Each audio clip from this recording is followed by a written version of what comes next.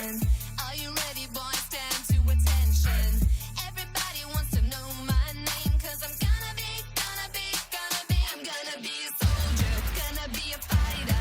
If you want it, I'ma do it, 'cause I bring the fire. Gonna take you higher, higher, higher, 'cause I bring the fire, fire, fire. I'm gonna be a soldier, gonna be a fighter. If you want it, I'ma do it, 'cause I bring the fire. Gonna take you higher, higher, higher, 'cause I bring the fire, fire, fire. I'm gonna be a soldier, gonna be a fighter. If you want it, I'ma do it, 'cause I bring the fire. Gonna take you higher, higher, higher, 'cause I bring the fire, fire, fire. I'm gonna be a soldier, gonna be a fighter. If you want it, I'ma do it, 'cause I bring the fire. Gonna take you higher, higher, higher, 'cause I bring the fire, fire, fire. I'm gonna be a soldier, gonna be a fighter. If you want it, I'ma do it, 'cause I bring the fire. Gonna take you higher, higher, higher, 'cause I bring the fire, fire, fire.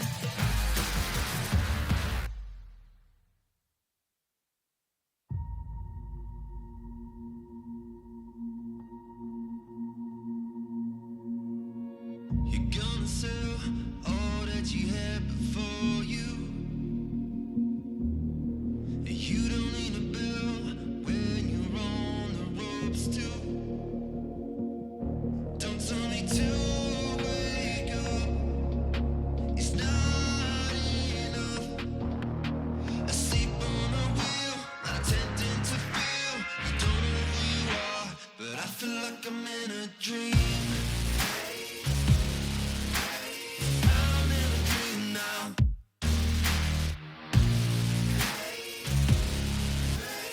I'm in a dream now.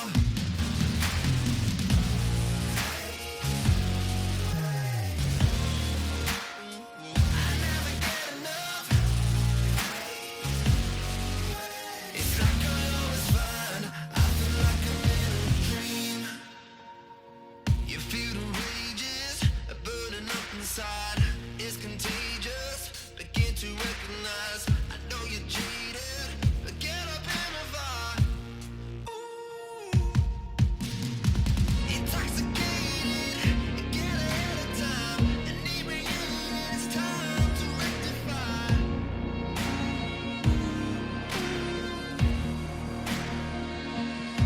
Don't tell me to wake up, it's not enough. Asleep on a wheel, not attempting to feel. You don't know who you are, but I feel like I'm in a dream. I'm in a dream now.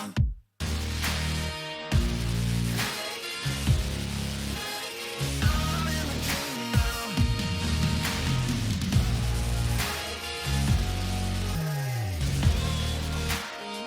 I never get enough. Yeah, I was fine. I feel like I'm in a dream.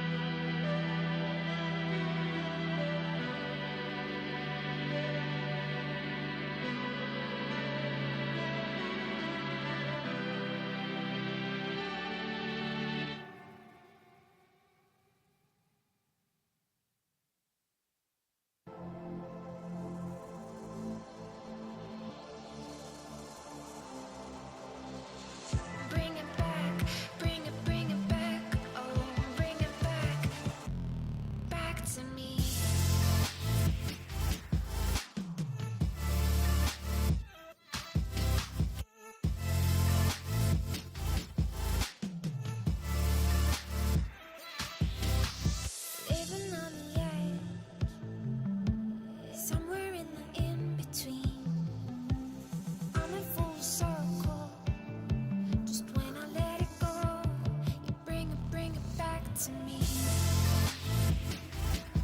Whoa, bring it back to me. Whoa,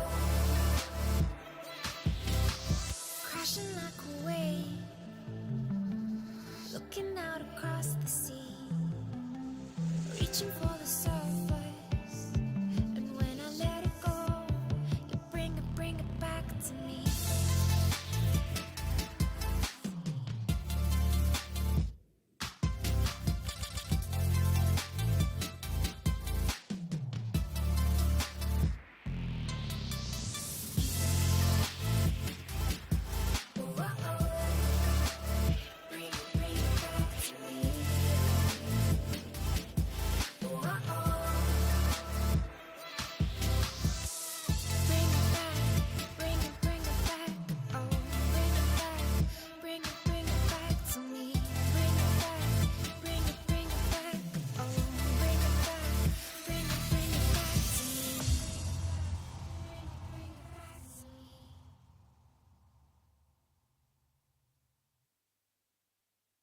You are the sweetest thing. Yeah. I left all the joy you bring. Yeah. But I'm coming back, knocking down the door. I'm coming back. Are you ready? Are you ready for more?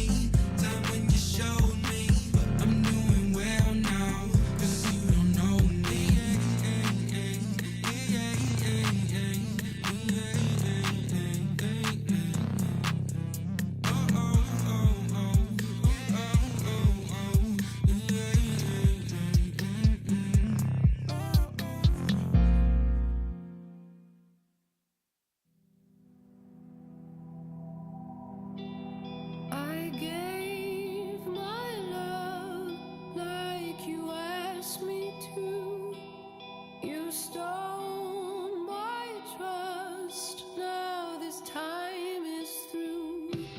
My heart, it weeps for the love you shed. I gave my soul to the time you cared.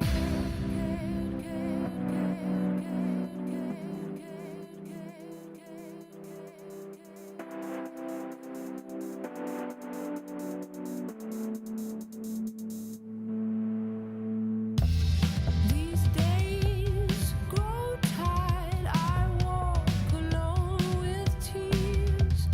I break the sounds of the darkened fears. My love, it weeps for the time we lost. I paid the price. My soul became the cost. All I asked from you was time together. All you gave was hurt. What's it gonna be? Now I'm lonely, I'm ready for this love. Don't set me free. What's it gonna be? Now I'm lonely, I'm ready for this love. Don't set me free. What's it gonna be? Now I'm lonely, I'm ready for this love. Don't set me free. What's it gonna be? Now I'm lonely, I'm ready for this love. Don't set me free. I gave my love like you asked me to. You stole my trust. Now this time is through. All I asked from you is time together. All you gave is hurt. What's it gonna be? Now I'm lonely, I'm ready for this love. Don't set me free. What's it gonna be? Now I'm lonely, I'm ready for this love. Don't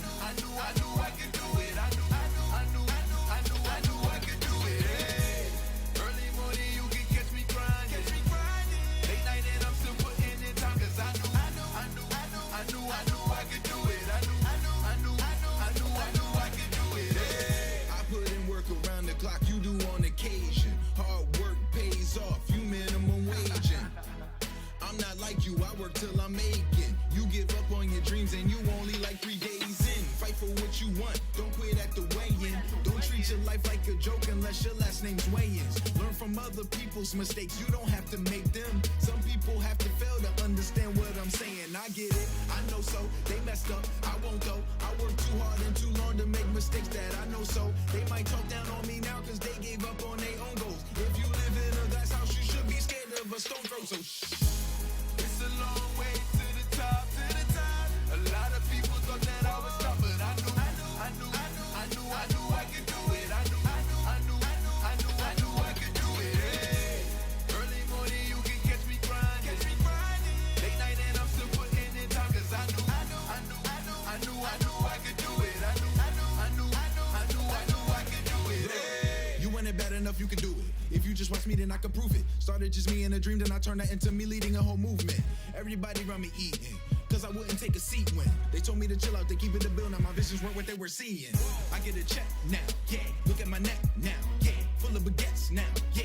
Can't help but flex now, yeah. My come up with some commas, can't tell I'm a chameleon. That means I don't need to be in your face, you should know I'm out chasing these millions. You gon' see it when I pull up in that skirt. Ask me how I did it, putting in that work. It's a long way to the top, but I work hard and trust no obstacle will stop me till I'm 6 feet in the dirt, you heard? It's a long way to the top, to the top. A lot of people thought that I was tough, but I knew I could do it. I knew I could do it. Hey. Early morning you can catch me grinding. Late night and I'm still putting in time, cause I knew I could do it. I knew I could do it. Hey.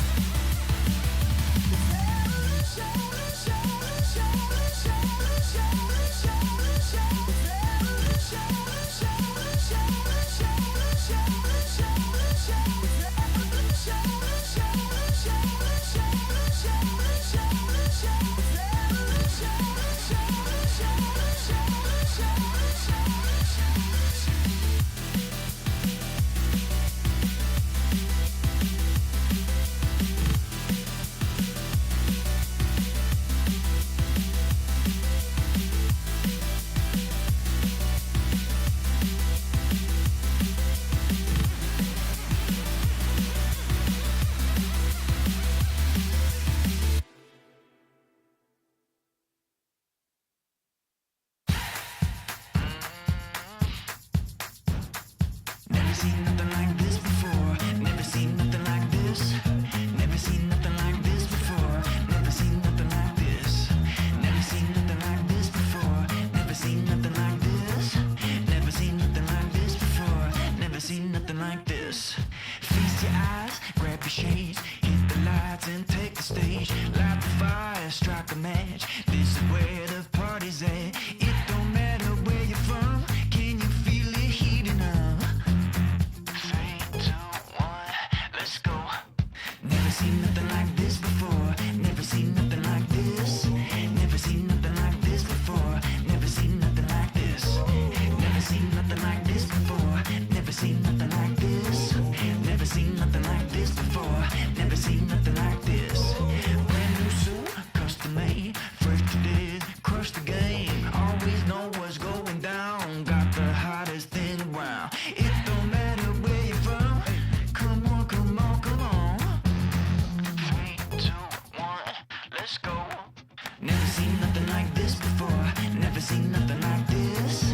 Never seen nothing like this before. Never seen nothing like this. Never seen nothing like this before. Never seen nothing like this. Never seen nothing like this before. Never seen nothing like this. Never seen like this. Never seen like this. Never seen like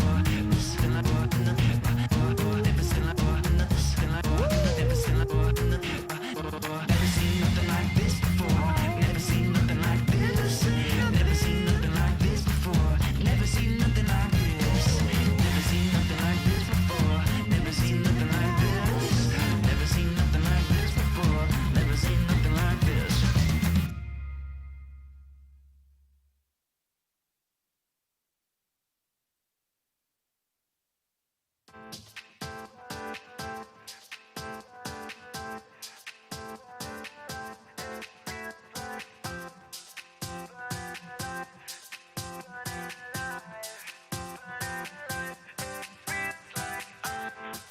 You got me waiting all night long.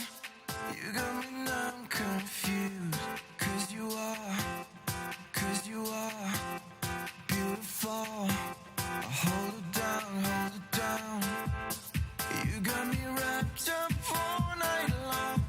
Goodbye to the passion fruit. That's what you are, what you are. Beautiful. It feels like I'm running life, running life, running life. It feels like I'm running life, running life, running life. It feels like I'm running life, running life, running life. It feels like I'm running life, running life, running life. It feels like I'm. You got me moving all night long. You got me mesmerized. 'Cause you are beautiful, beautiful, beautiful. You drag me down the rabbit hole, and now I'm in paradise. It's what you are, what you are. You're beautiful. It feels like I'm running life, running life, running life. It feels like I'm running life, running life, running life. It feels like I'm running life, running life, running life. It feels like I'm running life, running life, running life. It feels like I'm.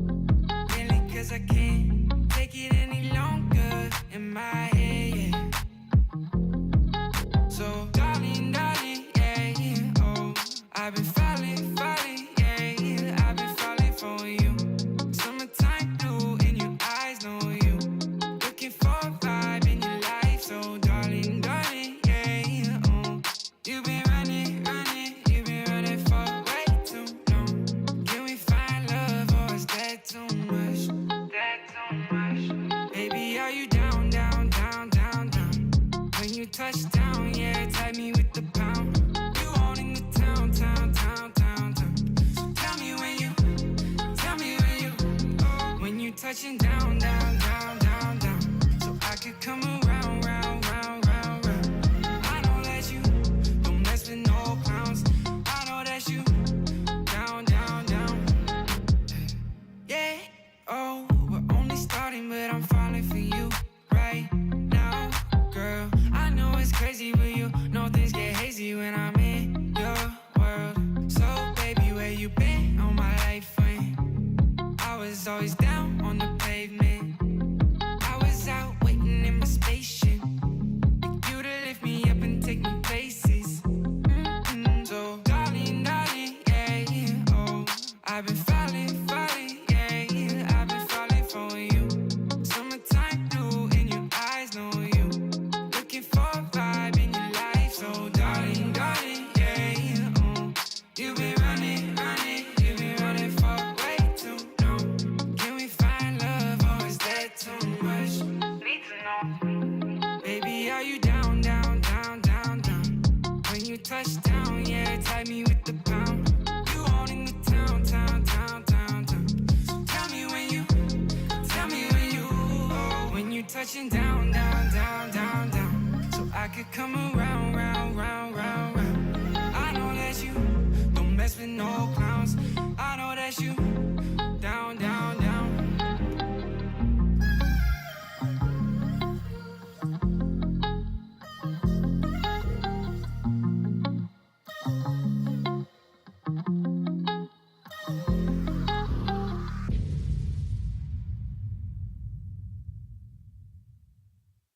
I was born a champion. Got the heart of a winner. And I'll never give up. No, I'll never surrender. 'Cause I'm a winner. I'm a winner.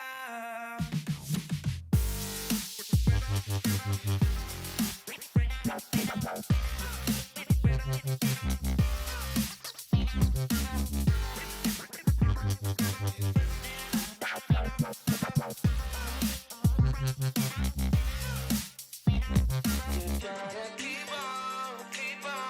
keep on. Don't let them stop you when it hurts. Keep on, yeah. Don't let them stop you from winning again. I was born a champion. Got the heart of a winner. And I'll never give up. No, I'll never surrender. 'Cause I'm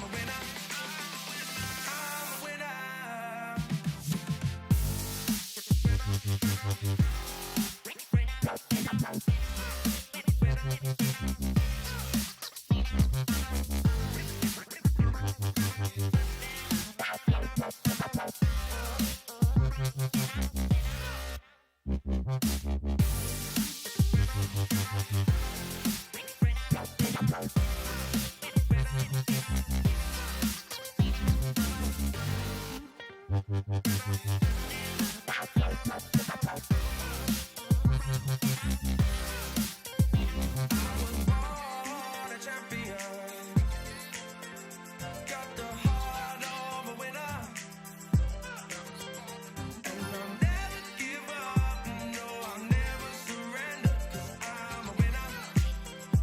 I'm a winner.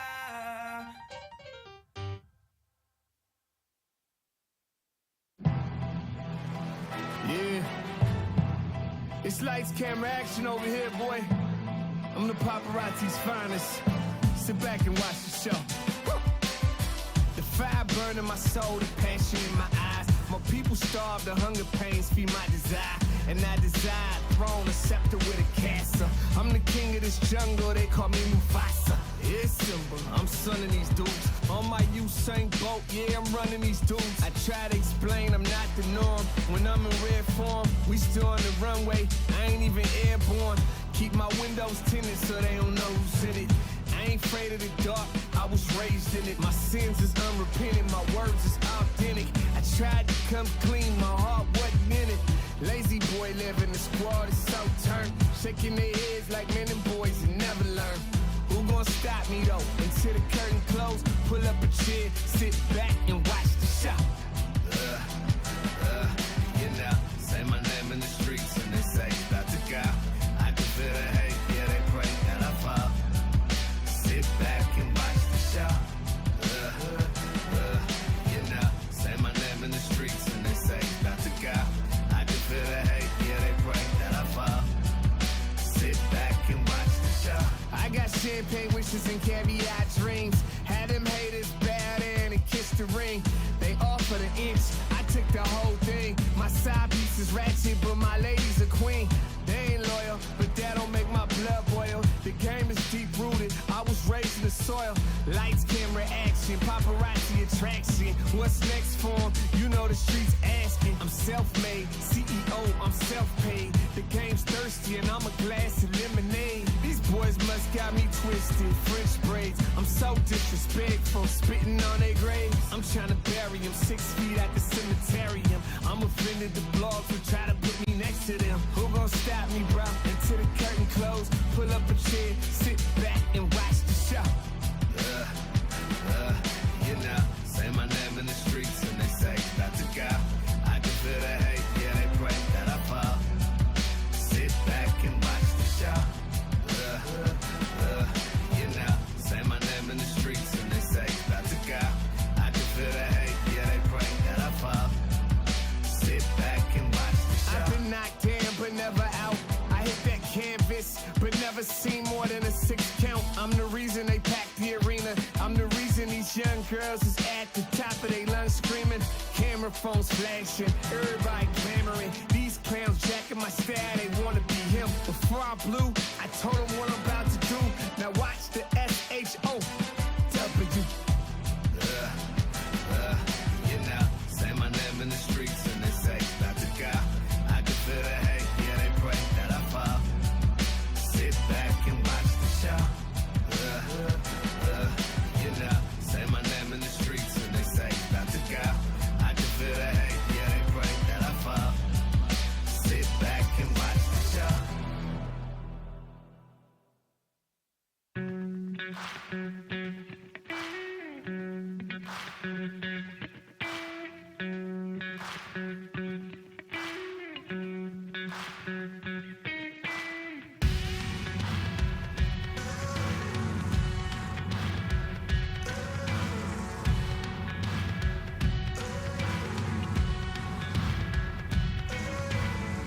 Take stock, lean back, take a view of the city.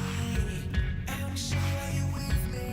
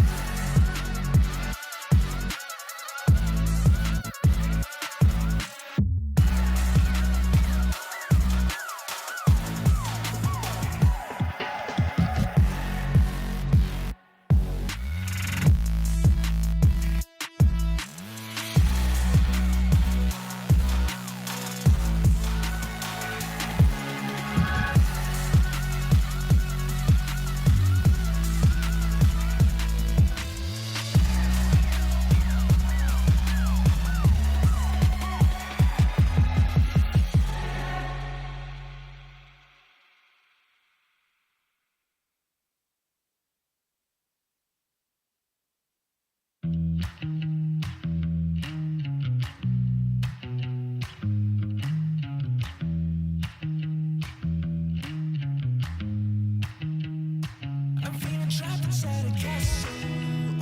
I caught you riding on the wrong side.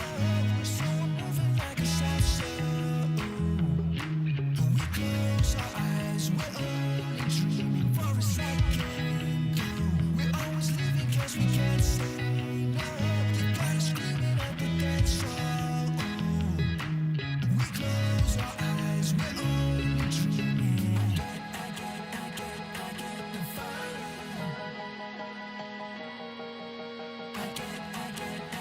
I get the fire.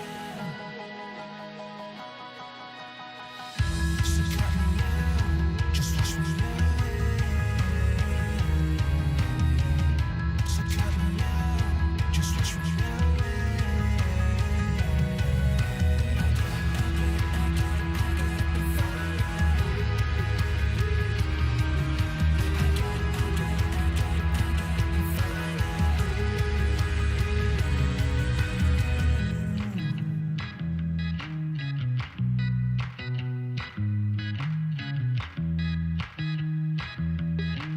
We close our eyes, we're only dreaming for a second. We're always leaving 'cause we can't say no. You got us screaming at the dance hall. When we close our eyes, we're only dreaming. So cut me out, just watch me So cut me out, just watch me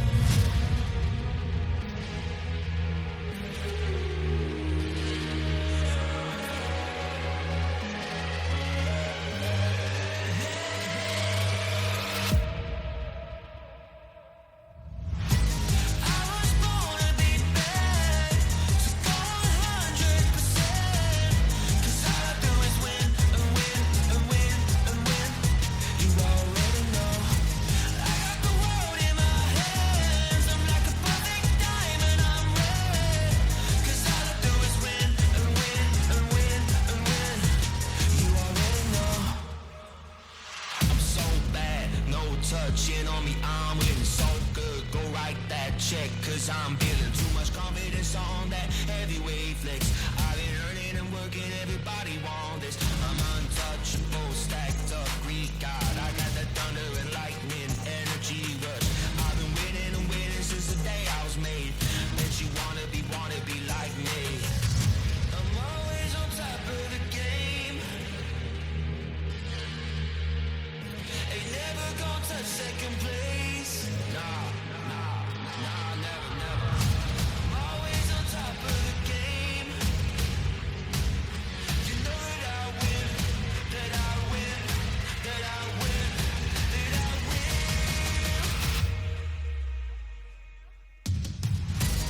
I was born to be bad, so go 100%. 'Cause all I do is win and win and win and win. You already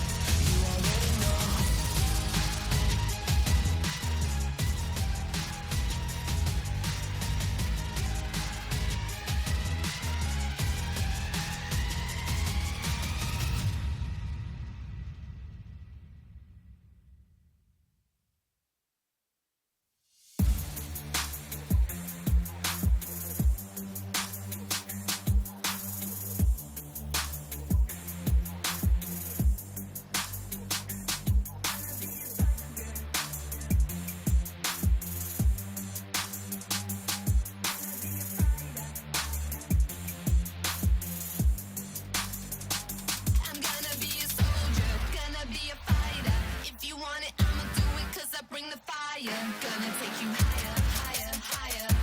'Cause I bring the fire, fire, fire. I'm gonna be a soldier, gonna be a fighter. If you want it, I'ma do it 'cause I bring the fire. Gonna take you higher, higher, higher. 'Cause I bring the fire, fire, fire. I'm gonna be a soldier, gonna be a fighter. If you want it, I'ma do it 'cause I bring the fire. Gonna take you higher, higher, higher. 'Cause I bring the fire, fire, fire. Unstoppable, are you coming with me? Untouchable when they wanna fight me. Everybody wants to know my name. Do you wanna come and play my game? Put it on you like I'm on a mission. Are you ready, boys? Stand to attention. Everybody wants to know my name. 'Cause I'm gonna be, I'm gonna be a soldier, gonna be a fighter. If you want it, I'ma do it 'cause I bring the fire. Gonna take you higher, higher, higher. 'Cause I bring the Set me free. What's it gonna be? Now I'm ready for this love. Don't set me free. I gave my love like you asked me to. You stole my trust. Now this time is through. All I ask from you is time together. All you gave is hurt. What's it gonna be? Now I'm ready for this love. Don't set me free. What's it gonna be? Now I'm ready for this love. Don't set me free. What's it gonna be? Now I'm ready for this love. Don't set me free. What's it gonna be? Now I'm ready for this love. Don't set me free.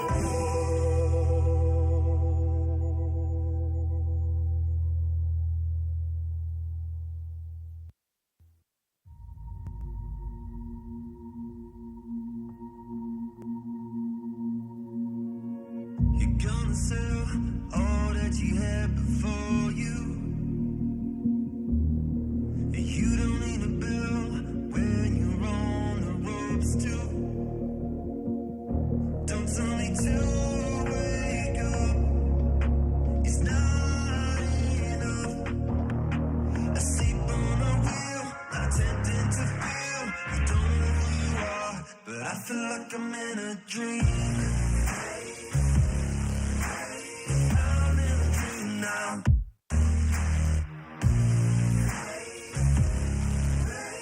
I'm in a dream now.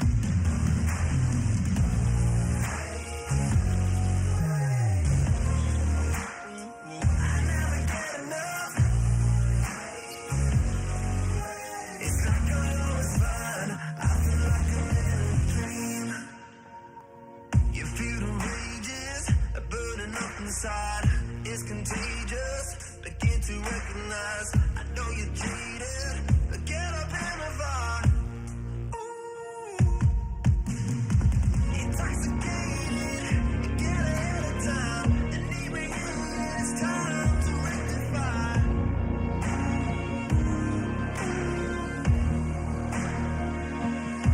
Don't tell me to wake up. It's not enough. Asleep on a wheel, not attempting to feel. You don't know who you are, but I feel like I'm in a dream. I'm in a dream now.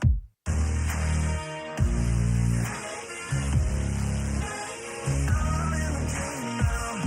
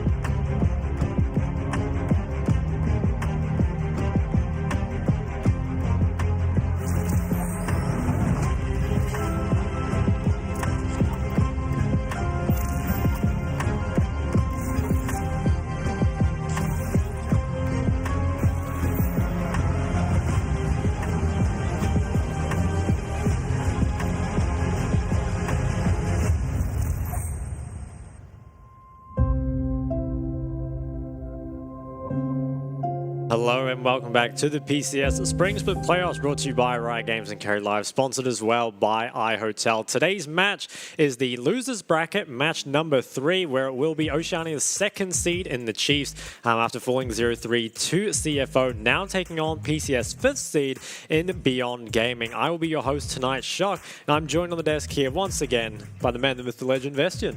Yeah, back again tonight, and exciting games tonight, I hope. I think now Chiefs, they're on the brink of elimination, and I think for the fans watching at home, for both you and myself, and the rest of the teams in Oceania, they really need to find a way to pick up 1, if not 3 games tonight.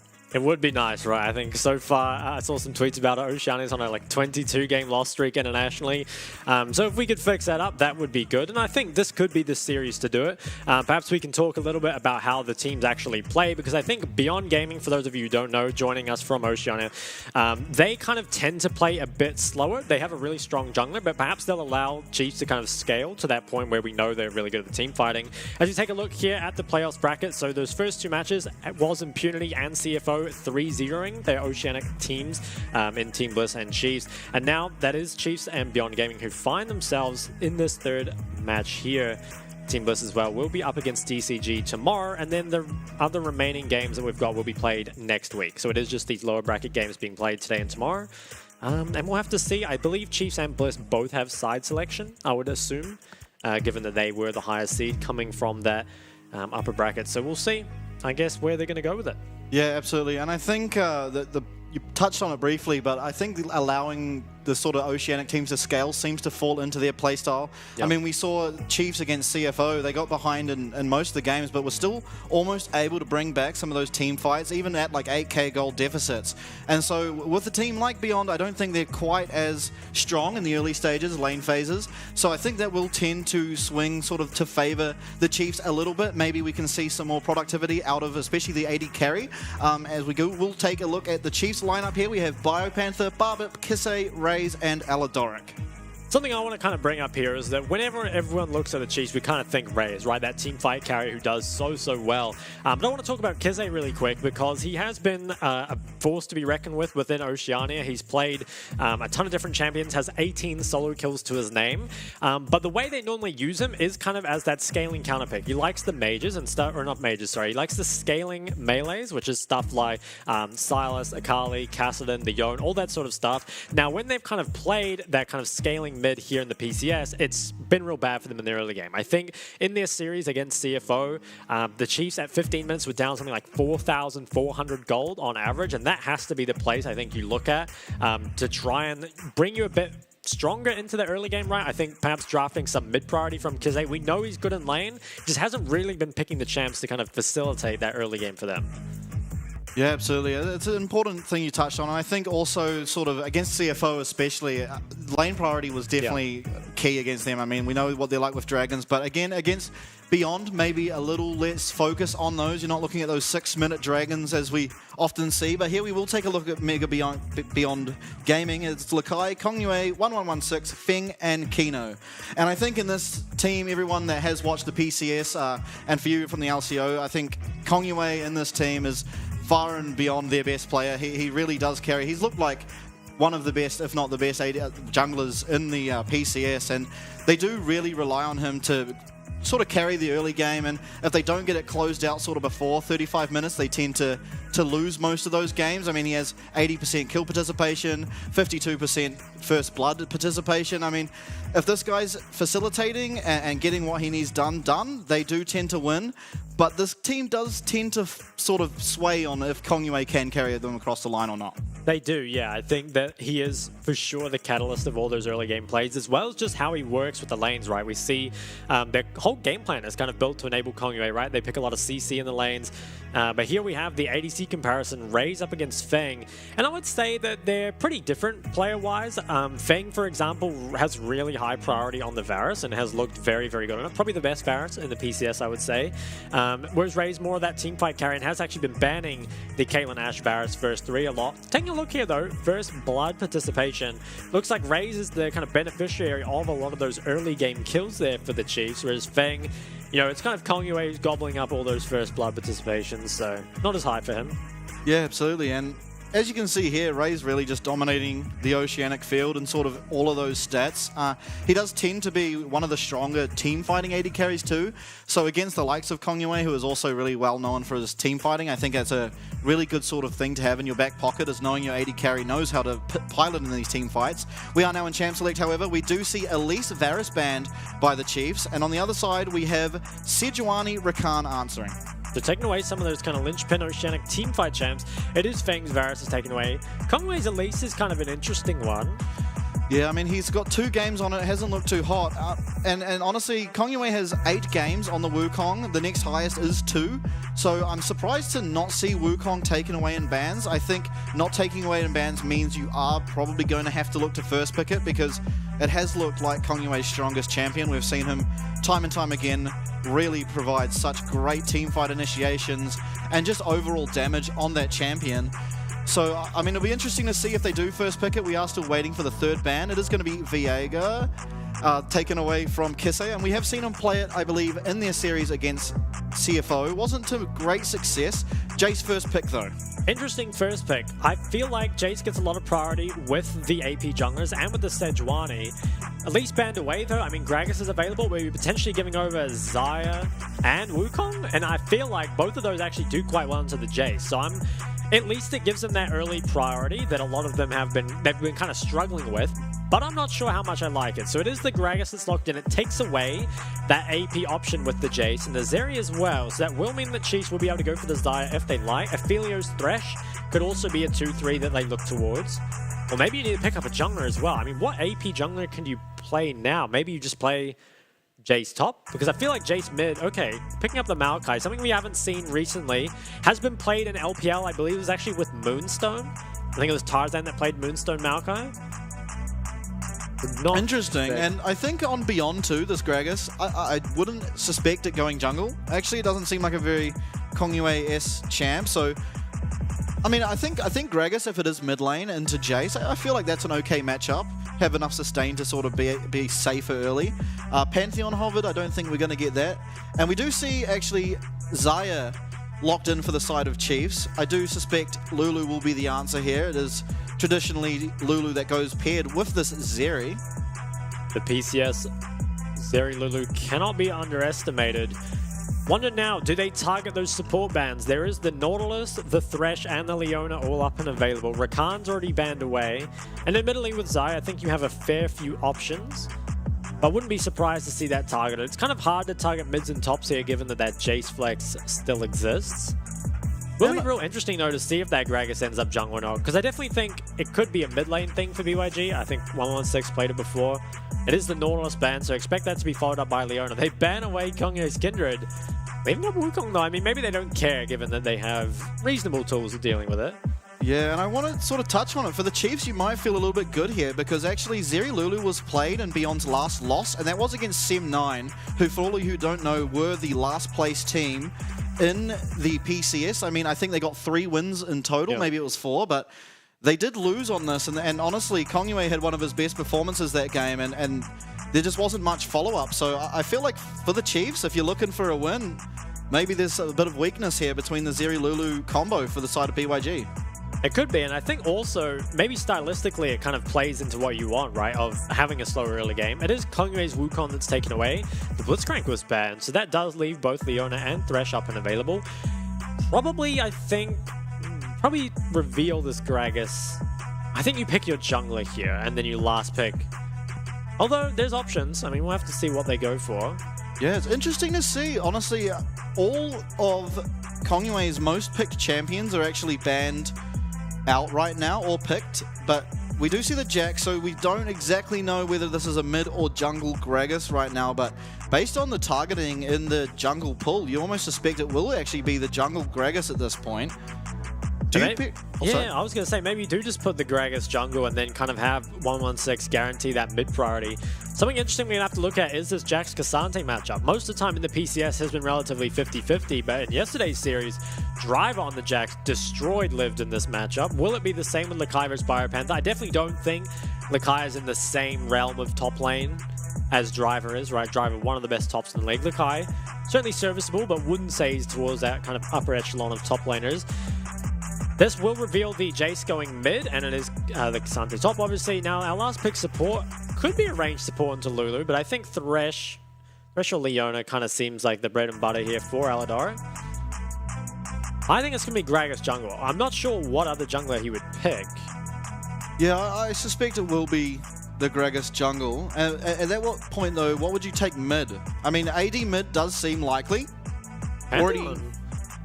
Okay, so I mean, is this Pantheon mid? I mean, it allows you to gank Jace really easily. Or will it just go jungle? I mean, it's been seeing a fair amount of play recently in solo lanes.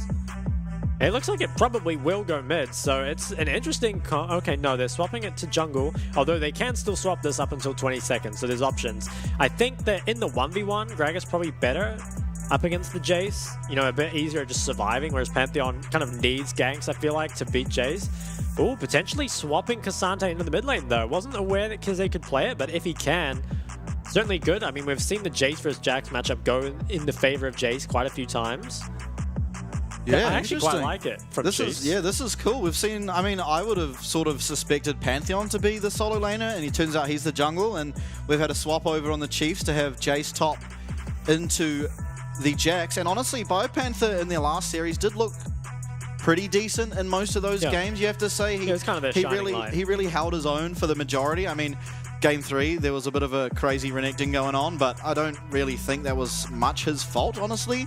But here, I'm interested to see what Kongyue can get done on the Pantheon. Definitely not stylistically what you kind of expect for him. He tends to sort of play these champions that are big AoE team fighting, allow your team to play around you. But I feel like Pantheon seems a bit feast or famine a little bit.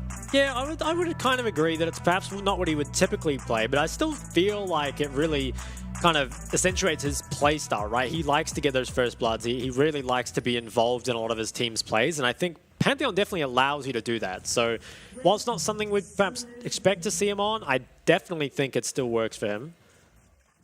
Whose comp do you think you're favoring here? I mean, honestly quite like the Chiefs comp. I think there's still... The thing with Jace is it's always not feast or famine. It's just like, it's quite meticulous, I guess. Like, you do need to find yourself at least a little bit of a lead. I think you do need to play around, you know, hitting poke before fight starts. Whereas, you know, I think the Zeri Lulu is a bit more, you know, just guaranteed the Jax as well, kind of that AoE team fight. But I don't think it's clearly towards one side. I mean, I actually think both sides are coming pretty solid out of the draft. Yeah, I definitely tend to agree. There is very light amount of AP on the side of Chiefs, which there isn't exactly a mega tank for Beyond, so it's not too much of a problem. But even just picking up those sort of light, you know, MR items can affect your team comp quite greatly. And it is phase rush on the Maokai, so we still don't really know if it's going to be AP or more of a tank or even the Moonstone. But I guess it will probably be the Moonstone that has seemed to have risen to popularity for the majority of the time for the Maokai. But with the Moonstone, you do definitely lack AP damage on their comp. And so even picking up, I mean, Jax, if he ends up getting some like MR or whatever for his items, he will become very difficult to deal with in the later stages of these games. Yeah, I wonder, because it does feel like having that Maokai basically as your solo AP, you kind of need to itemize a little bit more damage. So maybe we'll see that. I'm not totally sure, though. I think there is a lot more agency here, though, for the side of Chiefs, which is something we kind of wanted to see, because I think while they remain kind of that mid-game, late-game team-fighting team, you still need kind of a bridge that can get you to that mid-game, right? It's kind of been shown time and time again that the PCS teams aren't going to let you just scale that first 10 minutes for free, so at least having a couple options to play through in the early game, I think is good. And in this game, they certainly have that, right? They have some ganks up and some pressure in the bot side. They've also got a winning top lane matchup. And I think mid is pretty 50-50. Probably not a whole lot is going to happen around there, honestly. But I like that they have options. And I think if we can see just... I don't think Chiefs have to go full out aggression and kind of win the early game. But I think just, you know, for the Oceanic teams, Chiefs and Bliss, really just trying to get to that teamfight stage without being so significantly far behind kind of allows you, I think, to play towards more what has been these teams' strengths. Yeah, absolutely. Arguably, honestly, in both of those series, they did appear to be almost better at team fighting, but they were just so far behind. So they do have a lot of aggression that they can show, and honestly, a lot of gank set up for this Maokai. And so if they can get a lead, you have to feel really positive about their chances in this game. As we do see Kongyue starting top side. Looks like it will be the 3 camps and then heading down to bot, most likely. On the other side, Barbip starting his red side too. I imagine he will be headed up towards top. Do you think you can look at any sort of dive opportunities? I mean, JX is a pretty hard champion to dive, so I don't really see that being too likely. But, I mean, depending on how the lane goes, it is possible Jace could potentially poke him out a little bit, get him low. It seems kind of hard to actually get the priority to move up to that. I mean, maybe because they could walk up, but it seems quite difficult when the Gragas is actually taking a lot of damage in order to get this wave under. I'm not sure if he actually scouted the Raptors to see if they were started. I think you can kind of assume that those were solo started there, but I don't believe they got confirmation on it. Looks like, you know, Aladark and Ray's kind of pushed away. The Zeri Lulu does tend to win at least those first couple levels before kind of the melee support really gets the threat to start to combat that back. Okay, Babbitt, he's gonna... Yeah, drops a sapling, just going to try and spot out a little of that and maybe can move towards top. There's heavy trade in mid. Will land the flash stun. Kisei getting extremely low here. Will he be able to get out? Will not. And that's first blood over to 1116. So already we see Beyond getting a bit of a lead in this game. Kongyue, he picks up some more first blood participation as well. He just can't be stopped. Finds that successful kill. Was a flash trade though. Kongyue won't be able to gank another lane, I wouldn't think. It is quite difficult. Maybe could gank the Jace, but you have to feel like ganking Xayah Thresh is difficult.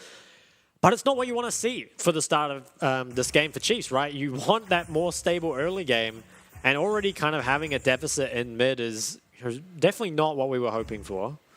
Definitely not, but I think if any of these lanes were to go down early, I think mid is probably the one that will impact the game the least. I mean, Casante's still doing okay in his CS, and it isn't likely that Gragas with a lead will be able to do much more in the lane than he already would with that Arcane Comet anyway. So, I mean, while it's obviously good gold for the side of Beyond Gaming, I don't think you have to worry too much for the Chiefs just yet. I agree. I think that just yet is the thing, right? He is kind of the solo AP of his team, so in team fights, being accelerated feels really good for the Gragas as he gets spotted out. This ward will be not cleared, actually. But yeah, later on, 116 on the Gragas. It's going to be a bit of a terror you'd expect. For now, though, isn't going to change the matchup too much, like you said. There's also going scaling build at the moment. Yeah, I wonder if he'll go for the Rod of Ages. I mean, we've seen Cheer pretty commonly picked up, but the Rod of Ages seems more mixed as we get 3 members moving towards topside. I like this proactivity out of the Chiefs, especially from Kize, who was, you know, down a bit, but now looking for the 3-man top. Kongyue's almost here, but not quite. You have to feel like you want Maokai to maybe tank. Biopanther will start the tanking. Can he get out with Counter-Strike? Kongyue also has arrived, so have to be super careful. Barbit does have flash available for now. Will have to use it. As Kisei, everyone makes it out, but you have to favor that for Beyond. And honestly, Lakai will happily farm up this wave now. It's okay, so it doesn't end up actually being a kill, and they actually didn't get Lakai's flash either, so like you said, it is slightly better here for BYG, but I just like to see the attempt from Chiefs, right? I really like to see the fact that they aren't just going to roll over these early games like they did in the previous series. Admittedly, like we said, CFO was a much stronger early game opponent, but here, you know, actually able to match BYG, although down 1,000 gold already. It's kind of been invisible the way it's building up. I guess a lot of that just currently in the mid lane first blood. Yeah, first blood and assist, that'll be, what's that, 600 gold, and then a few of the waves are pushing into the side of Chief, so it will bounce back a little bit. But yeah, I think mainly just that first blood gold, and that is now turned into Boots of Lucidity for that Gragas, so he'll have a better time sustaining up in this lane as well as sort of clearing it out and gaining pressure for himself. You have to be worried though. I feel like Gragas and Pantheon skirmishing now is going to be a lot of a big threat for the side of Chiefs to deal with. Okay, so Kongyue, they're looking towards the dragon here. I think they've spotted out Ray's recalling, so most likely can just pick this up with their mid and bot priority. And this is definitely giving me CFO vibes right now, kind of reminiscent of that previous series where CFO, they just start up the dragon pretty much whenever they're able to and have that as your scaling win condition. As we see another pause come out, I want to quickly say that it is the Giant Belt, which has been picked up by Babbitt's Maokai, so should be looking towards that Demonic Embrace. I think is a smart decision here. Obviously don't have the most AP in the world, and I think having that Maokai with the Demonic, it goes a long way towards just making sure the enemy team can't stack full armor. Yeah, definitely. I think that's pretty necessary here in this game. I mean, other than all AD damage that which they do have a little bit of true damage coming from the Cassante. I mean, it's pretty negligible early game, but as he builds up those resistances, he'll also be able to impact sort of through armor as this game progresses. And I don't know, I mean, I think so far the Chiefs has shown a lot more proactivity than they did pretty much in the whole series Thursday night. And so I do like that out of them. It's a shame that it didn't end up in anything. I mean, Kongyue matching it very well and being at the right place, right time. As well as I feel like Jax is one of the harder top lane champions to dive. He does have access to that counter-strike. But again, I think getting this proactivity is really good. And I mean, even if nothing comes of it now, that's not to say nothing will come of it if you keep trying. Definitely. And I also think that stylistically, like forget the drafts for a moment, stylistically, if Chiefs could come out of the early game even, they would probably be ahead just because of the way they play. They are kind of, again, known for that really strong, solid team fight, and especially that comes from Raze. So while it is something a bit different for Kizé in the mid game, it hasn't gone for the, the kind of mid-game assassin like you would normally see him on. Cassante is still quite strong in the mid game, right? Still, I feel like plays towards that win condition. But BYG, I mean, they're no slouches in team fights either. No, definitely not. And I mean, that man on your camera right there, Kongyue, definitely one of the better team fighting junglers, as I've touched on already. And I feel like you do feel good as Chiefs having him on Pantheon. I mean, you already saw that he has a lot of impact earlier than he usually would, to be honest. Like, we don't usually see him getting kills that early, but you do feel like what he can do in a team fight is a lot less on the likes of Pantheon. I mean, if you Chiefs should be able to play around the likes of a Pantheon one-shot. They do have the tools available. I mean, Xayah in herself does have that available to her. And everyone else is a bit too tanky to be able to be killed. So I feel like progressing through this game, Chiefs will look better and better as the game progresses. To answer, I mean, there is Jax, but Jace scales very well as well. And yeah, I don't know. I feel like Chiefs, if they can keep on the sort of path they're on now, as long as they don't bleed too many dragons and Rift Heralds, which will be spawning soon, I feel like they do have a real shot in this. I mean, we've seen them down 10k gold and win team fights before, so I don't hate it. I have hope here for the OCE. I think I have hope here as well, as it is a hardware issue. Just, I believe, a mouse, being swapped out here for the sign of BYG, it looks like. So it shouldn't be too long before we return back to the Rift. And I think hope is kind of what the Oceanic fans want at this point, right? Because starting off 0-6, our two teams, Bliss and Chiefs, and now all the kind of Oceanic hopes and dreams, resting on two teams in the losers bracket. It's not the best position to be in, but I'm still liking Chiefs' chances in this game. Yeah, definitely. And as you said, I mean, you and myself are LCO fans, and somewhat at least. And honestly, I want to see the boys do something. Get it done this game. I feel like they can. Nice flash flay here from Aladoric, but Zeri will ride the wall and get out to safety. And this is it. This is the sort of attempts you want to see. Eventually, it will be able to pay off. They did just get the flash off of Feng. If Feng no flash could definitely be punishable later on. Top matchup is also getting a bit dicey now. Both top laners having hit level 6. Ooh, maybe looking for something mid is Baba. Looking mid, 116 will be using that explosive cast. Does actually get knocked up here. Baba will use Twisted Advance, knock him back. 116 extremely low, but with Kongyue arriving here, it's a bit dicey. Actually, nice trade there from Kise. Everyone will run away here, but again, a favorable trade for Chiefs as more action down in the bot lane. Flay from Aladoric. He will get ignited. Doesn't die just yet. Sorry, it wasn't ignite. That was just a little lance. Yeah, lots of trading happening back and forth. Kongyue even forced out of the jungle here. Proactivity from Chiefs is looking good, but still remain at that 1k gold deficit and down the dragon. Something that we've... Oh, the hook hits. Nice hook, and also Featherstorm will get the kill with the Blade Caller, will Raze. Feng, though, ghosting forward. Raze has to ghost away himself, and it is traded. Kongyue will pick up Aladoric in the little bot lane there. What's it called? Scuffle? Skirmish? Yeah, no, the alcove, that's it. Ah, I see what you're looking for. Now, Baba, he is starting up the Herald here. It was a 1-for-1 trade bot, but importantly, it was Raze who picked up the kill. Teamfight King getting that kill early on will be good, and perhaps can accelerate himself even more if this Herald gets used bot. Although, members of BYG are starting to look for this. Kongyue is so far away, though, and I think it will be picked up here for Chiefs. Something we've kind of criticized the Oceanic teams for several times now is the fact that while they do find opportunities, they don't often lead to the objectives, right? Just ends up being the kill. So we'll have to see, can the Chiefs bot lane transition this to anything more? Does start off with Aladoric hitting the hook onto Kino. He actually has flash, but wasn't expecting the hook coming out, and just the chain CC takes him out before he has an opportunity. Kongyue, though, ults almost from mid to come down here. So once again, just a KP so high for the man. Is just always involved in his team's plays. Yeah, and I'm not exactly sure, but I'm pretty certain that this Rift Herald was the first objective Chiefs have picked up here in the PCS. So already showing better. Yeah, neutral I'm pretty objective. certain. Yeah, neutral objective. So I'm pretty certain about that. I know they didn't get any dragons, but I think things are looking so much better for Chiefs already, and I truly think they have such a good opportunity in this game. Kongyue will be spotted out. Is spotted out, like you say, so BioPanther will be able to avoid this for now. I think it is maybe kind of weird that we are saying how good a chance Chiefs have despite them being down 1,000 gold, but it's more just where that gold is and comparing it to previous matches, right?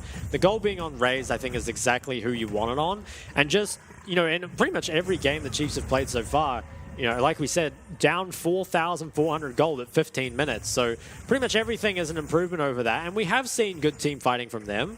And I think that's really where they're going to shine, especially in this game with their pretty strong team fighting on the bot side here with that 4-man. Is very, very strong.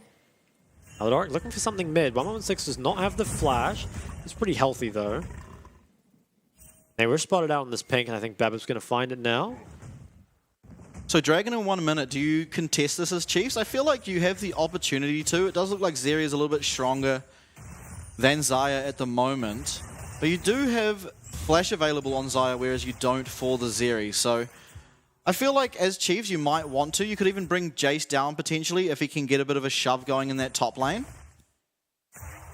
Yeah, it's interesting. I think you either contest it or you try trade a lot of plates with this tower, right? Because if you could drop Herald bot, trade a lot of plates onto the Xayah, I think that would be pretty good. But it can be difficult just because of its proximity to bot lane. But speaking of bot lane proximity, both junglers are around here. Perhaps feeling a 3v3. Kongyue sneaks into the bush. Aladoric will Hex Flash, actually stunned up by Kongyue, and he will be going down extremely quickly. Flash might just save him, as Nature's Grasp will land onto Feng, but too much damage coming out for Beyond. Barbip now getting chased down, but he should be okay to just walk away from the zaps. Yeah, so low, chunked out here other side of Chiefs, and I think that should be the second dragon picked up for BYG, and that's definitely starting to get a little scary, just giving them a drag win condition. It is just kind of good response there from Kongyue. Managed to get into that bush, and so much damage traded onto Aladoric. The flash forced out as well. Can limit the Chiefs' proactivity here quite a bit. Was nice though that Raze managed to keep his sums. I think is pretty important if they do look for any sort of fights. Bev might look to try yoink this, but don't think he'll be able to. Needs to be careful how far up he goes. Is walking in. This has to be careful. I mean, he can get CC down so quickly. Will not get the smite. So secured there from Kongyue, and he's getting chased down. Ooh. Lantern will get him out. So nice job by Aladoric to be in the right place there to save the jungler's life. Was nice indeed. Now can go back towards bot.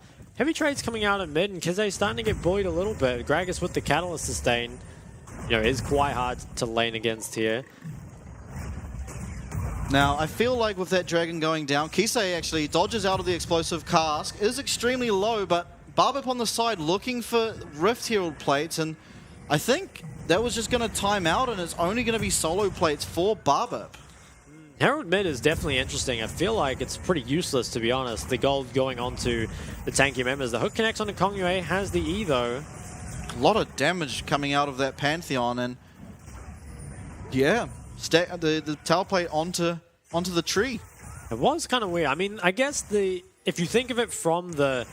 Oh, as we see traded to Feng. If you think of the perspective, your solo AP got the gold, I mean, maybe there's an argument for that, but I think it would still be better used on the Xayah, especially because down 2 dragons, you really need to make sure you contest the third one, right? And if Raze can't hit his power spike before then, could actually be quite difficult, because while there is like a lot of tanks from the side of Chiefs, there's not a lot of sustained DPS, right? I guess there's the Cassante and the Jace poke, but it's really Raze that's going to be the backbone of their team fight.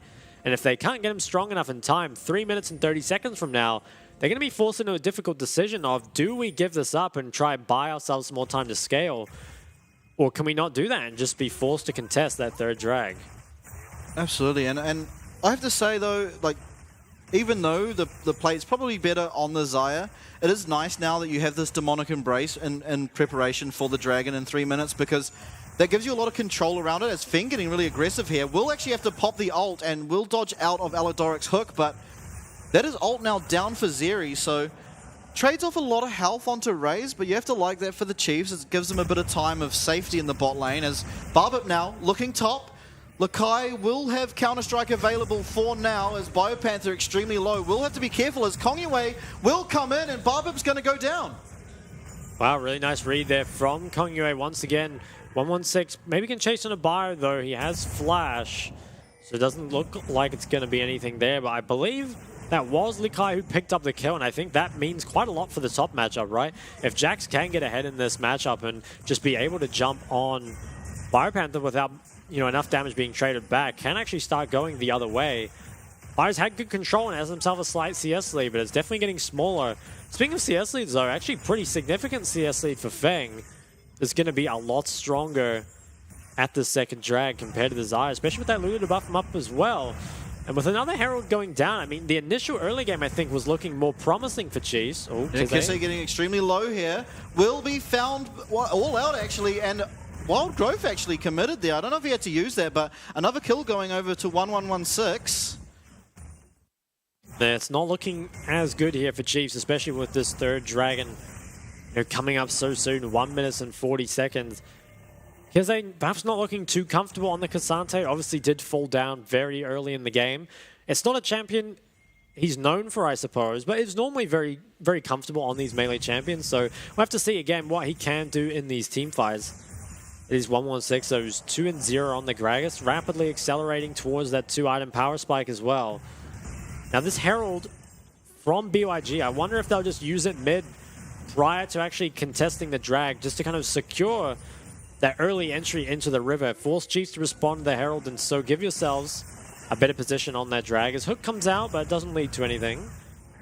Yeah, and I think with Iceborne Gauntlet not yet being completed on Kisse, he might have to try and find this farm bot lane, hopefully get enough for that item, recall and teleport to the dragon. 1116 also does have teleport available top, while Biopanther does not. So it feels like this dragon's going to be really hard to contest, but maybe if Maokai can set up a few saplings around it, it'll be get enough damage on there to maybe look to try and contest this, but giving away the third dragon at 16 minutes doesn't feel very good at all. No, we'd be looking at CFO level of speedrun on the Dragon Soul if that were the case. As the Herald is cleared out kind of early, but it is now BYG who have the control established early. And who do you face check with here as the side of Chiefs? Babip is not super tanky. He's mainly just a lot of health, but no resistances at that point. Maybe can check. Oh, 116 not on the bush. They do check out with that Jace poke. They're trying to regain control, but it's mid and bot priority going the way of BYG. Hook almost lands on the Feng, but not quite. Yeah, and just we do have Barbip here being really annoying with those saplings, which is very nice, and Biopanther not offering too much damage yet with that, as we do see Kongyue hooked, but not too much damage to follow up on that one. Nature's Graph's used flash, hook will go wide, but we do see Kisse in the middle of the fight. All out does go on to Kongyue. He's extremely low. No Wild Growth now available for Zeri, but first kill picked up for BYG onto Kisse. Alidoric now getting extremely low. Flash, body slam by 116. Will find 3 as Alidoric will get chased down. That's a triple kill for Feng. Things are looking really rough here for the side of Chiefs now. They lose the fight 3-0. They lose their mid-tier 1 and the Dragon as well. Such a huge lead for BYG, and it's not what we'd expect maybe. BYG, they're very, calm, controlled, but don't often find themselves as big leads in the early game. Kongyue kind of enables a lot of it, but you don't see them really pulling ahead the kind of leads that they do now. But Chiefs perhaps just a bit too weak across the board as BYG, they accelerate themselves to what is almost an unthrowable lead here, I feel like. With the 3 dragons giving you so much safety, you really only need to pick up one more drag at any point in the game to get yourselves that soul. Only 18 minutes in. Even the bot tier 1 picked up as well. Take a look at how this actually unfolded. It was Chiefs that decided to pull the trigger they haven't really landed a lot of poke. I think this is a kind of mistake maybe that they pulled the trigger so early. You've got the Maokai saplings, you've got the Jace poke, but none of it's landed. And you try and engage on the team that's built for that 5v5. And if you look at Feng on the backside, there's no threat onto him whatsoever. He's far ahead of Raze, he's hitting for free. Lakai, you know, he gets in as well. And Feng is so strong that he can just flash forward, knowing that there's no threats on him at all. Just really feels himself and they chase him all down. So it feels like, you know, once again, Chiefs perhaps not playing as well as they should towards their game plan. Yeah, definitely. You do feel... I mean, I'm very curious as to why they felt the need to pull the trigger right there. I mean, I feel like as Chiefs, you're happy to just, like, poke around the Dragon and keep getting Raze onto that mid-wave. And, yeah, I'm not sure. They are behind as we do see 1116 get flayed and Threshold will be committed. Nature's Grasp also used, but that Seraph shield is absolutely massive. Wild Growth will follow up and Barbip's in a lot of problem. Here comes Feng. Feng picks up 2. Actually, he only picks up the 1, but now Raze will have to commit that ult. He can find a kill here if Featherstorm was available, but it won't be, and that's just 4 clean kills. Really is, and now I wonder if Baron were up, I think they'd take it, but at only 19 minutes and 38 seconds here, they can't yet, and you're quickly running out of options here for the Chiefs. You're kind of one scaling win condition here in Razor's Zaya does go down, and it feels almost unlosable now for BYG. They're just so ahead. And they've got so many options, right? They're so tanky. It's so hard. Aladoric, he tried to find something onto the Gragas, but he just buys so much time, right? Has the Seraphs and the Rod of Ages. Refuses to die. They're now going to try look maybe on Lakai. I think he's out. Old Byro, he's TP'd in. Kangwei has the ult to respond. Will not find this slow, so Lakai should be fine to just walk away. Although Kisei now teleporting in, but won't look for it. And yeah, I feel like... I mean, we'll have a look here, but I don't think Raze was available to be even doing damage, so you're just not going to kill this Gragas in any sort of speedy amount of time. It takes so long, and like you said, Raze kind of just walking to the fight most of it, and then Feng, the hook misses on him once again, and once that's gone, you know, the Jace poke is too behind to really stick, although Kongyue, he's picked up on the mid game, and I think Chiefs should probably just Hail Mary the Baron. I don't think there's a way back in this game, and to be honest, maybe you can't even do this Baron, but I think you have to try something at this point. Yeah, they do have Jace as well as those saplings to try and poke out the side of Beyond as they walk towards this, but Lakai has found himself a flank here.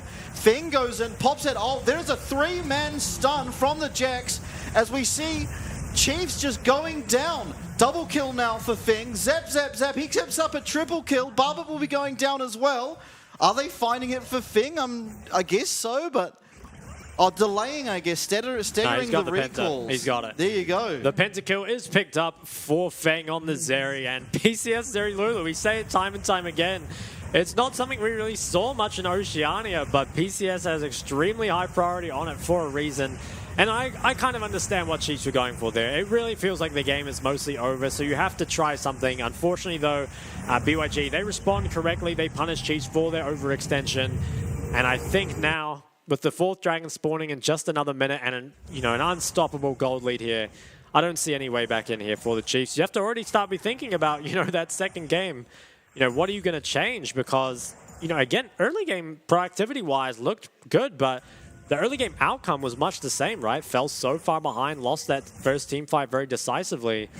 If you take a look back at what happened, I think the initial... Yeah, okay, so they picked Kongyue while we're in the replay. He's up pretty far. Honestly, they used the all-out, but for the most part, still have their cooldowns available. So it wasn't, like they committed everything and then didn't have anything left. I think the problem is they're just not really strong enough to do this, right? They don't have great turning tools. It really is just the Maokai ult. And other than that, it feels just so easy for Feng. You can kind of see him on the side, especially once Maokai was ulted away, can just kind of go into the backline 1v3. And so many different flanks, so many different angles here for BYG and Chiefs. I mean, it's so hard to find something that works, right? Pretty much any play you make now isn't really going to come out. And it ultimately was Feng, although Feng's finding more kills. Yeah, we have another fight. Feng has gone in. He will flash away from that hook. He's found another 2. Will he find a 3rd? Not just yet, but it does look like this game will be going over. Actually, he did find the 3rd.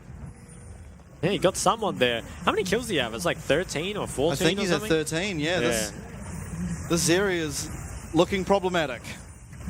Certainly is. I think BYG most likely will be able to push to the end here. There isn't enough wave clear available from the side of Chiefs. And something we didn't really expect, a 23-minute victory looking like it'll come out as Kize and Ray is the two carries of the Chiefs. They're going to try and mount some sort of defense here, but I don't think it's going to be enough as the Nexus now is being sieged, although... Yeah, last-minute effort. Lakai will be actually going golden here in the back line as Feng picks up his 14th. Can he look for a 15th here? We are looking for damage. No one's hitting the Nexus just yet. Hook goes wide. Flash onto the Zeri there, but he'll just get away, and that'll be game one done. Game one done and dusted. Feng 14-0-3 on the Zeri. I think we got to stop giving PCS ADC Zeri. Literally every single one of them are so good at it. And, oh man, I think, again, I don't even know where you go with this from Chiefs, right? You had side selection. I think you come in with your new game plan, and BYG, they just shut it down immediately. They don't let Chiefs into this game at all. And I don't know. I think that while they could maybe go in a different direction by choosing the red side, maybe look for Kize to have that counter pick. Was like mid the big differentiating factor? Not really. It kind of just felt like every play that, Chiefs, they were getting flashes. They were getting, a couple kills here and there. Once again, never leads into anything. Find themselves at such a significant deficit at that first dragon. At that third dragon. Forced to fight it after losing the first two, and BYG just so much stronger at that point. Just kind of clean them up without too much affair. Yeah, absolutely. And I feel like they sort of hindered their chances too by banning out that Vi and then giving away the Zeri, because Vi typically is sort of the best answer to that combo. And then once you don't have that, it just looked like Maokai couldn't really do anything to them. I mean, you can sort of twist advance onto her, but then you have to have the follow-up. And the side of Chiefs didn't really have any follow-up for any of these Maokai plays. And I mean, they did start off the game, I think, looking stronger than they have, but by the end of it, I mean, it just sort of snowballed out of control really quickly. I think that point you brought up about the Maokai, like, we've seen lots of PCS teams look for stuff like, the Jace and the Maokai for that poke, right? But it becomes quite difficult up against the Zeri Lulu because it's very hard to chunk out Zeri Lulu, right? They've got a lot of lifesteal, they've got a lot of shield, so you have to kind of chunk out the other members. But a lot of the time, you can just kind of use Zeri Lulu to almost face check, right? It's so hard to actually take them out, so it's kind of weird that Oceania suddenly put such high prior on Jace. It feels like more of a takeaway because PCS have been playing Jace all split. They kind of know how to play it, they know how to draft against it, they know how to counter it. Feels like Oceania, not as experienced in that realm, didn't really prioritize Jace for most of the season. So I'd honestly kind of prefer to see Jace ignored for Oceania. I don't think Bio really did badly on it, but I don't think it was really like a great game for Jace. And fair enough, you first picked it, right? You're expecting to get countered. But I just feel like going for something else, like you said, maybe a stronger teamfight jungler, could be more towards like Oceania's strengths. Yeah, definitely. And I have to say, I think Beyond did a really good job of utilizing their Red 5 jungle counterpick. I mean, you don't often see the jungler left to counterpick. I mean, typically it's the solo laners or a support for like a whole team comp sort of counter. But yeah, we saw a Pantheon come in, and I mean, that just shows the strength of early Gragas picks as well, when you can really flex that throughout the roster. I mean, you look at sort of the pick bans and how it's going, it does seem like Gragas almost would be going into that jungle. Turns out it will be Pantheon. I mean, even those two picks can be flexed between each other, so I think really creative drafting out of Beyond. And going forward, I don't really know that you have to change too much of Chiefs in terms of the drafting, but there just needs to be a bit more clean play in the mid game, I feel. Yeah, I can definitely agree with that. It is tough, right? Because you can change draft as much as you want, but ultimately, gameplay is king, right? And it seems that BYG certainly had the better gameplay in that game. Speaking of gameplay, though, taking a look at one of the replays, I believe this was the one where Cheese pulled the trigger early without hitting any poke. And it is hard, right? There's a lot of sustain from the side of BYG. But once again, Feng is just left uncontested on that backside and is dealing so much more DPS than Raze, right? Especially because Lakai and the Gragasol just zone him out the whole time.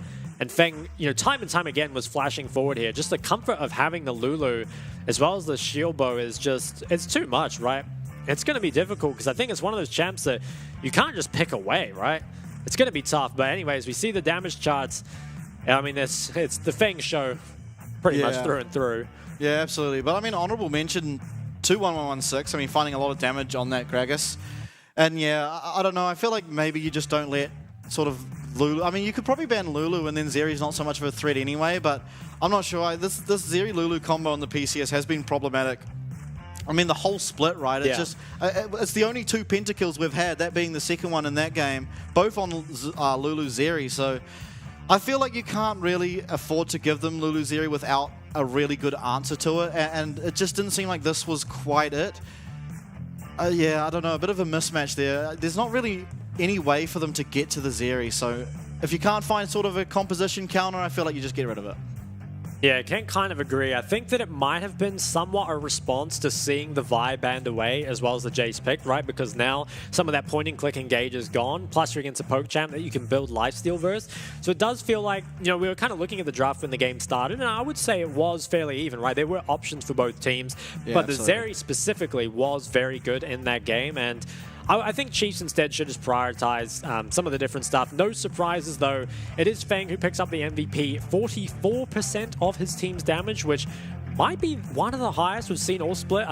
Maybe solo kill on GP, I think was very high. Yeah. Definitely over 40%, but 14-0-3. Can you argue with that performance? I don't think you can. No, and he's proven me wrong. I mean, his kill participation, 85%, so Kongyue in shambles at the moment, but I mean, he played that game pretty flawlessly. You didn't really see many mistakes out of him. I mean, maybe early game he lost some sums where he perhaps didn't have to, but ultimately he didn't die all game, and he found 14 kills, as well as, I mean, 33k damage, I think it was. So Yeah. you can't really complain with how he played. You really can't. And I mean, yeah, looking back towards that game 2 for the cheats, it'll be interesting, right? Because I think it's always tough to know what exactly to adapt, right? Because you fall behind, it's like, okay, do we just change the side? Do we change everything? It'd be like, okay, our game plan was awful. Or do we say, you know, I think our game plan was solid and we just need to execute a little bit better?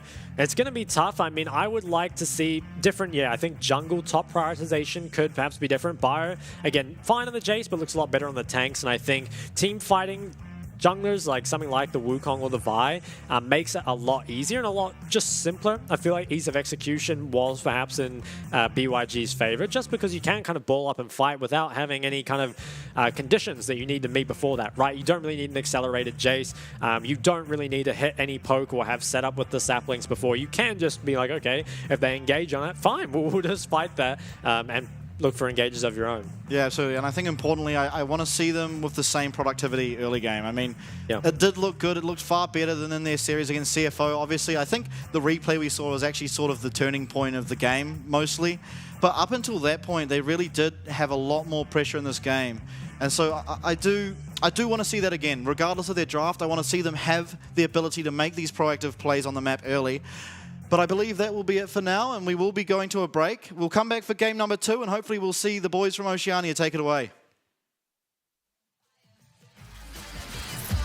Gonna be a fighter. If you want it, I'ma do it 'cause I bring the fire. Gonna take you higher, higher, higher. 'Cause I bring the fire, fire, fire. I'm gonna be a soldier. Gonna be a fighter. If you want it, I'ma do it 'cause I bring the fire. Gonna take you higher, higher, higher.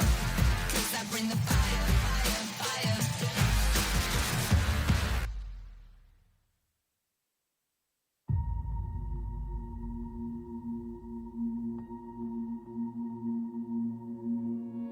You're gonna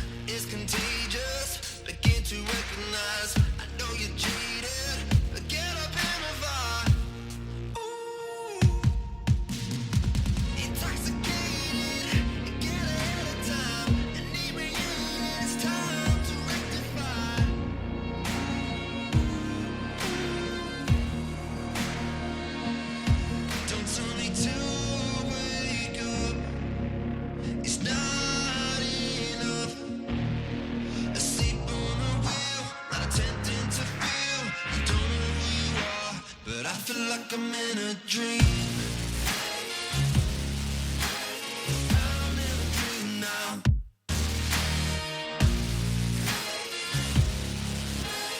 I'm in a dream now.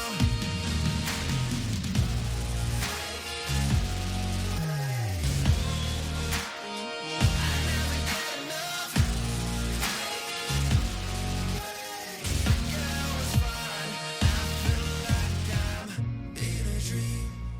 Is it real now? 非常感谢 iHotel 还特地为了队伍设置对战室，让队伍可以一起在里面团练与复盘。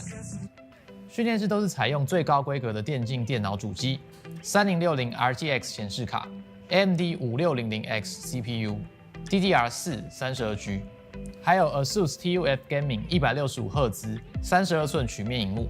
网络的部分，全馆使用免费高速光纤专线网路，对手机的用户来说也提供 WiFi 6的无线网路。选手座椅的全面是配置 DX Racer 的电竞椅。现在我们看到的是选手休息与睡觉的地方，我们安排2个人一间房间，有2种房型。床的部分是使用斯林百兰国际5星饭店的御用名床，房间内都还配置了免治马桶、雅马哈的环绕音响以及4K 55寸的电视。玩家们最在意的网咖食物的部分，平常除了自助吧以外，还有提供主餐，包含欧姆蛋、培根卷或者是炸虾饼，可以供大家选用。我们在拍摄的过程中，还有看到民众点的经典网咖泡面哦。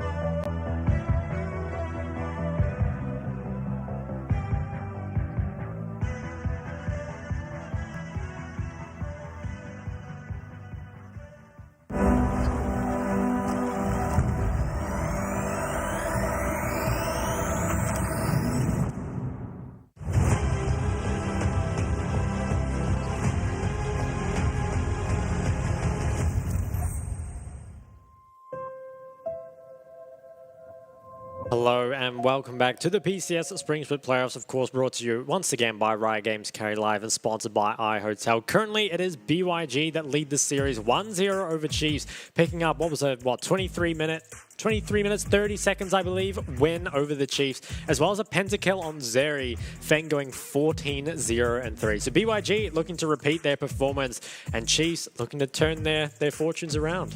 Yeah, absolutely. And I think I thought about it during the break there, and I feel like you probably don't want to target ban Kongyue outside of the Wukong. I think you have to ban the Wukong, but you don't really know his champion pool. I mean, he just pulled out a Pantheon jungle, which we haven't really seen. And I don't think that's sort of the angle you can go to. I think there's weaker players on the team that you can ban out. They'll feel a little bit easier to deal with. So I think there's a definite sort of strategy that the Chiefs can look towards to maybe go in towards this game too.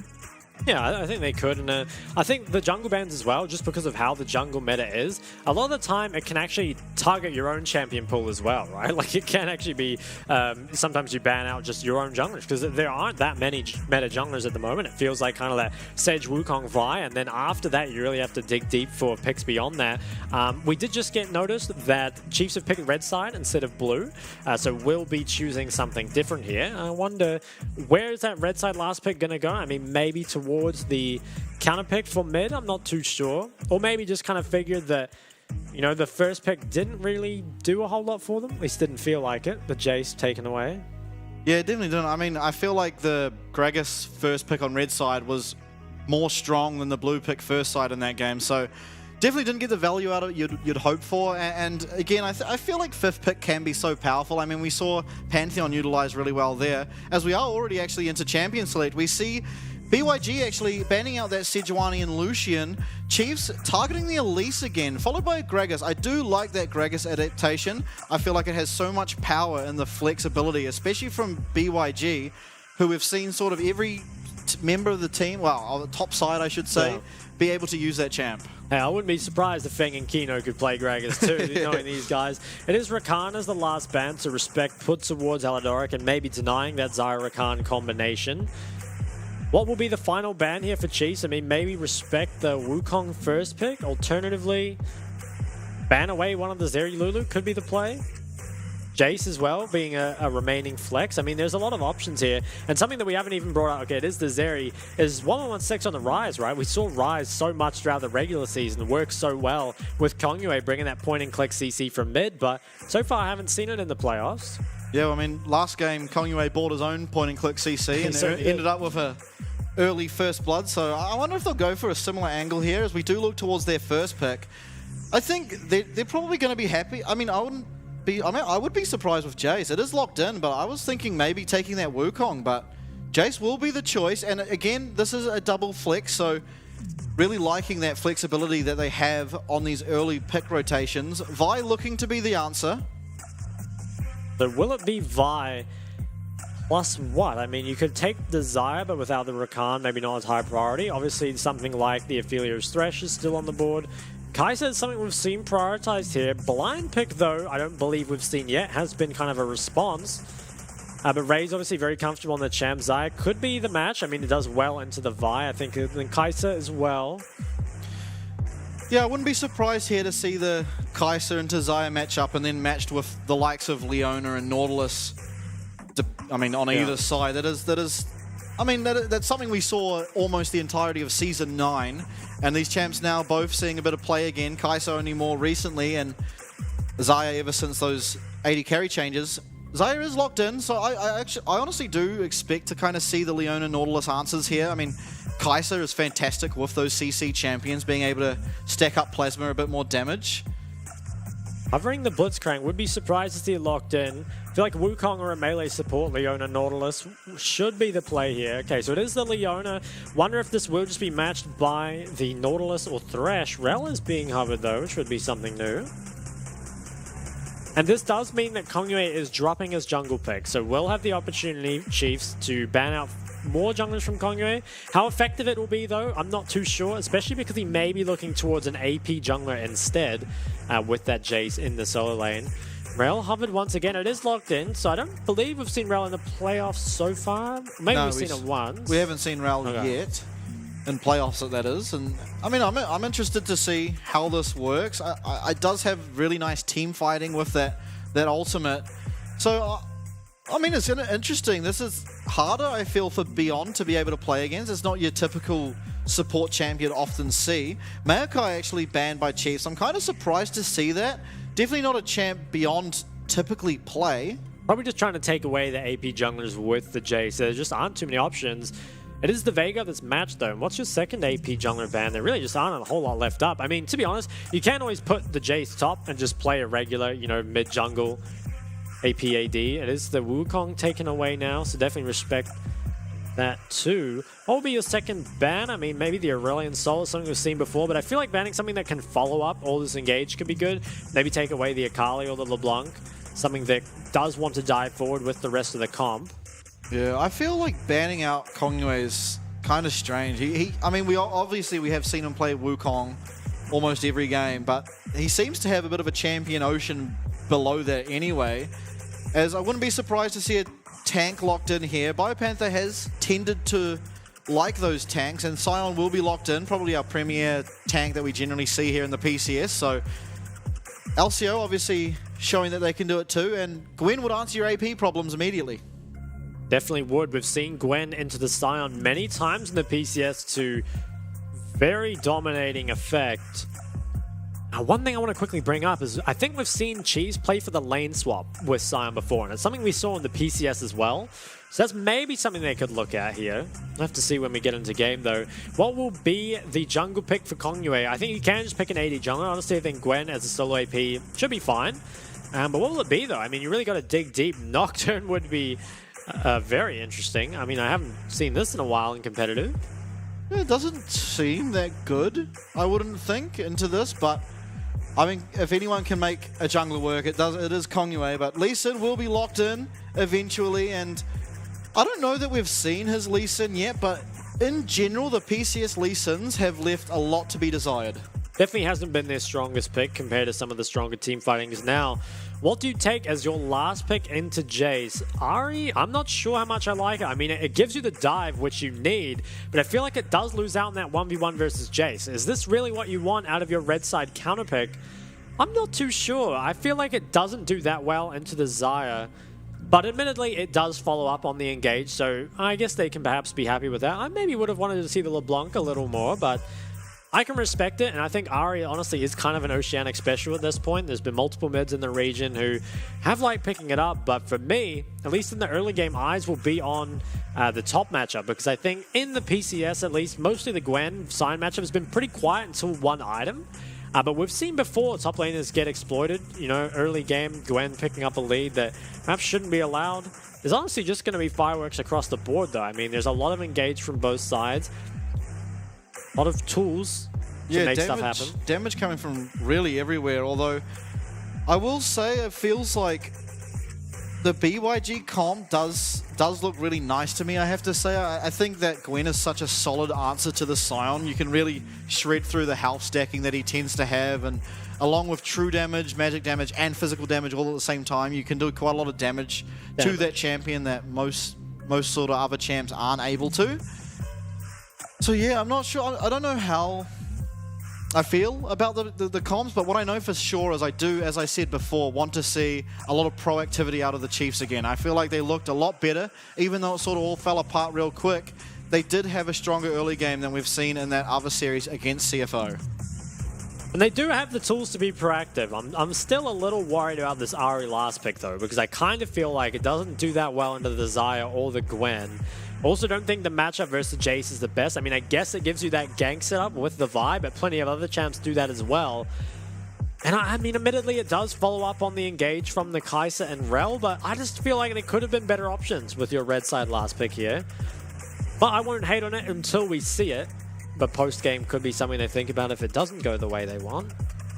Yeah, one thing we have seen a lot of too so far in these playoffs is a lot of skirmishing between junglers early. I mean, most of the time it has unfortunately ended up as the OCE guys sort of dying, but with these two junglers in particular, I feel like you can really see a lot of aggression come between them. I mean, Lee Sin always is a champ that likes to get in your face early and skirmish with the Conqueror, and extra abilities he does have. And Vi as well, no slouch when it comes to that. So even the mid lane champions offer a lot in terms of early game skirmish. So I feel like a lot of this game might be played around mid, maybe using mid to go look towards the bot. Obviously a lot of setup there from both Ral and Leona. I tend to want to see, well, I think that's where we're going to look. As we do head onto the Rift, here is game 2, and I'm hoping to see a bit of a better performance out of Chiefs. Maybe we can see Oceania pick up their first game. Yeah, want to see them bounce back, as well as end Oceania's now 23-game international loss streak. Stacking up pretty high now. Chiefs could be the ones to put a stop to it.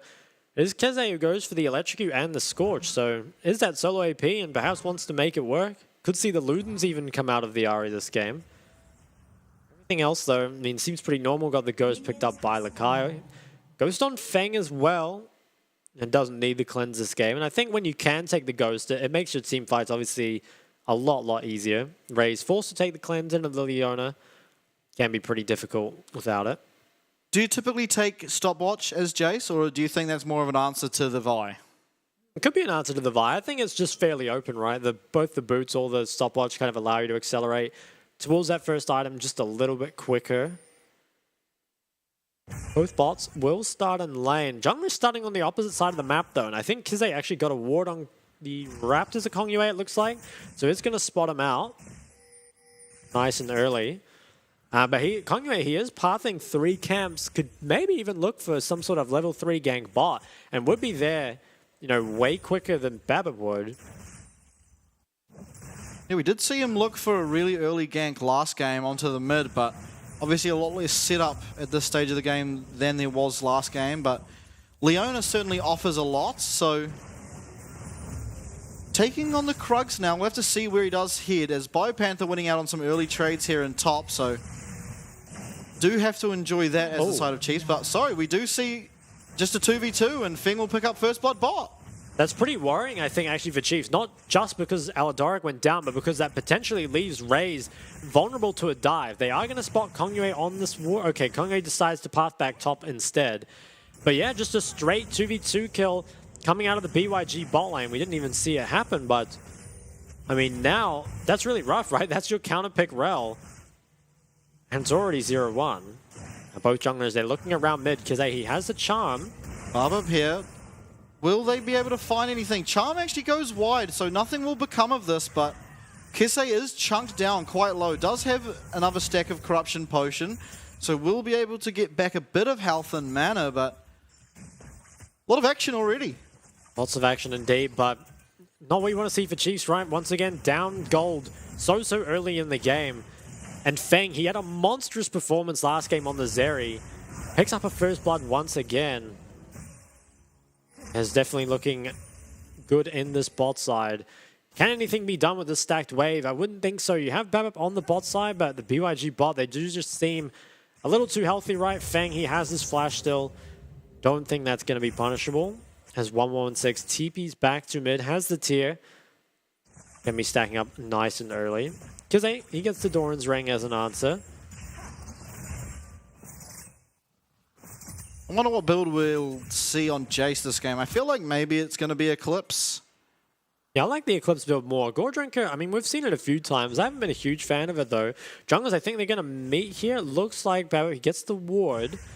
Oh, Kongyue, I believe he should be spotted on the ward now. You know, we will get pinged out. Babbitt, he's just going to recall in this bush next to mid. He's kind of hovering Kizé, allowing him to push in that wave. Don't think anything can be done with this priority. Actually, interesting that Kizé has the sweeper so early into the game. As pings are coming out on mid, Kizé has his flash, but Kongyue, he's looking for something. Looks like he's just going to cross. Trades, starting to go the way of the Kai in the top side very early, which could be kind of worrying, right? This Gwen obviously does scale so well into the Scion. But if BioPanther can keep kind of even in CS, I think that's sort of all you can ask for out of your top lane blind pick here. Yeah, and he's sort of more aiming to be a menace in these team fights, you have to feel. Like this wave will all get cleared out, so not going to be any play coming towards top. Kongyue, he completed his recall and now will be pathing back out towards bot side. Could potentially look on Aladoric, who without the flash, could be vulnerable. Yeah, Dragon up now too, so we did see them take it at 6 minutes last game, and with where Kongyue is now and how bot lanes looked so far, wouldn't be surprised to see it again, although Kisei has gotten himself priority in this mid lane and is headed down here now, so we'll have control over River, which you have to like. I mean, more control that they've had over Dragon than last game, and we'll stop the sort of explosive early that we saw. Okay, Baba, he's... Oh, yeah. Oh, Raze will be rooted up. He's getting extremely low. Does not go down, importantly. Kino now also low in return. Barbet finding a nice knock up there to stop any more damage coming onto Raze, and nothing will be found. However, massive amounts of damage going on over to Kino and Raze. Yeah, low health bars across the board as we see a trade in mid. Kize just committed the charm. Does take a lot of damage on the back end. It was Raze, though, who lost both his sums.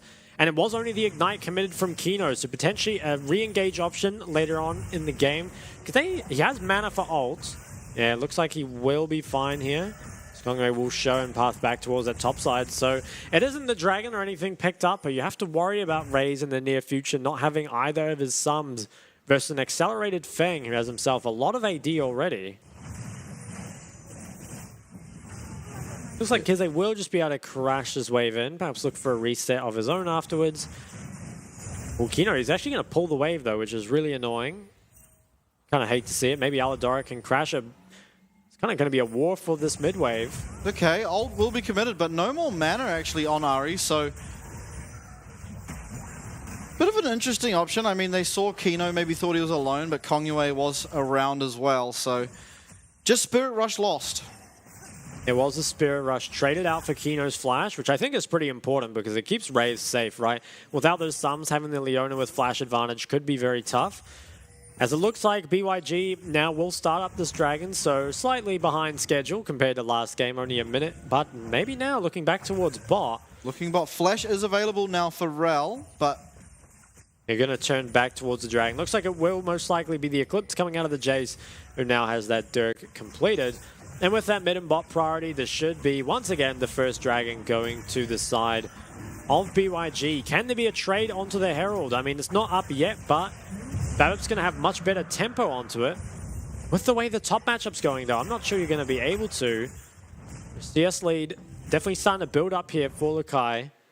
So early as well. Do have Scuttle Crab vision. Zakai is going to drop the ward here as well. That will spot out if Babip looks to start it up.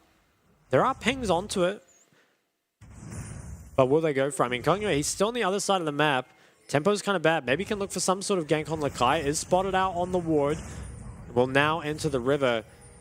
Delaying a lot of time, though. I don't think there's any sort of top gank. It looks like Chiefs, they're going to try path out of base towards the Herald. So definitely committing to contesting at Kino. He's going to match the roam. But Feng will stay bot and can most likely just trade plates for it.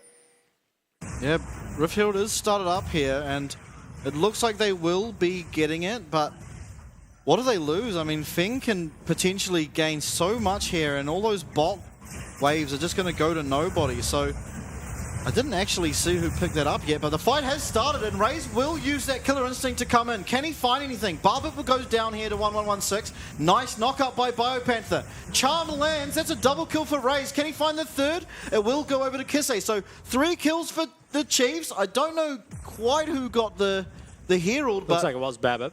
Oh, massive. So they got the Herald, got 3 kills, 2 of which went onto Raze, 1 onto the mid laner. So massive pickup for Chiefs.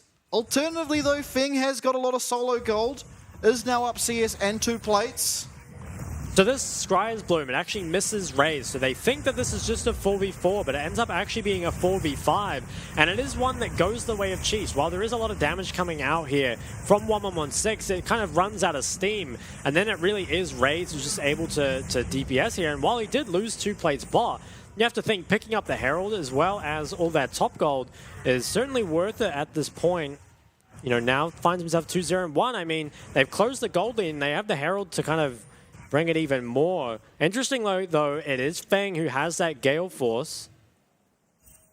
Yeah, they're extremely scary, but in not too long, Raze should pick up that either Kraken Slayer or Gale Force, whichever he wants to go to. A lot of damage onto Kongyue. Really nice charm by Kise.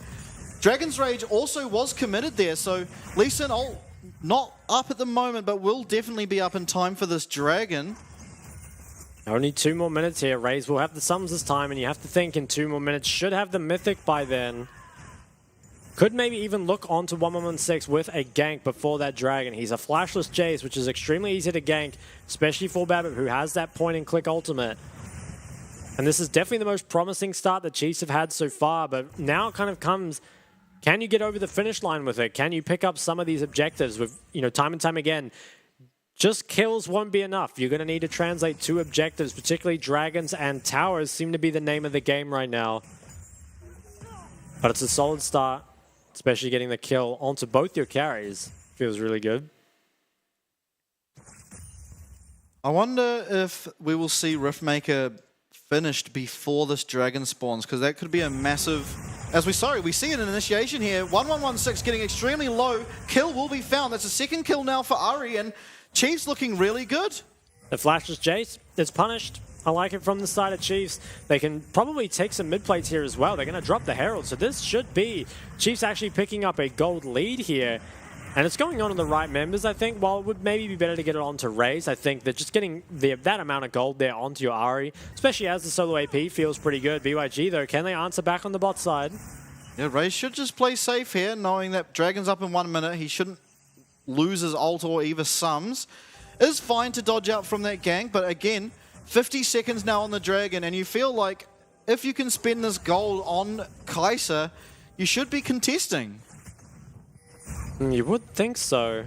40 seconds out, though. Lakai is building himself up a bigger and bigger lead in the top side. Obviously, hasn't really been involved in too many fights so far, but has some plates for himself and has a pretty nice CS lead too. Once he gets that Riftmaker, top matchup is going to get much worse for BioPanther. 20 seconds on this Dragon, though, and I think this should go the way of Chiefs, although Raze hasn't reset and should be sitting on a fair amount of gold. Yeah, I feel because of that, maybe it will go to BYG. Stopwatch also now available for 1116, and just the Mythic disadvantage that they're currently facing, I don't think they can contest. As Raze goes back to base, it will likely be Dragon for BYG, although Sion teleporting mid. Everyone's coming down. It is a Mythic completed here from Raze. I think this fight should go the way of Chiefs if they play it well. Yeah, don't want to lose too much health before it, though. Corruption Potion is available for now. Yeah, they've delayed enough time to get Raze here, which is definitely nice. They're entering the river, and BYG... 1116 will commit that stopwatch. Ceases assist now down, as 1116 does go down. Barbet will find that one. Lakai, though, is on the background, will use Needlework, finding a lot of damage. And what can Raze get done? Raze now in the middle of 3. Lakai will dash over to him. No sums available for Kai'Sa anymore, and it is a 2-for-1 in the favor of Chiefs, but extremely low health bars means they can't likely get the Dragon. They most likely will be forced to reset. Like you said, though, the 2-for-1, they do trade slightly up. Feels like BYG might have the better tempo on the objective here, though, because he's delayed his base for a pretty long time. The initial engage, it looked pretty good, but the stopwatch from 1116 single-handedly keeps him alive for so long. And that allows him to trade so much extra damage over here. It is taken out in the CC still, but on the side, Lakai, even without the Mythic, actually can deal so much damage into what are stacked members on the side of Chiefs. Raze, he got into that back line, but isn't quite at the point where he can just take everyone out. Did manage to pick himself up a 3rd kill, though. And maybe they're looking at this first Dragon. They Chiefs, at 15 minutes, they're going to find themselves with a gold lead, most likely. I think that might be the first time. It definitely could be. I think it probably is. And importantly, picking up that Dragon. So Dragon stacking now, even for both sides. Raze extremely ahead, as is Kise. And you have to like the chances. This could be Oceania's first win here in the PCS. I think you do like the chances, and something you brought up before the game was that Kongyue, if he doesn't find the impact his team needs, if they don't close this game out before, roughly around that 35-minute mark, the jungle role from that point just has less impact than the others, right? And Kongyue, definitely the star of this roster, so far hasn't found a whole lot of impact in this game, although we'll now look towards the Herald. And while BYG, they're only at a slight deficit, it's looking pretty good here for Chiefs, but The one, kind of caveat to that is look at the lead in the top lane. The Kai is so far ahead in the 1v1, and we'll now have a Herald to accelerate that even further. And the Gwen vs Sion, I mean, it's really paying dividends here. Yeah, first tower gold for Raze though, so top lane tower will likely be answered, and Rift Herald is available to be used if they choose to, but looks like they won't be going for that top inner just yet. Raze, however, did pick himself up that first tower, as I said, and a bit of farm for himself, so feeling extremely happy as this Kai'Sa as he looks towards upgrading that Q, and soon will have that Navori Quick Blades. If he can get that Navori before the next fight that breaks out, I think that's an extremely big win for them. Lakai now, he has that Rift Maker and working on what is going to be the Nashes, I think. We've seen many different builds from the Gwen. The Nashes, though, definitely the most aggressive option. Not going for something like the Zhonya's will just be full damage and definitely going to be a menace in the side lane as well as the team fights if he can manage to stay alive. Yeah, I guess the Nash's Tooth buff that came through definitely makes it a better item. And almost certainly will be the exact item you want to pick up almost every game now, I suppose. But top tower now being looked at by Chiefs. See if they can get it. Doesn't look like it for now. Still 3 minutes on any other objective around the map, so should be happy just clearing waves and trying to chip away at the tower.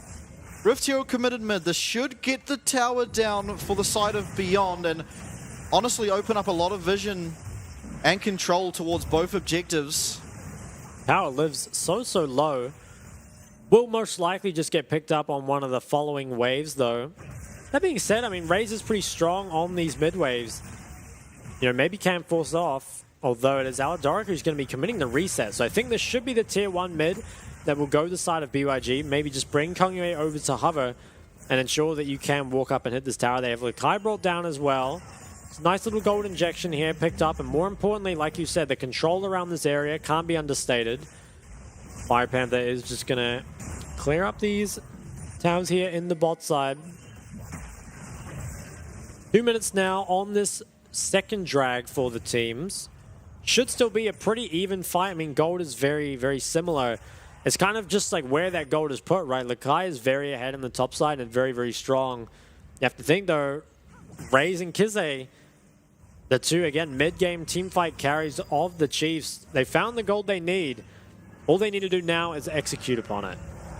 Yeah, and I think with this Jace too, need to be careful of his poke because we don't really see any sustain outside of that corruption potion. So a couple of accelerated shock blasters onto Raze can spell a defeat at the Dragon Pit. So something to be wary of, but for now, clearing out mid-wave should get priority of this river, clear out some of that existing BYG vision, get some for themselves, and 1 minute now.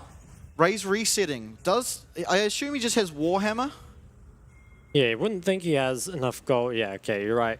Grabs the Warhammer ahead of this fight. Gets the reset off pretty early, so maybe can get here and start to control some of the vision. Chiefs have pretty good vision on this bot side already. It's a lot of control for them. As Babib now maybe will enter the river. Instead, though, BYG are actually entering the top side. There's no Baron, but maybe they can look to trade towers and farm? Perhaps don't want the actual 5v5, or maybe just trying to make a pick right now. Ahead of this fight. Feng, though, has to be careful on this mid-wave. Has the ult, and can trade it out. But is currently vulnerable. I'm kind of curious by BioPanther's itemization here. I mean, looks like he will be heading towards the Force of Nature. I mean, it could be the Abyssal Mark. No, I don't think Abyssal Mark. I think it's the Force of Nature, almost certainly, but I don't know that it's entirely justified in this game. It's a weird choice, yeah. Obviously makes the side lane a little better, but Gwen obviously deals a lot of the true damage too. I think this will be the trade. So BYG, they decide that we don't need the dragon. We're just going to play for the gold instead.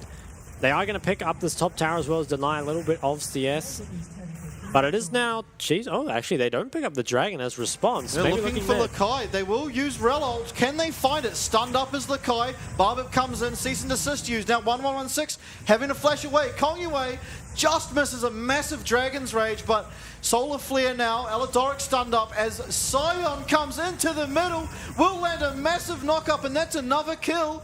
So Chiefs here have picked up 2. Not yet lost anyone, but nice flash in from Feng. Finds a kill. Will he find a double up? Not just yet. So many low health bars. Kongyue now knocked up again. Barbip will secure that again. So another kill found for BYG. Sorry, for Chiefs. And that is 1 for 3. A 1 for 3 and the Dragon picked up. What a crazy fight. I wonder how much damage 1116 did on the Jace there, as well as Feng, who managed to snipe a kill. And I believe pick up the shutdown on Raze. I'm not quite sure if it was him that got the kill. I think it was, though. Yeah, it was. And I think after that, despite trading up in numbers and the drag, BYG come out ahead in terms of gold. Initially, Chiefs, instead of going for the drag, they decide to make a trade of their own and pick Lakai very early, which I think is a great decision. 1160 TPs in, immediately flashes out, but look how much damage comes out from the Jace. Gets that 3-man QE there. Sion comes roaring into the fight. So much damage initially here, but I think another Shock Blast is what really kind of makes this playable here, as we see Feng, Gale Forces in, picks up the shutdown onto Raze. And then Kongyue perhaps got a bit too far in, but it's still definitely pretty even overall. So Chiefs are the one that walk away with that second Dragon. I mean, what a fight. Yeah, and we see Baron actually started up here by Chiefs. Lakai going in will find a lot of damage here onto Barbip. He has to be extremely careful. Biopanther will zone the side of Beyond away, and another Shock Blast landing, so Barbip really low. Will have to reset. What will Beyond look to do in this time? Maybe clear out a bit of vision around these objectives? Okay, yeah. I mean, he has to reset. So I guess BYG can just force the wave down mid. Maybe they can start to try to take some of the standing gold bot. There's still some bot towers up. Both the bot tier 1 and 2 are still there. Maybe Lakai can get into that side and kind of break more of that open. It looks like more pings, though, are coming towards the Baron. I think Chiefs want to try force it, get Lakai away from the split push win condition. Lakai does not have TP, so if Chiefs start this up, it's on a ward. Looking again, Kai'Sa, a lot of damage at this stage of the game with those 2 items onto Baron. Kisei marking here, trying to keep the side of BYG away. Eladoric doing the same. Baron is down to half health. I think this should go the way of Chiefs. They can probably pick it up and look for the turn after. Kongyue may look for a steal here. Will not land the Q, and with that, Baron does go to the side of Chiefs. They're looking so good. Biopanther, though, getting really low. I feel like Chiefs should just try and leave here. What will Kongyue find? He does find the Q, but will not find a follow-up. As we see a turnaround, Kongyue gets eliminated. Raze finds himself another as Kisei does land charm on Feng, sorry. Feng finds 2 back, though, and a massive Shock Blast will only just not find the other 3 members of Chiefs. It was so close. I mean, once again, the health bars are so low. It is Chiefs that walk away with the Baron, but I am surprised that they didn't just leave straight away.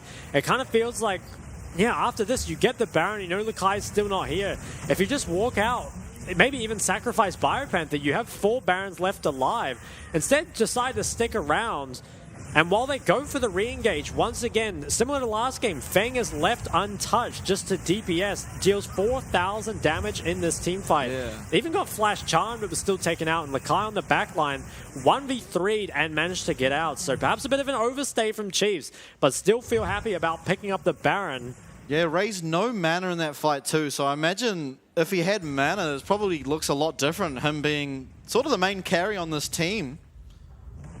Man, what a close game. Chiefs looking better than they have ever before at the moment, so you do have to like their chances. Gold is even, but you have to see what they can get now out of this Baron buff. Mid tower should go down, you'd have to think, as Ray's looking to split on the bot side. Lakai, though, coming down from that top side jungle, have to be careful to Chiefs.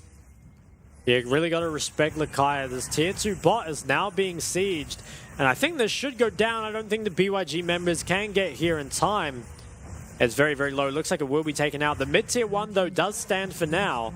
And can Chiefs get anything more off the Baron? I would think maybe a mid tier 1, and that might be it. Do pick up the Raptor. They got the Raptor. 1 minute now on what will be Chiefs' third drag if they can pick it up. And with those Baron waves, should be able to secure it. Looks like the mid-tier 1 will fall now as well. And this brings Chiefs to a slight gold lead for themselves around 1,000. Yeah, Baron will fall off as Dragon spawns, but having Baron just before it can mean getting pressure in these side lanes. We see the bottom lane here really pushed here for the side of Chiefs, so BYG will have to respond to that before going to Dragon. Lakai looks like he'll be headed there. Does have teleport available. Actually, every teleport is available in this game. Okay, yeah, TP comes in from Kize on the Ahri. They want to make sure they can establish this control early. Aren't actually on the map to use their Baron waves. Admittedly, Baron only has 10 more seconds left, but BYG perhaps getting to enter the river when they might not be able to normally. I wonder though, Chiefs could just go down mid and give the drag if they wanted. It looks like they will. Yeah, Ping is coming on towards that mid tower, so even if BYG look towards the drag, it could even be an inhib going over for it, as I think Chiefs, will they continue for more or will they turn to the drag? Yeah, they're going to go for more. I like this play out of Chiefs. It's only the second drag for BYG, and it's so much gold. Massive. Lakai here does go golden, but 4 members surrounding him will get knocked up and taken down by Kisei. So 1 kill found. Looks like inhib will be found too, but now it's a 4v5 for the side of Chiefs. Can they look for anything else?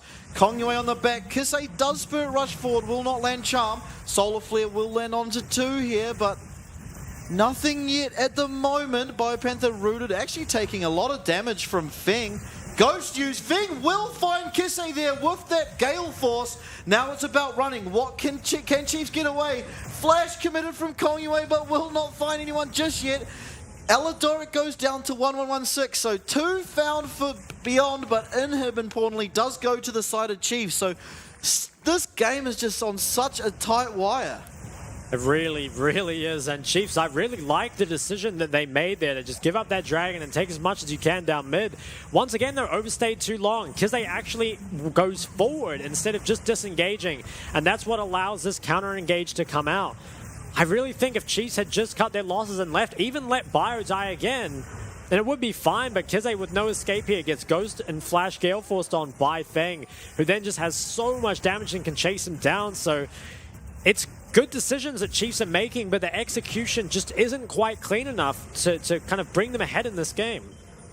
Yeah, but as we saw there, both summoners now down for Feng, whereas Raze will have his up. So Baron in 1 minute, you have to favor Chiefs actually for this fight. Feng has to play really, really carefully around the Scion, the Vi, even the Ral. So I don't know, Chiefs looking good for this next fight. Obviously the gold going to Feng is not so good, but eyes, I think, definitely on Raze for this fight, right? Maybe on Feng as well to see if he can play it out with those no suns. But Raze now has that BT completed as well. It's very, very difficult to be taken out. Feng does have to be a little careful. Yeah, being a bit too confident here will get shot down. Eating forward, actually, just really questionable there. And 30 seconds now on Baron. The Chiefs are going to have to try and delay for Raze to come back up, but he lost both sums. Yeah, both sums lost his life, and it was once again Feng that picked up the kill. PCS ADCs. He will find Aladoric with Dragon's Rage. It looks like Aladoric might go down. The magnetic field delays it for a little bit, but he will inevitably be found. Lakai ghosting forward. Doesn't look like he can find anyone with that ult just yet, but Baron now will likely be taken from Beyond. Can Biopanther find anything bot? It doesn't look like he'll have time. Kisei poking around. Yeah, I don't think there is any trade here for Chiefs. Really all they can do is take camps and push the waves, but that's absolutely disastrous there for the Chiefs. You have to feel like that Baron should have been in their hands, but once Raze dies and loses both sums, they potentially throw their chance at winning this game, and we'll have to see how much can BYG get done with this Baron. Yeah, with how mid-wave is right now and with constant super minions, that is a little bit harder for Beyond to find anything of value with it, but you have to feel like Chiefs were favored to take that 5v5 at Baron just with the whole summoner situation, but man, Raze eating into that tower and into the range of Xayah getting caught out changed the tide of this game by the looks of things. It did, and so many times, right, we've seen those fights come down to those last few inches, And Chiefs just not quite clean enough. They still have a chance in this game for sure, but I think the shoe is back on BYG's foot. Chiefs, they're setting up some sort of play around mid. They have control of this area, and BYG, they have to regain this control safely. Probably just best to go down mid as a 5-man, at least for now. Maybe send 116 with that TP to another lane. Yeah. Bang, he has the ghost now, but does not have the flash. Barber will be found here getting really, really low. Does get chunked from that Jace Q, but honestly, nice trade back from Kisei onto Lakai. Chunks him out about the same amount as Barbet was chunked out, so fairly even trade and just more minions to clear while the Baron's up. You have to like this. Chiefs are stalling out this Baron, and honestly, with Dragons spawning in 30 seconds, it's not looking like so much of a win con. You have another 5 minutes afterwards, and honestly, it seems like one team fight could almost end this game at this stage, so I don't feel like you're too worried about giving over Dragon, although of course you don't want to. Yeah, I think Chiefs probably should just give over the Dragon. It'll stall the Baron. I wonder if BYG actually instead choose to leave the Dragon alive, at least for now, and try and maximize your pressure with the Dragon. Obviously, taking the Dragon is definitely the safer play, but if they feel like they have enough control, they could siege, but it looks like they will play it safe. Are going to pick up this third Dragon here for themselves. And I don't think too much more can actually be picked up with this Baron. Maybe you can look for the bot tier 2. Raze, though, he's trying to trade back something on the top side. Is sieging that top tier 2. So it comes out, I think, reasonably decent. Still, BYG find themselves a solid lead with this, the third Dragon, and more gold picked up. But I think Chiefs do what they can off the back of it, right? They managed to trade that top tower, get more gold onto Raze. Also managed to stall most of it out, right? They don't have their base cracked open, at least for now. Raze, he's got to get this reset in. Should kind of enter a lull period here, I would think. It's kind of difficult to make any sort of aggressive play with so many flashes being up. It's only Raze kind of missing it at the moment. So most likely we'll just be looking towards this fourth Dragon and next Baron fight. Although, BYG, I mean, they have the pick tools, especially with the Leona, where you can kind of fish for things and don't have to fully commit to them. The Jace TPs onto that top wave. Looks like they're actually going to try Siege. Yeah, we'll find Barbet's flash, actually, so that cooldown now down. You have to feel a lot safer as Feng, although Zaya not the greatest Vi target in the world. Yeah, having no flash, I think, does make things a little more difficult. You know, you can't just, like, flash off the Jace, for example, who doesn't have the stopwatch this time. And BYG, they have full control over this top side jungle. Will they look to siege with it? It doesn't look like it. So Chiefs, they've bought themselves some time. Probably 2.5 more minutes before any fight breaks out. Yeah, GA now picked up by Raze, so we'll have a little bit of extra survivability in these fights, although with how much damage is available to both teams, you feel like if you go down into GA, you kind of are likely to just immediately die afterwards unless you have nice peel. Yeah, I mean, he has the survivability, like you said, but I wonder, he kind of needs to deal a lot of his team's damage, right? Because I feel like pretty much no one else on the team will be dealing relevant damage at this point, right? Ari not... Okay, Engage comes out. Not onto BioPanther. That's definitely the target you don't want to be on, as he just stands in the middle of everyone and honestly took 0 damage during that. Frozen Heart now picked up from him, so finally getting a bit of armor against this mainly AD stacking side of Beyond. You have to feel a lot nicer in these team fights as BioPanther can take a little bit more damage from the Zaya as well. Kongyue might get engaged on. Bab's looking for something but doesn't quite find it. 1 minute and 20 seconds on the Baron now before Chiefs are going to be forced to make a move. And Raze, he can't get much stronger. Kize, he opts for the Zhonya's third, which is nice for survivability. But I'm not sure if he's going to deal enough damage, right? Ari has a lot of safety already. I think I would have preferred going towards something like the Rabadons.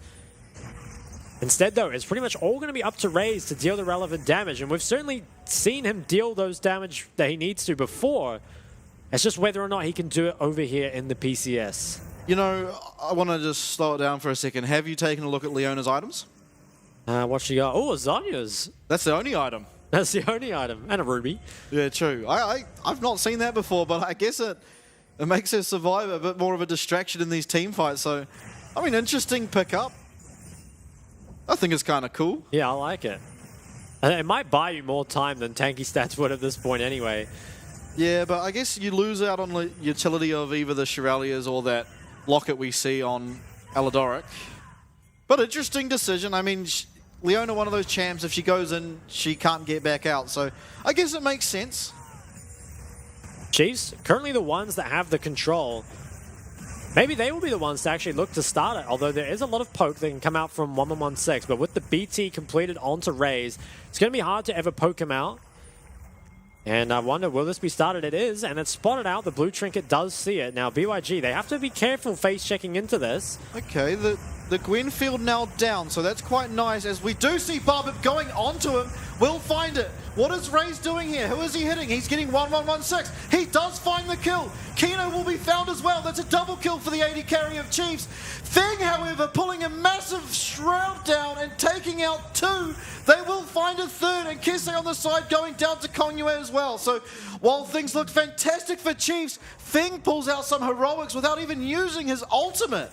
Oh my god, man. PCS ADCs are built different. 9,400 damage dealt by Feng Zaya. That fight was looking so good for Chiefs, and Feng, he saved BYG from going down in this game. Look at the damage dealt. It was 152 from the Jace, but it doesn't even matter because you've got Feng on your team as buyer. He's doing his best to kind of stall this out. Yeah, good Actually job. has bought a lot of time, but will it be enough? I don't think it will. Yeah, respawns from Barbip and Aladoric come through, so they do lose the Dragon Soul, but importantly are still in this game, and ultimately all they have to do is find one team fight win and they can win it. One fight is all it takes, but Feng, man. yeah, oh, what a beast. I feel like they were a bit disorganized there by Chiefs. Sort of, I mean, we'll see it here, but Vi goes on one person and Raze ults the other direction.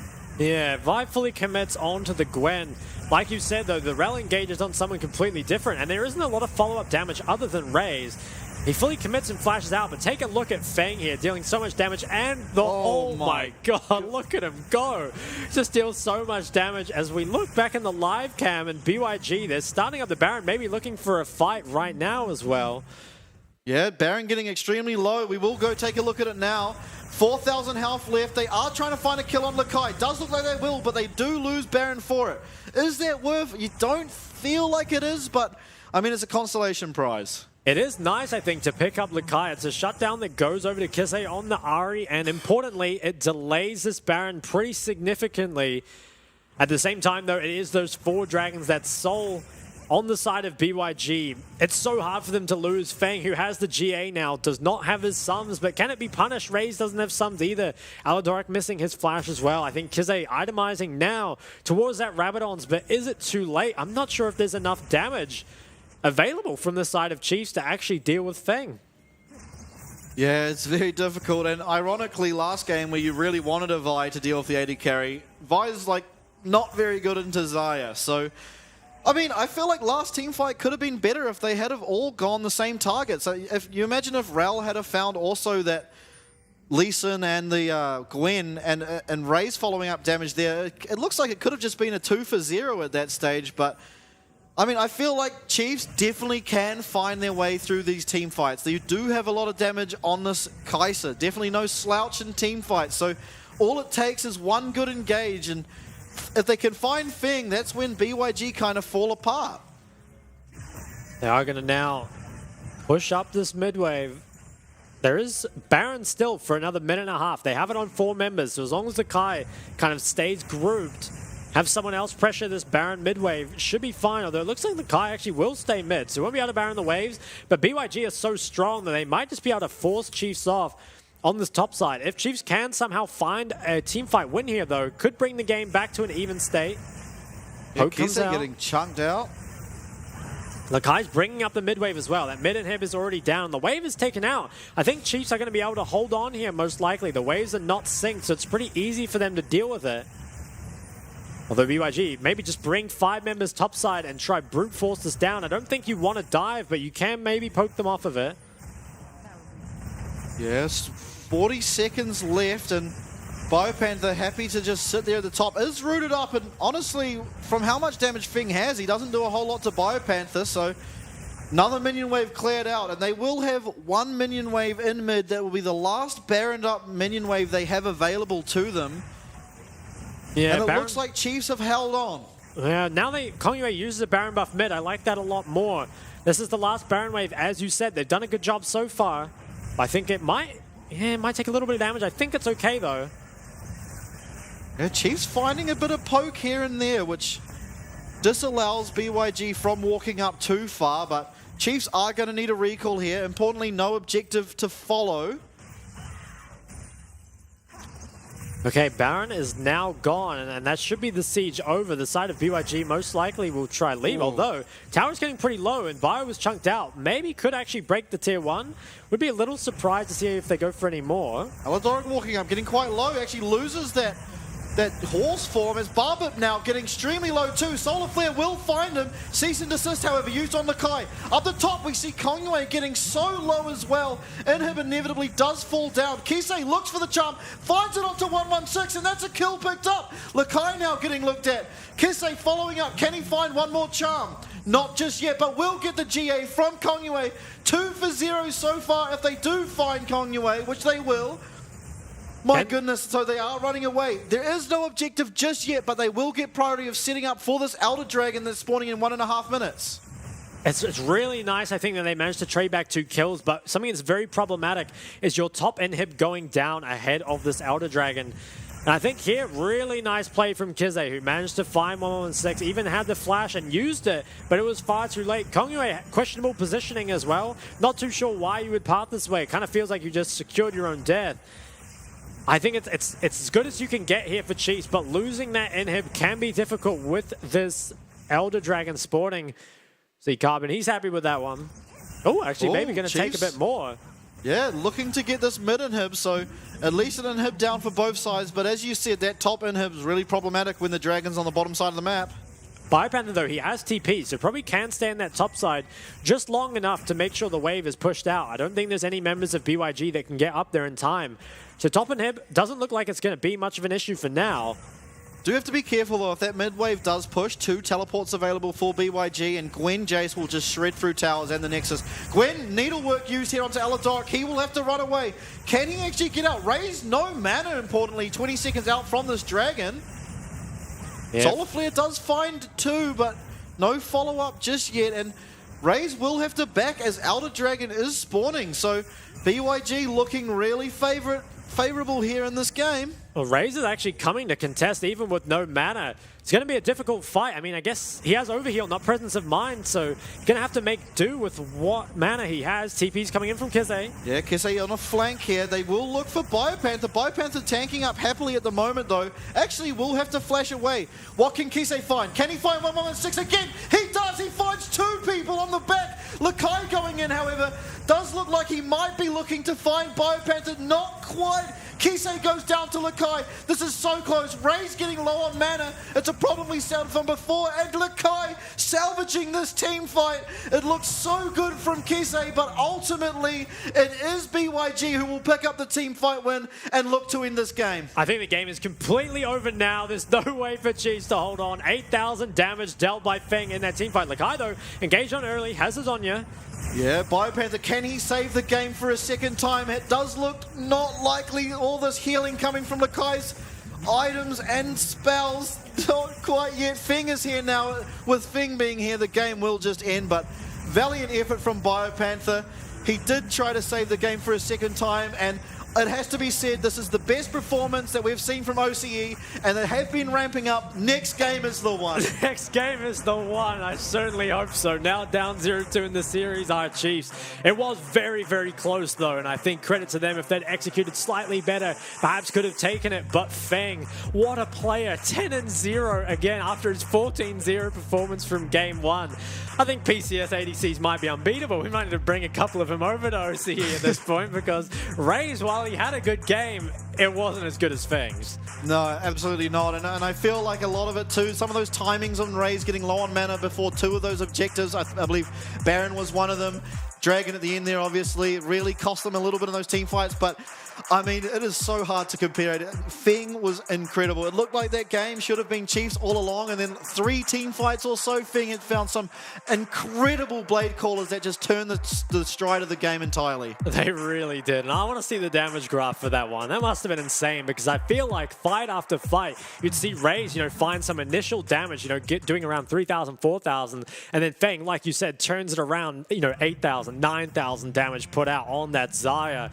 So, I mean, it's a champ that we've seen pop off time and time again. And you felt like maybe Chiefs had the tools to dealing with it, right? You say the Vi isn't the best into the Xayah, but, there aren't many champs better than Vi at dealing with ADCs, right? You've got the Ahri Kai'Sa for the follow-up as well as the Rel engage. It wasn't quite enough, but you have to think, Chiefs, if they can kind of run it back, if they can go for a similar sort of game plan, can they beat BYG? We're not sure, but they can get a pretty good chance, I think, coming up in Game 3. Yeah, absolutely. And I really want to say as well, sort of an unsung hero of Chiefs was Kisei there. He found so many crucial charms, especially onto 1116. Really set up Chiefs to have some of these options that they did, unfortunately, not find the win off of, but man, that was such a close game. That was probably one of the best games that I've casted. I enjoyed that so much. It was. I feel like I almost need a rest after that, and I didn't even play in it, so I can't imagine what the players feel after that. But man, okay. I mean, yeah, looking towards Game 3, do you adapt anything here from Chiefs?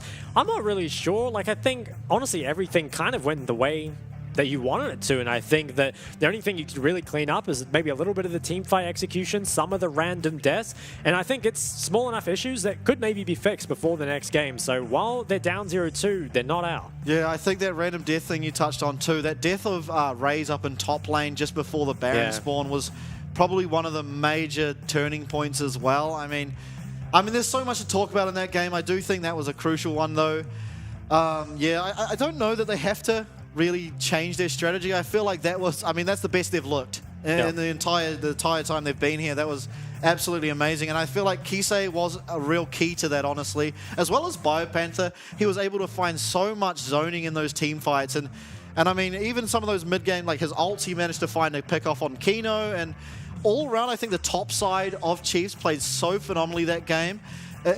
Raze getting caught out a couple times, as well as not sort of managing his mana, I would say, was a bit of a problem at times, but ultimately that was the best showing they've had. I feel like they can go back, do that again, just a little bit better, they'll win. Yeah, no, I think you're right. Just need to keep executing on those basics just a little bit better. And while Raze was called out sometimes, I think also he was, the reason they were winning a lot of team fights too. And here's the one you were talking about.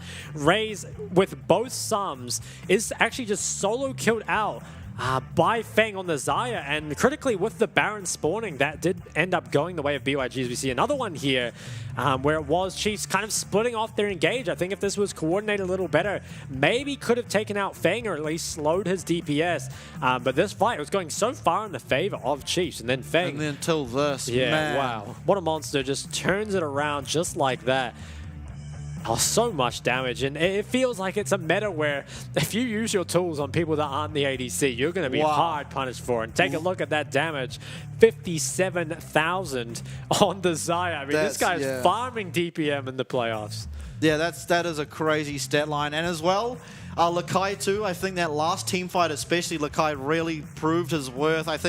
I mean, every team fight Feng pretty much carried except that last one. I think Gwen had so much impact after Kisei had found those 2 picks, managed to really turn the tides of that fight. And you can tell from the damage graph, I mean, everyone there on BYG really trying their best. And I must say, this looks good for them in their playoff runs if they do end up winning this series, because it shows it isn't entirely reliant on Kongyue to be that carry factor. I mean, 15 minutes into this game, he was 0-2-0 on this Lee Sin, and they still managed to find it. So, I mean, for BYG fans, you have to really enjoy this new BYG, what they're showing us in this playoffs, as we do see Feng, unsurprisingly, be the MVP. Yeah, what's his scoreline now? It's like 24-0-11, I think. Something like that, yeah, something insane. More than 40% of his team's damage every game so far, right?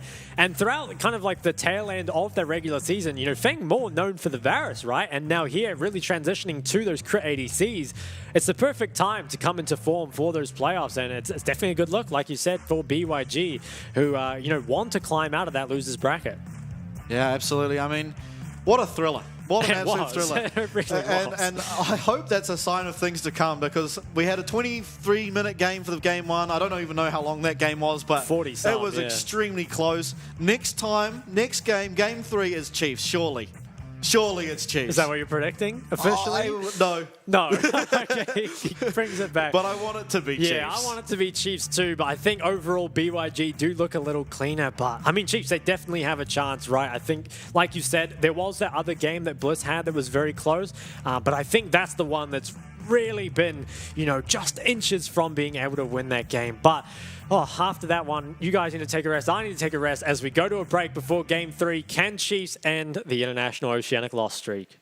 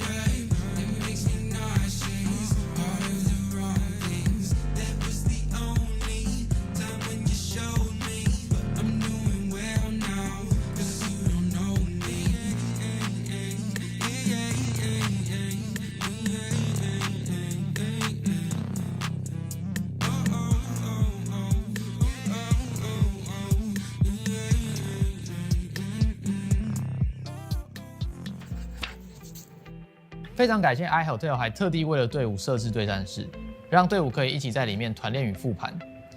训练室都是采用最高规格的电竞电脑主机，3060 RGX 显示卡 ，AMD 5600X CPU，DDR4 32G， 还有 ASUS TUF Gaming 165赫兹32寸曲面萤幕。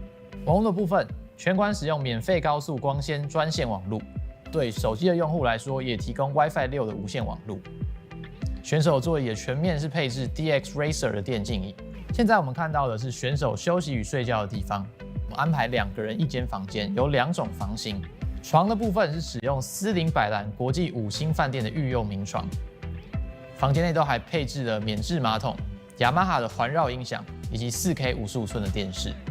玩家们最在意的网咖食物的部分，平常除了自助吧以外，还有提供主餐，包含欧姆蛋、培根卷或者是炸虾饼，可以供大家选用。我们在拍摄的过程中，还有看到民众点的经典网咖泡面哦。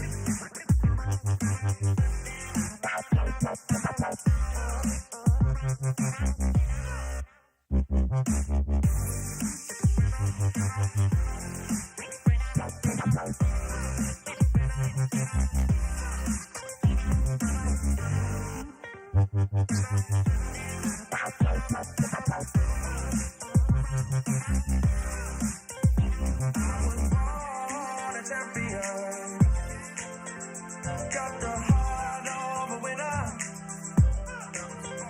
and I'll never give up. No, I'll never surrender. 'Cause I'm a winner. I'm a winner.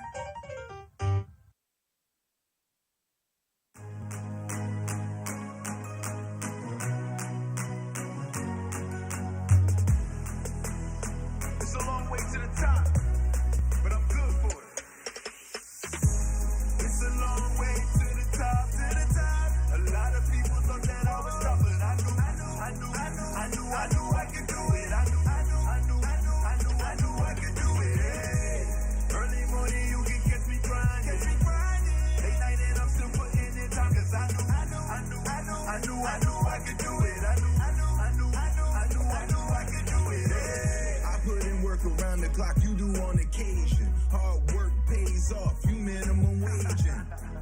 I'm not like you, I work till I'm making. You give up on your dreams and you only like 3 days in. Fight for what you want, don't quit at the weigh-in. Don't treat your life like a joke unless your last name's Wayans. Learn from other people's mistakes, you don't have to make them. Some people have to fail to understand what I'm saying. I get it, I know so, they messed up, I won't go. I work too hard and too long to make mistakes that I know so. They might talk down on me now 'cause they gave up on their own goals. If you live in a glass house, you should be scared of a stone throw, so it's a long way to the top, to the top. A lot of people thought that I was tough, but I knew I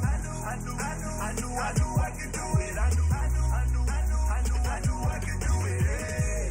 Early morning, you can catch me grinding. Late night and I'm still putting in time, 'cause I knew I could do it. I knew I could do it. Hey. You want it bad enough, you can do it. If you just watch me, then I can prove it. Started just me in a dream, then I turned that into me leading a whole movement. Everybody around me eating, 'cause I wouldn't take a seat when they told me to chill out, they keep it a bill. Now my visions weren't what they were seeing. I get a check now, yeah. Look at my neck now, yeah. Full of baguettes now, yeah. Can't help but flex now, yeah. My come with some commas, can't tell I'm a chameleon. That means I don't need to be in your face, you should know I'm out chasing these millions. You gon' see it when I pull up in that skirt. Ask me how I did it, putting in that work. It's a long way to the top, but I work hard and trust no obstacle will stop me till I'm 6 feet in the dirt, you heard? It's a long way to the top, to the top. A lot of people thought that I was tough, but I knew I could do it. I knew I could do it. Hey. Early morning, you can catch me grinding. Late night and I'm still putting in time, 'cause I knew I could do it. I knew I could do it. Hey.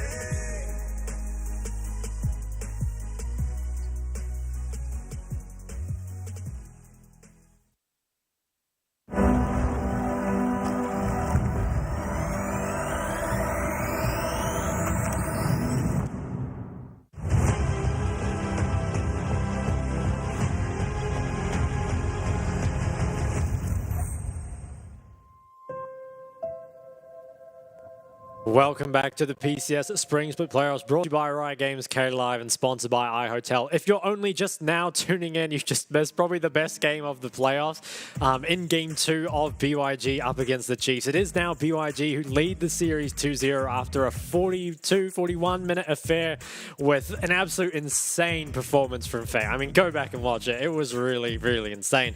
But despite losing the game, I think Chiefs, it's probably their best game so far. They actually managed to be even at 15 minutes, which was, I think, the first time it's happened for them in the PCS. And if they can look for some sort of repeat performance, execute just a little bit better, they could find themselves picking up their first win. Yeah, absolutely. I mean, a bit of crucial gold going over to Feng there, a few shutdowns. If that didn't happen, they're probably just winning that. But signs of life out of the boys from down under. That's what you love to see. As we're looking at them now, this is the squad. They're going to get it done. They're going to get it done Game 3, I swear. They have chosen the red side again, so choosing to run it back, I think you're right. They could get it done. All they need is the game just to be a little bit cleaner, and they'd have done it. We'll be looking forward to seeing if there will be any draft adaptations, though, or is it just a case of we need to play better? Yeah, well, we didn't know about the RE5th pick, but I have to say Kise really made it look good, and you can't fault him on it. he was a catalyst a lot of the times there. He found 1116 caught out so many times, and maybe you look for the Ari again. I honestly feel like that was a catalyst to so much of their success in some of those fights, and yeah, I believe they can do it. I mean, now that they've seen how far they can take BYG, and they know for sure just a little bit better execution, they would have got it done. We are now back into Champion Select for our game number 3. Chiefs' last opportunity. They have banned the same as last game, Elise and Gragas, as well as BYG banning the last game. So could it be a run back? It looks like it might be. I wonder if they will ban the Zeri again or not, because if Feng has the same performance on the Xayah, feels like this guy might just perform no matter what. Instead, could look to take away the Jace. I want to say it was a pretty big problem that game. Found so much poke before the fights, which did turn a lot of the mid-game around. So looking at this last ban, I mean, the Zeri ban, I wouldn't be any problem with it, I guess, but yeah, I don't think the Jace was too much of a problem. He got caught out a lot. Xayah actually banned, so they're just rotating bans onto Feng. Do you take away Lulu here? Yeah, so something we've seen in the PCS before is Sivir Lulu taken away. Now, I'm not sure if this is something that Chiefs will play. Instead, could look for some sort of all-in lane, as Tristana is the lock-in, so really going to try punish this early. There's the Vi picked up as well. I actually really like this from Chiefs. Yeah. They're going to really try and hard punish the Zeri first pick. What do you pick up here? I mean, the Wukong is up and available for Kong Yue. There's also, we could just take the Lulu, but perhaps want something like the Thresh for a little bit more safety. We'll have to see. It is the Wukong. That is a test. It's time for Chiefs to be tested. This guy has looked incredible on the Wukong. But in fairness, Chiefs looked crazy last game. I believe in them.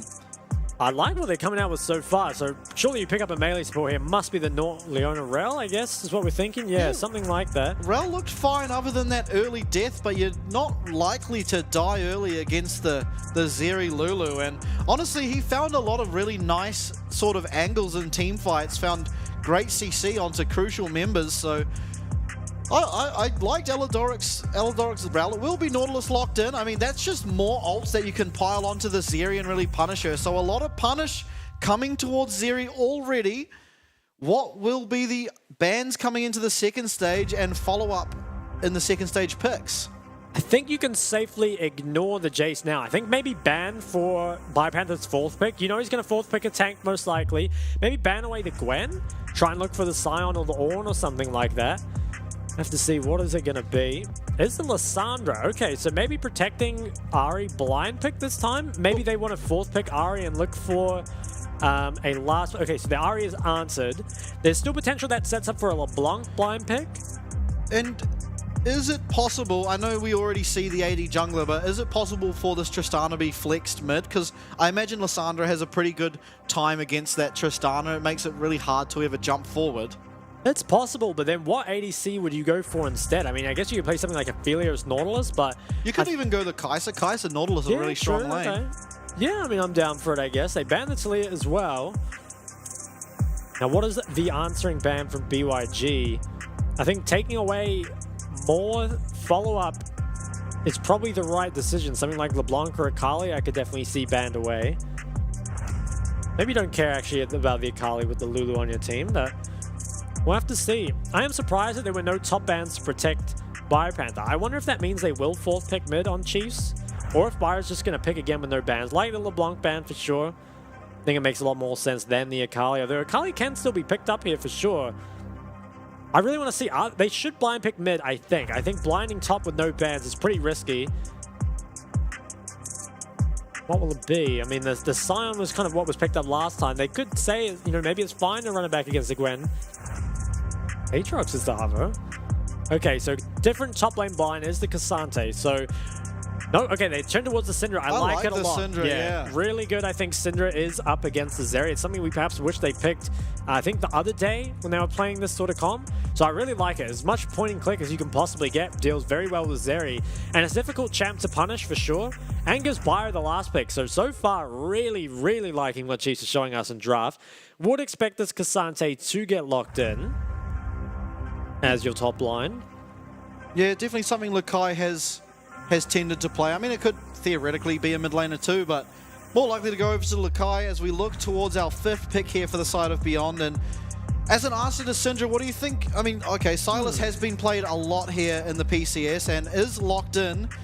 Jax and Cassante. Now, as we've touched on many a time already, this matchup typically in the PCS has been very back and forward. I mean, oftentimes we see each player solo kill each other like once each game. So I'm hoping to see a very even matchup in the top and a lot of focus towards this bot lane, you have to say. I mean, it does feel like if Tristana doesn't get ahead, it's going to be a lot harder for her to play than the Zeri.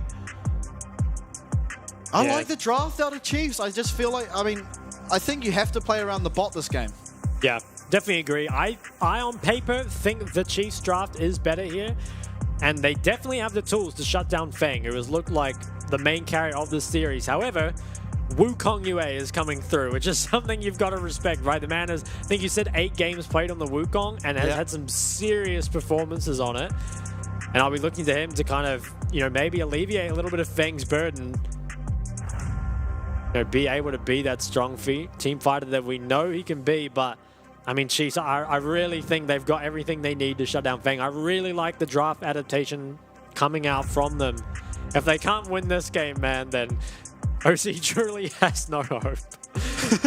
Don't be that down, man. Nah, Bush could win tomorrow. Okay, I'll hold off on that. But surely they win now. They've got it. They've got it, honestly. Just have faith in the boys. I believe in them. And you know what? I mean, this is a different look. And honestly, with how this draft is, you'd have to feel like the side of Beyond probably don't have a lot of practice against it. I mean, we haven't seen Tristana AD carry in quite some time. It's been more of an AD mid.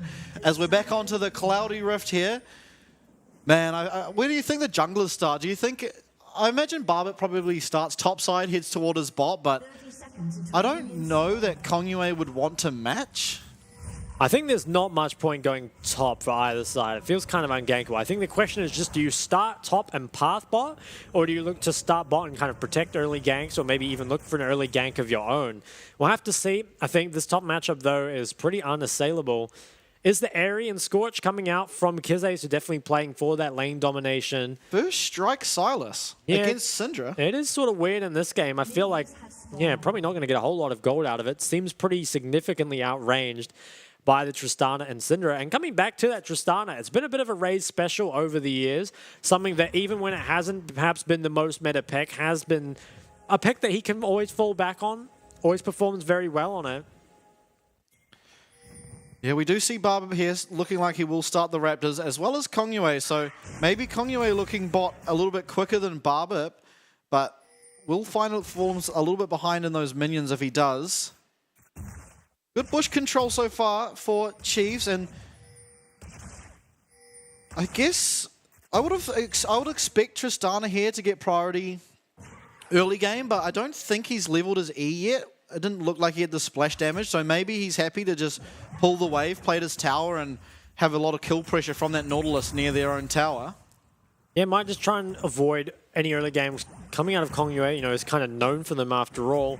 And try set up for something when Babbitt does come down further on the map. Exhaust was actually committed bot side, and trade comes out mid too. Lots of action already. Yeah. Kisei getting extremely low already in this matchup. You have to feel like that's probably not ideal. I don't think that's exactly how this matchup should be going, but 1116, quite experienced on the Silas and showing us that, I mean, even into this matchup, he can do quite fine. It was a counter pick, although I don't know that it's too big of a counter, more maybe an even sort of lane.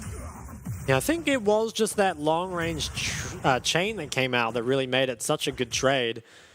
Because though he does have the sustain as well as the range advantage, and an even trade ultimately overall, I think, and could maybe even set up for Babib, so it wasn't the worst. Syndra has a lot of gank set up, obviously. Yeah, just going to keep pulling him out, forcing him away from the wave. Small CS lead built up for him as well. Kongyue, he's in the area. Early 2v2 could be happening. He does get stunned up, does 1116. Barbit will find it. Can 1116 turn it around? Very low. Auto attack comes out, but does go first blood to Kongyue on this Wukong. Yeah, first blood picked up there for the side of BYG, but I think maybe more importantly, it is the kill that goes over to the Syndra.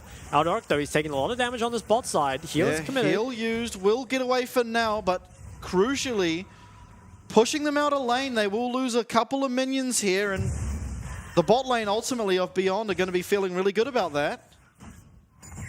I wonder, I think the first blood and the kill mid, a lot of it comes down to how much does that really lead to, right? I think getting a kill on the Syndra is great for scaling, as we'll see this replay. So 116 kind of hugs, trying to lean Kizé towards the gank, gets stunned out very early, but actually turns to turn it around. Yeah, turns it around, goes in.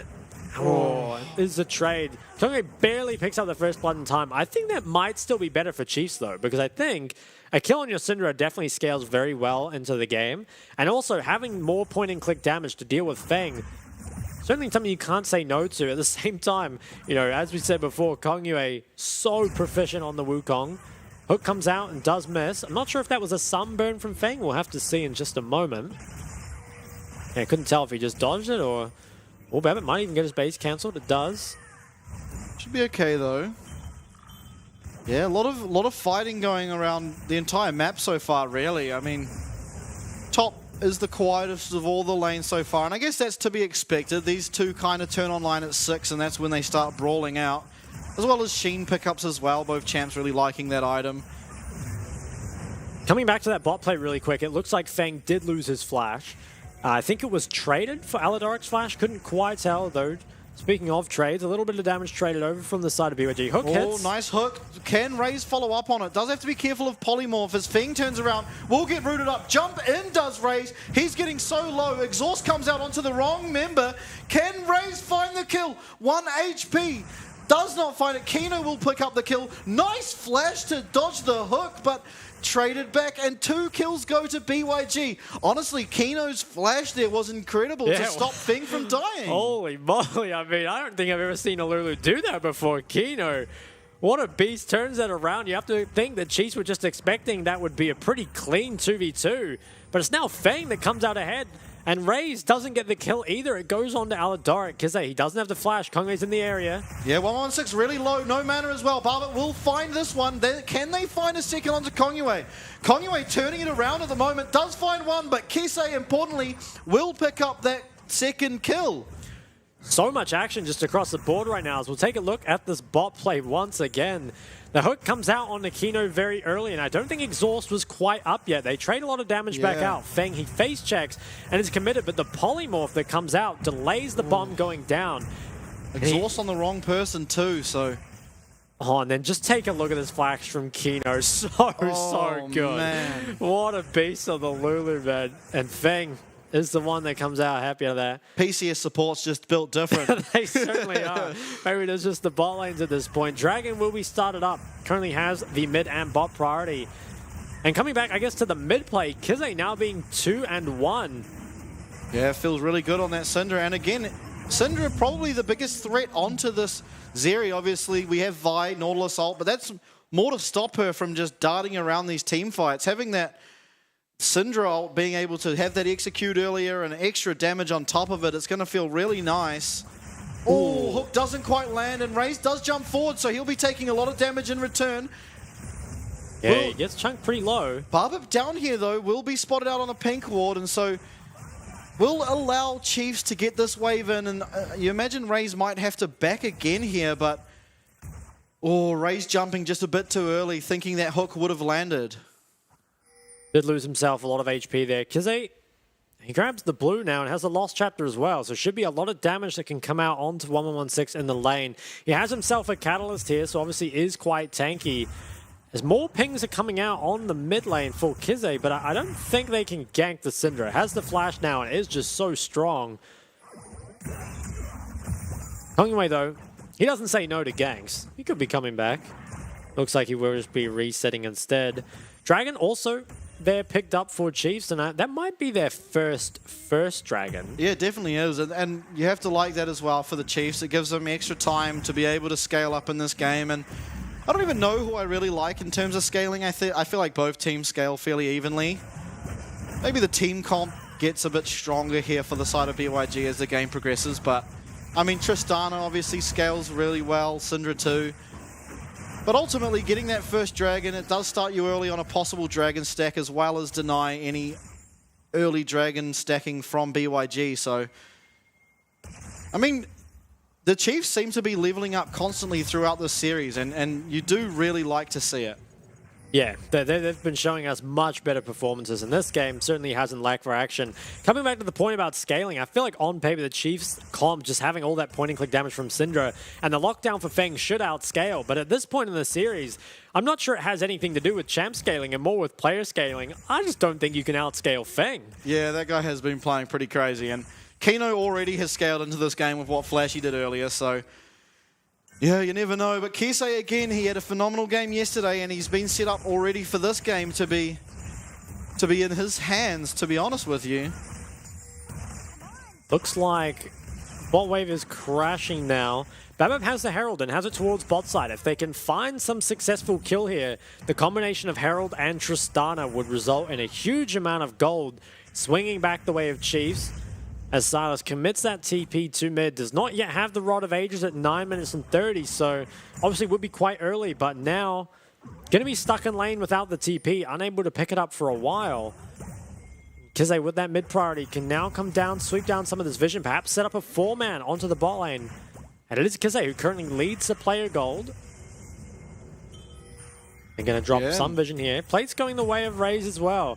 Even better, the fact that they have a Herald. The Herald can go mid as well. There's lots of options for the side of Chiefs, and that's what we've kind of been wanting for them all series long, right? Is just some options, some ways to have a stable early game here.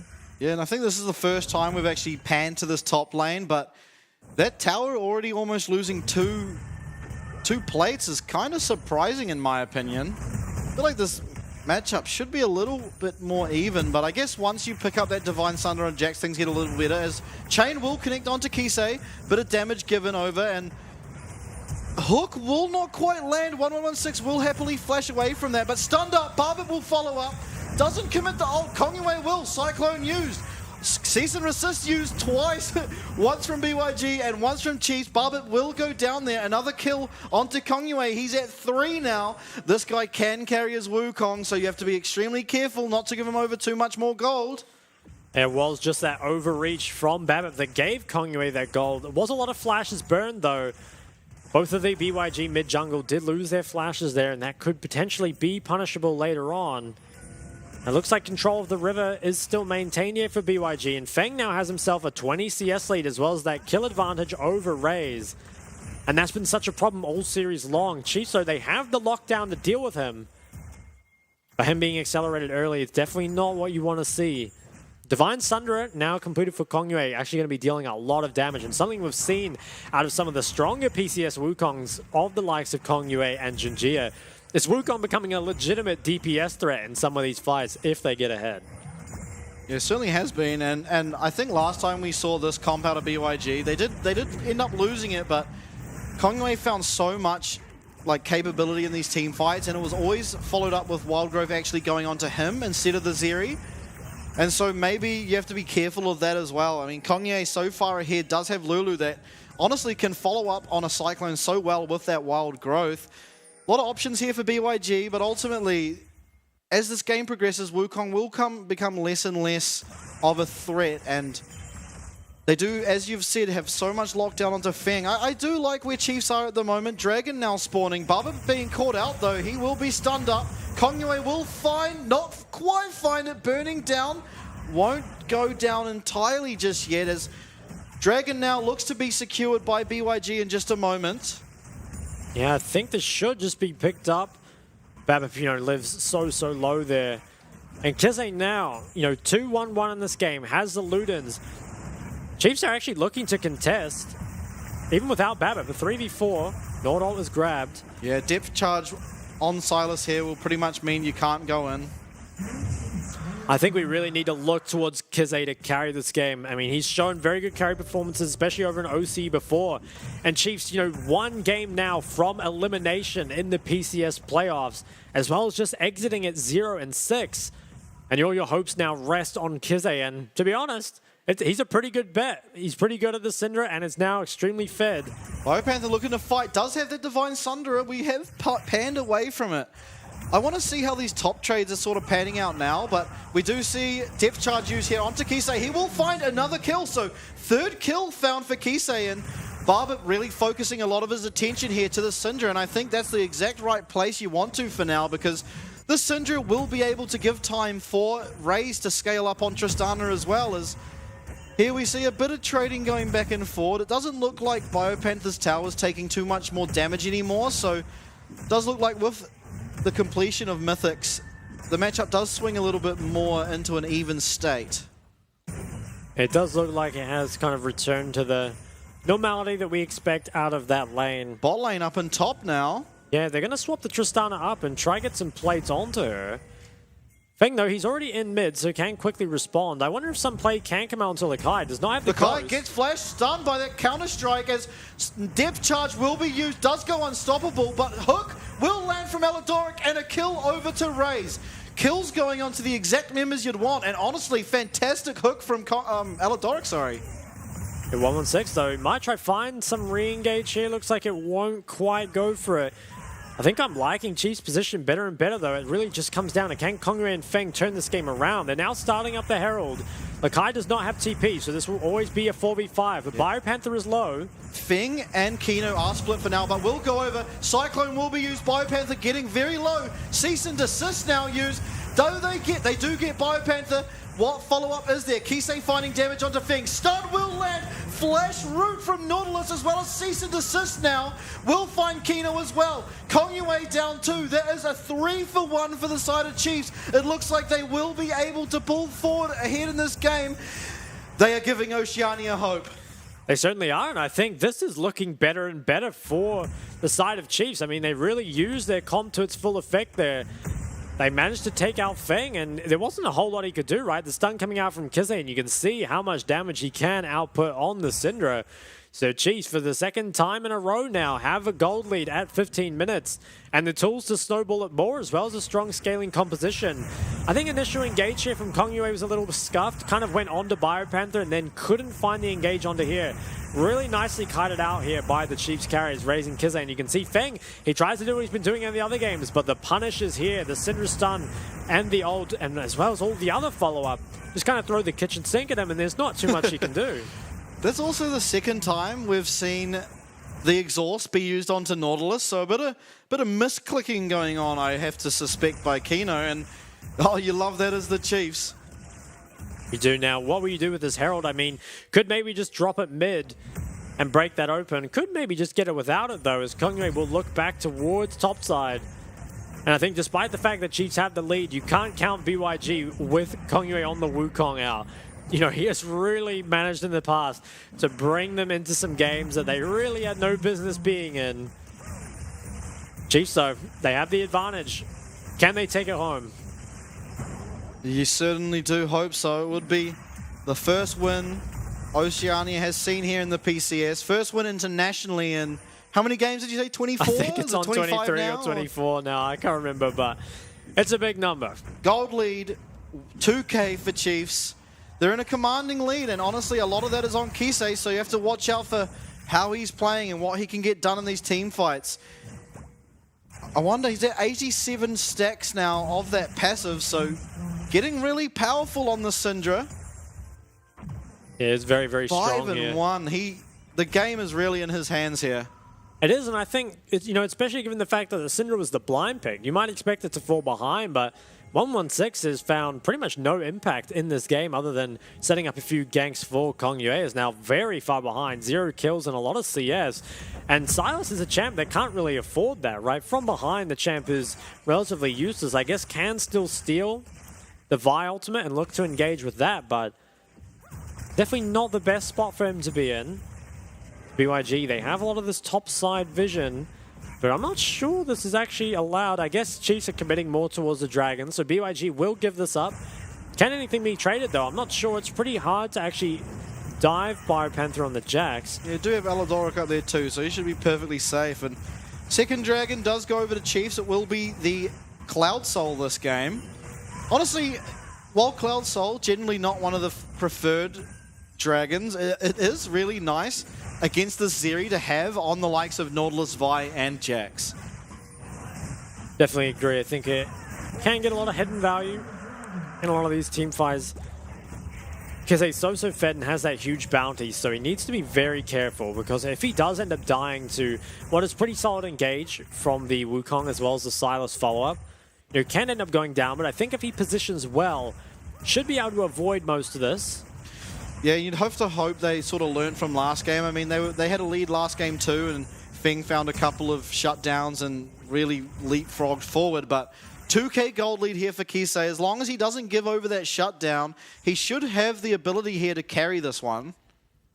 Yeah, what is that, like 3,100 gold to him? I mean, that's a massive lead to have in the 1v1. He buys the stopwatch, which I think is pretty smart here. Really needs to just make sure he avoids that one death, right? Really don't want to give over the bounty, especially not to Feng. I think Feng picks up the bounty, could be in trouble. And something we didn't even mention is that Feng finally picks up his first death of the series, which could be a good omen for Chiefs. BYG, they've never lost with Feng as 0 deaths. That's very true. And we are looking here for a dive, and I like the positioning, but it will be spotted out from a ward. BioPanther picks up top tower, so little by little, Chiefs getting more and more ahead in each of these lanes, and middle tower now goes down too, so that means for the rest of the game, Chiefs will have an easier time controlling this vision around both objectives in the Baron and the Dragon. Okay, he has a flank. Now that as it W does true damage, Kino is taking so much damage from that Syndra. Yeah, it's getting chunked out pretty low.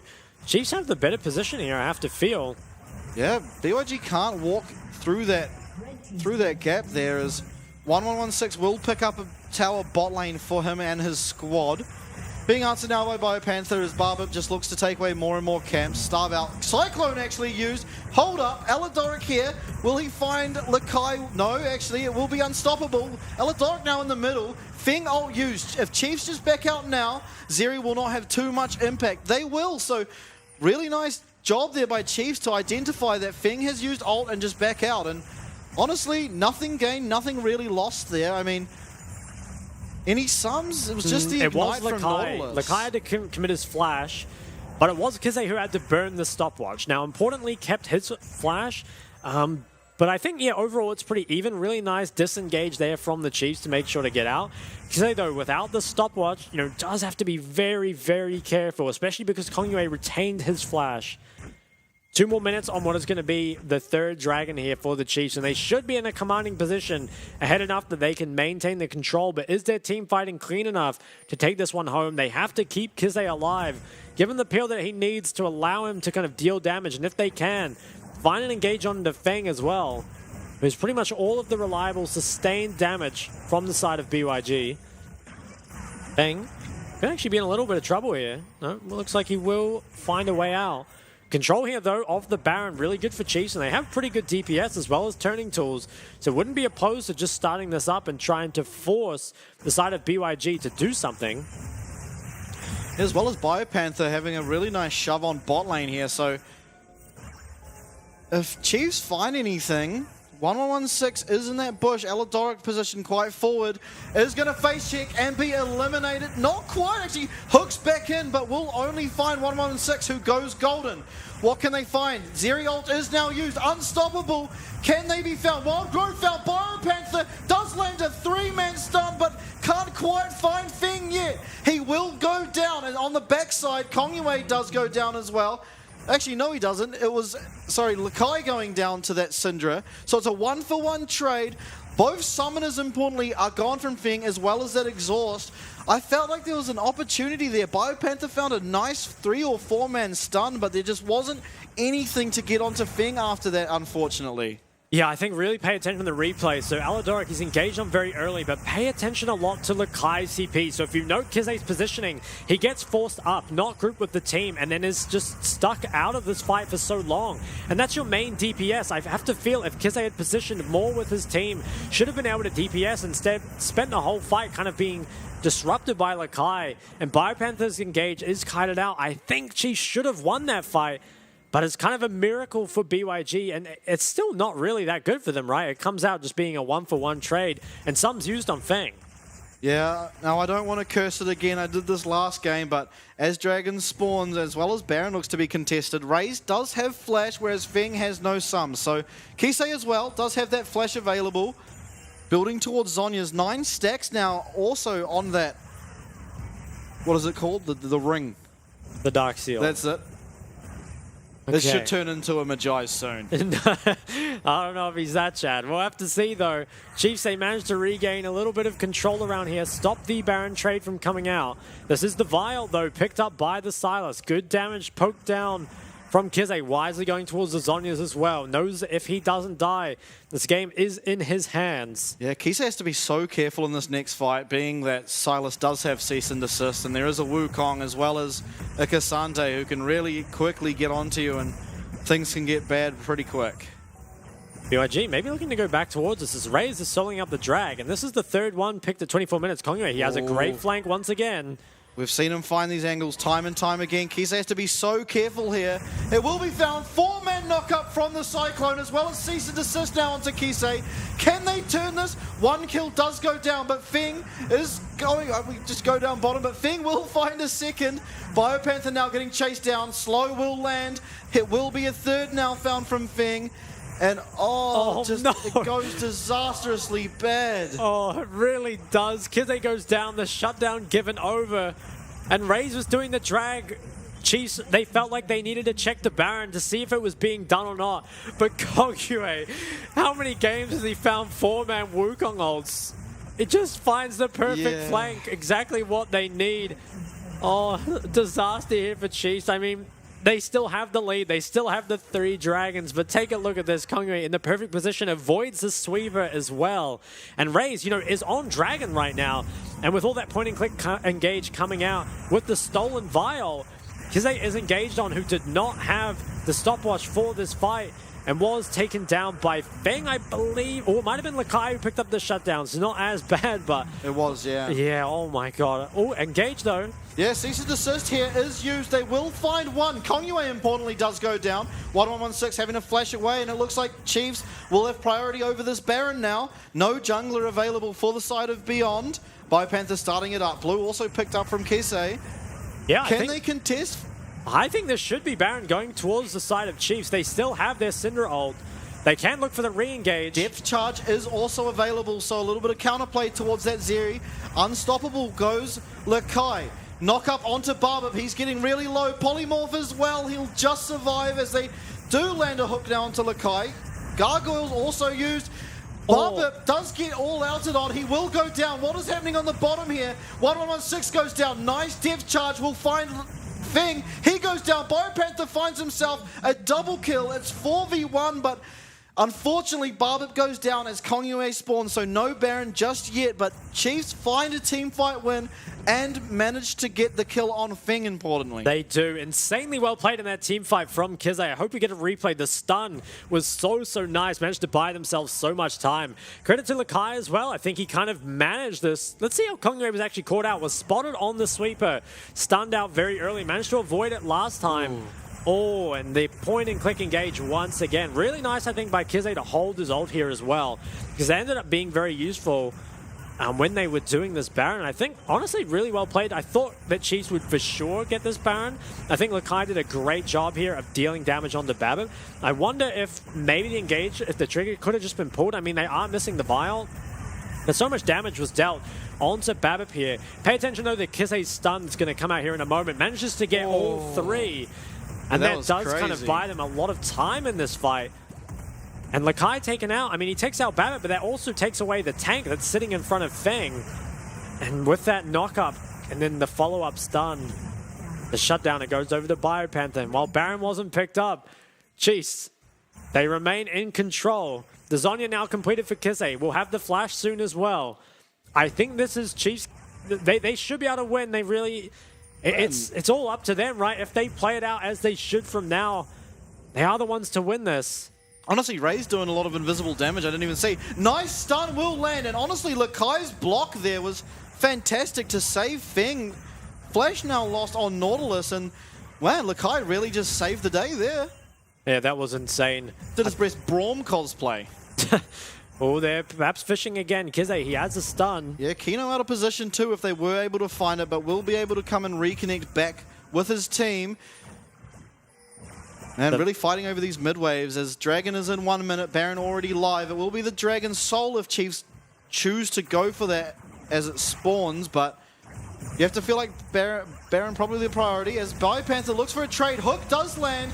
Gargoyles buys a little bit of time as Depth Charge also committed.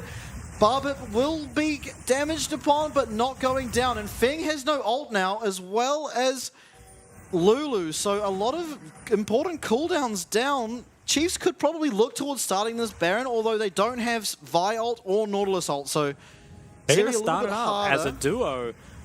They might just be able to get it as a duo. I think BYG have to force something. I'm not sure if they know about it.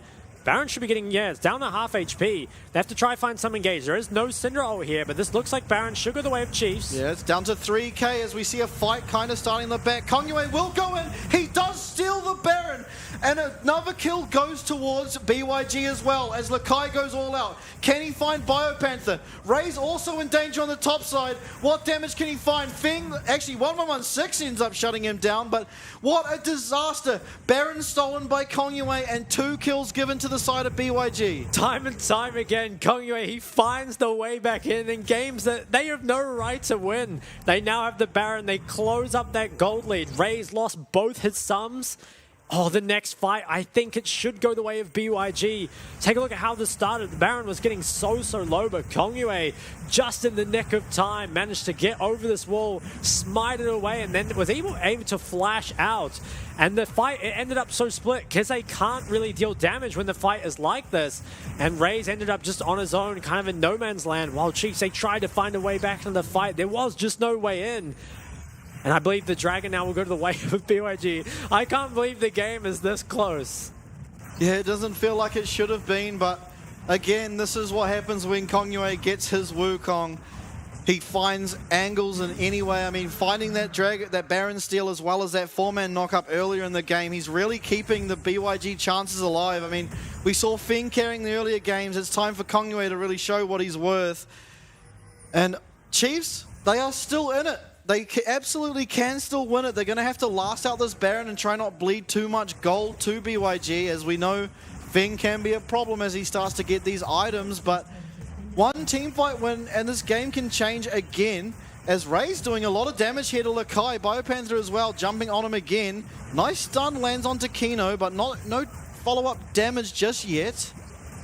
The tower is being sieged, but there's a lot of wave play that can come out of Kisei. I would be surprised if BYG can manage to crack open this base. Looks like they will instead go for resets. I wonder if Feng can pick up a stopwatch. Hey, he's actually not going to itemize towards it. Okay, now picks up the stopwatch. Okay, so I think next fight could be pretty telling. I think that Kisei does not yet have the rabbit on, so missing a lot of damage. We'll be building towards that now. And Feng critically has the stopwatch, can use it to kind of, you know, make sure he doesn't die in this initial engage. And I think if he can survive that, would be able to win this fight for his team. So next fight. Ult is used here by Feng. Importantly, this is actually 3v5. Kongyue and 1116 on the top side. So Zeri ult just used for nothing really. And that's nice for the Chiefs. It makes team fighting a lot harder for the side of BYG. I mean, way less damage will come out of Zeri now. Flash forward, cease and desist is used. No stopwatch yet. It will now be used on that depth charge. They will find a stun. Kisei will take him down. Now we're looking onto Lakai. Razor's trying to hit him down the bottom side. Cease and desist now used onto Biopanther. Definitely not the ideal target. Kongyue does run away with his life as he uses Cyclone to knock up the members of Chief, but Feng is found caught out. And importantly, no more stopwatch. That will not be available for the rest of this game, so next time this happens, it's going to be even easier to take out Feng. For sure, yeah, the stopwatch was used, but didn't have the flash to manage to get out afterwards. And it's a tier 2 that goes down. There's no other major objectives up, but I think even just getting the stopwatch alone is such a big win, like you said. And I wonder now if Kisei, I believe he got the shutdown, might have enough gold for his Rabadons, which would be extremely big, has so much AP already. Yeah, okay, so pretty much full build. Just the Dark Seal remaining just to be turned into a Magi. That's right. Wow, I mean, I think Chiefs should be able to win. The Syndra is so scaled. It's really down to how good is Feng. Can he manage to win what is most likely just an unwinnable team fight coming up for him here, where there's just so much point and click damage, and Feng, he has no magic resist to speak of. It's just going to explode. Gold is very close, however, and I feel like it is winnable for BYG, but it's not really Feng that you're looking to carry out. I feel like Lakai needs to cause so much disruption on the back line, as he does here look towards just trading with Biopanther, but again, Feng is just going to receive all these point-and-click CCs. And I feel like it's up to Kongyue and Lakai to be on that back line, causing Kisei to be distracted and not able to follow up on it. Yeah, if Feng can manage to buy enough time for that flash and also position close enough to a wall, then maybe he can dash and just end up in a 1v1 with the Vi. Might find a way to win it. But I think it definitely should be favored to the Chiefs at that point, and they have options. The 4th Dragon for them is spawning in a minute and a half. Could just choose to trade and pick up the Baron as well. Would give the 3rd Drag over to BYG, but should be a trade that you're happy with. And once again, it looks like this game is going to go the distance. And you love it. Last game did. The first game didn't. That was a bit boring, but here we are. We've got another thriller on our hands, and this time it's up to Kisei to be the carry for Chiefs. And I think it's looking good so far. He's been playing really well this game, and honestly, for the amount of disruption that is on BYG, for him to have only had 2 deaths and 8 kills, I feel like he can get it done. He really can. And I mean, we got both objectives spawning soon. You have to feel like Chiefs will prioritize this Baron. It offers a little bit more than, I mean, giving over the 3rd Dragon. 35 seconds now on their 4th Dragon. Chiefs, they're going to try probably avoid a trade situation. They want to be able to pick up both objectives. They get the mid priority and they have a lot of vision, but don't want to let BYG commit towards it. Might even just want to start up the Baron themselves and force BYG to react, especially because the Baron spawns first. There is a blue trinket available for Feng, so you can check this out. The flash is up for Feng. Yeah, Raze doesn't have IE yet, so he's actually doing a lot less damage than you'd really hope at this stage of the game. Done is Kisei used. does go wide. Kongyue finds 2 people. Kisei now, cease and desist used. Does have Zhonya's available, but will not. You need to use it. Barber finds the kill onto 1116. It is now a 4v5. Lakai, double knock up, all out onto Kisei, but massive stun finds Feng on the bottom side as this team fight has gone the way of Chiefs. What can they find? Will they look to push down mid and end it? It might be possible, but they might just turn towards the Baron. It looks like they will. Or even Dragon. I think they're going to go for both objectives here. Probably can pick up the Dragon and the Baron. I think with that team fight win, Chiefs might have done it. Feng wasn't even able to use either of the sums in that team fight. Now, critically, Kisei did lose his flash, but you know, got off the damage he needed to, took down Feng, and that's really all you need at that point. Once Feng dies, there just really isn't the damage. The initial engage from Kongyue to punish the Syndra stun was nice, but an overreach chasing too far into the backline was 1116. And then, as we see here, take a look at Lakai's re-engage. He got the knockup, but Feng dashes forward, immediately is flashed on by Biopanther and ulted by Kisei. No way to stand up against all the damage. NCC was taken out, and Chiefs, they should find themselves pretty significantly ahead here. 5,000 gold lead, 4 drags to 0, or to 2, I guess. They have this Baron now as well. What can they get done? Feng, does he have GA? No, okay, so he sold his stopwatch, I think. Didn't get to see, but wow, look at the damage coming out from Kisei. All the focus on him, and he still managed to put out nearly 7k damage. Fantastic performance out of him, and if he continues on like he is, it looks like we will get Chiefs winning, but they have to get something out of this Baron, you feel. Get an inhib maybe. It will be hard. There is, I mean, Zeri does clear minion waves fairly fine, as well as so much to worry about as you get towards those towers. They don't have push on either of the side lanes either, so it will take a while for that to happen, and that you won't have much Baron left by the time you do get any priority in the sides. Yeah, I mean, Baron has still got a full 2 minutes. I think they should be able to siege mid and top here, I would expect. They are setting up the vision for it. There's the Magi's on Kisei as well. Now they're going to have to wait for Biopanther to push in that top wave, but they've got mid or topside jungle control already set up. But I don't think he's going to fish for anything. And with that Cloud Soul, I think actually allows him to kite back any sort of engage from Kongyue a lot easier, actually. Can just even Tristana ult him away and just kite it out completely. Trist has the IE now as well. So we'll be dealing a lot of damage, and I think this top tower will fall in no time at all.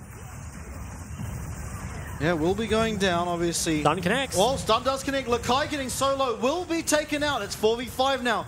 Can Chiefs follow this up? Look, Feng does use his ult actually. It will clear the wave really quickly, but another one will be following it now. Stun connects again. Mikhail's is used as well as Wild Growth, but Ray's going crazy. Finds one. Can he find the second? Not just yet, but it will be 1116 going down as well as Kong Yue into GA. He'll follow, and Chiefs will pick up a game. The first game Oceania has taken in the PCS. It's finally happened. We're going to be going to game 4. The loss streak is finally broken. 39 minutes in this game, Chiefs pick it up over BYG. They bring the scoreline in the series to 1-2, and man, what a performance from all the Chiefs, but Kizé especially had such a big performance there. And Kong Yue, last time this happened to him where he found those 4-man Wukong engages, he also lost the game. So it wasn't enough to get them over the finish line, but man, that is the momentum shift I think you need there from Chiefs to come back in this series. Oh, you know what I think? I think it came down to drafting. I truly do. Yeah. I feel like their draft was so good. Like, I mean, you picked one of the best probably blind pick mid laners, and then follow it up. Just, I don't know, the amount of targeted CC they had to answer Feng on that Zeri. I mean, it explains. I feel like you going forward, you ban the Xayah, you allow him to get the Zeri if he wants. I don't even think he'll take it again, honestly, unless they do follow Nort or Vi bans. But Chiefs, I think, outdrafted really well that game, and then Kizé had such a phenomenal performance. I mean, that team fight we saw, not the last one, the one before that, where everything was getting used on him, and he still managed to find 7k damage, really pulled through for the Chiefs, and I can't wait to see what we got in store coming up to Game 4. I mean, they've been leveling up throughout the series. That was an incredible game. The game before was as well. Now they're going to do a 15-minute win. Is that what you think's going on? We'll have to see. I think side selection will be real interesting for game number 4 because, like you said, draft played a major factor in this game. I think Chiefs, they got basically everything they wanted to shut down the Zeri. Now, I would expect BYG probably to choose the red side. I think that allows them to get those better solo lane matchups. And I think as well, like you said, either probably won't take the Zeri so early or might look to ban out some of these things, right? Like Syndra could have been a second phase ban. Maybe could even swap, I'd say, the Lucian in their first 3 over to something like the Vi. I think could be a good choice. So we'll have to see. Although if they do swap sides, obviously could have the a couple force bans coming out. Maybe want to ban a Xayah of their own. So we'll have to see. But yeah, very excited for game 4. I do think BYG, though, despite losing that game, probably have a pretty good read now on what like works for Chiefs, right? So I think they can target that. But yeah, at the same time, right, Chiefs, they find themselves a win. They find momentum, which I think is very important, right? When you're down 0-2, it's easy to quickly lose the third game, just being so demoralized at that point. But getting that win, especially in that dominating fashion, it has to feel so good. Yeah, absolutely. And I think Kizé especially, he's going to get the MVP for this game, I almost guarantee. But both games, both game 2 and 3, he played really, really well. And I think maybe that's where you start to look. I mean, obviously they did look towards that this game. Barbet putting a lot of attention in mid-early game, and I think you just continue doing that. Kizé's looked so phenomenal already. I mean, Raze picked it up at the end there. That last team fight found so much damage to finish off Feng and really open up the game for the win. But I do think Kizé looks like the catalyst for success. He does, yeah, and I wonder if that's maybe where BYG is going to look. Do you perhaps last pick mid? At the same time, you did have mid counter pick in that game, but you just couldn't really find a good option to the Syndra. Admittedly, a lot of the champs that do punish Syndra are the ones with gang setup, right? The LeBlanc and the Ahri were banned away, I think, actually by BYG. They were, yeah. And then we're just kind of left with the Sylas, which you feel like it's a fine pick, right? You've got the Vi ults, decent in the 1v1, but is it, really that counter pick you're looking for? I'm not sure it is, and I wouldn't be surprised to see Syndra banned in the second phase next game. For sure. Yeah, definitely. I definitely think it's probably something BYG will look towards doing. I mean, it seemed like such a problem in that game. Just constantly. I mean, that fight around, I think it was Rift Herald, where he found like 3-man stuns a couple of times, was just crazy. As I actually think this might be exactly what I was just talking about, potentially. Oh, no. This was that, I think, one of the earlier fights in the game where they kited out really nicely. It was really strange, I think, by BYG to hard contest this. It's only the Herald, and Lakai was dead for this. Remember that Lakai was forced to flash by a nice pick from Aladoric on the top side. So I am very surprised that BYG hard contested that so much. But here was the flank that really brought BYG back into playing this game. Another massive Wukong flank from Kong Yue finds 4 members and couldn't find Raze because he wasn't even here. and did manage to take out Kize, burned his flash, and you thought maybe that was going to be the turning point, but ultimately Chiefs were just a bit too strong. The Oceanic team fighting has looked good, and look at the mid-damage difference. I mean, what a gap. Felt like 116 did barely anything at all, and it was Kize putting up almost 45,000 damage. Yeah, honestly, damage all around for the Chiefs, looking really good that game. And yeah, as we've said multiple times already, Kize really was the key there, and he really showed us why you can trust in him. Honestly, I believe Chiefs can take us to Game 5. I hope so. I certainly hope so. It is MVP picked up here for Kize. Was involved in 92% of his team's kills, which is pretty insane. I guess all those early game fights were around mid, and it was such an important factor in the team fights from then on. 39% of his team's damage, and perhaps something that the stats don't really reflect is, like you said, there was so much threat to kill him, right? There was the Wukong ult, and then also the Vi point and click ult being stolen. But Kize, so many times managed to hold his flash or, trade away a stopwatch, but, consistently managed to survive in times where perhaps he had no right to, and was just such a consistent performer there for the Chiefs. Yeah, absolutely. And you know what I'm kind of interested, I would love to see is how much gold was earned by First Strike. I swear it would be like... He had Airy. Like, no, not him. I mean off Silas. Yeah, right. Yeah, no, I swear it'd be like 200 gold or something pathetic. We can check Games of Legends later. yeah, I don't know. I feel like it was just a useless rune pick, but Kize really getting it done, and I don't know. This was the best performance OCE's had so far, and it has seemed to be ramping up. I mean, from Chiefs' first series, they just got sort of rolled every game. Yeah. Bliss looked pretty good yesterday in some of their games, and then, I mean, we started off a bit rough, but a lot of they've been ramping up their sort of confidence, you almost feel. I mean, game 1 was turned really quickly, but they were really trying to force things early. And they've continued to do that the last 2 games, and it's eventually worked out for them. They've found their first win, and now they've just got to carry that momentum that they've already got from the last 2 games, really, to get them across the line again. I certainly have, yeah, and I think for us, eyes will be on Game 4, and most likely Chiefs will be forced on the blue side when they play blue side in Game 1, where it's taken out pretty early. So we will be going to a break, but after 2 exciting games, I'm sure we've got another one for you. Coming up is Game 4.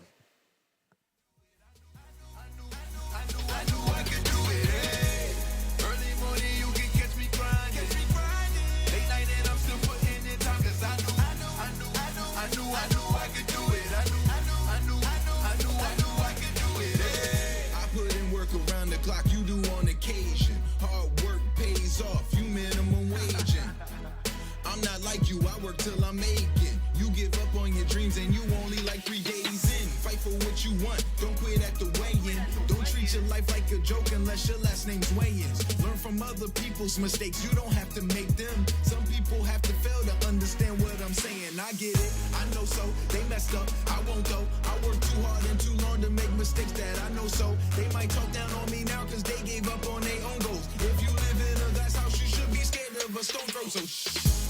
It's a long way to the top, A lot of people thought that I would stop, but I knew I could do it. I knew I could do it. Hey. Early morning, you can catch me grinding. Late night and I'm still putting in time, cause I knew I could do it. I knew I could do it. Hey. You want it bad enough, you can do it. If you just watch me, then I can prove it. Started just me in a dream, then I turned that into me leading a whole movement. Everybody around me eating, cause I wouldn't take a seat when they told me to chill out, they keep it the bill. Now my visions weren't what they were seeing. I get a check now, yeah, look at my neck now, yeah. 非常感谢 iHotel 还特地为了队伍设置对战室，让队伍可以一起在里面团练与复盘。训练室都是采用最高规格的电竞电脑主机，3060 RGX 显示卡。AMD 5600X CPU、DDR4 32G， 还有 ASUS TUF Gaming 165赫兹32寸曲面萤幕。网络的部分，全馆使用免费高速光纤专线网路，对手机的用户来说也提供 WiFi 6的无线网路。选手座椅的全面是配置 DX Racer 的电竞椅。现在我们看到的是选手休息与睡觉的地方，我们安排2个人1间房间，有2种房型。床的部分是使用斯林百兰国际5星饭店的御用名床，房间内都还配置了免治马桶、雅马哈的环绕音响以及4K 55寸的电视。玩家们最在意的网咖食物的部分，平常除了自助吧以外，还有提供主餐，包含欧姆蛋、培根卷或者是炸虾饼，可以供大家选用。我们在拍摄的过程中，还有看到民众点的经典网咖泡面哦。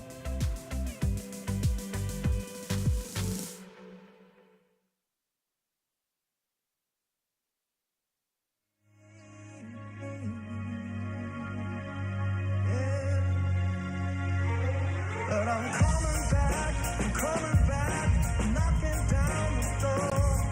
I'm coming back, I'm coming back. Are you ready? Are you ready for more? Are you ready for more? Secrets, oh, I have a few.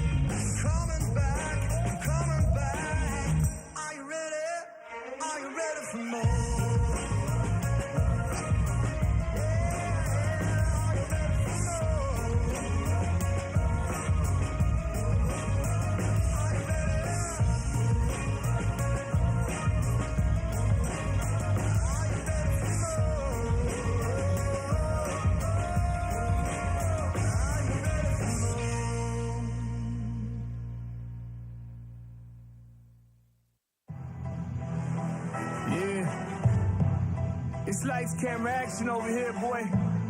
I'm the paparazzi's finest. Sit back and watch the show.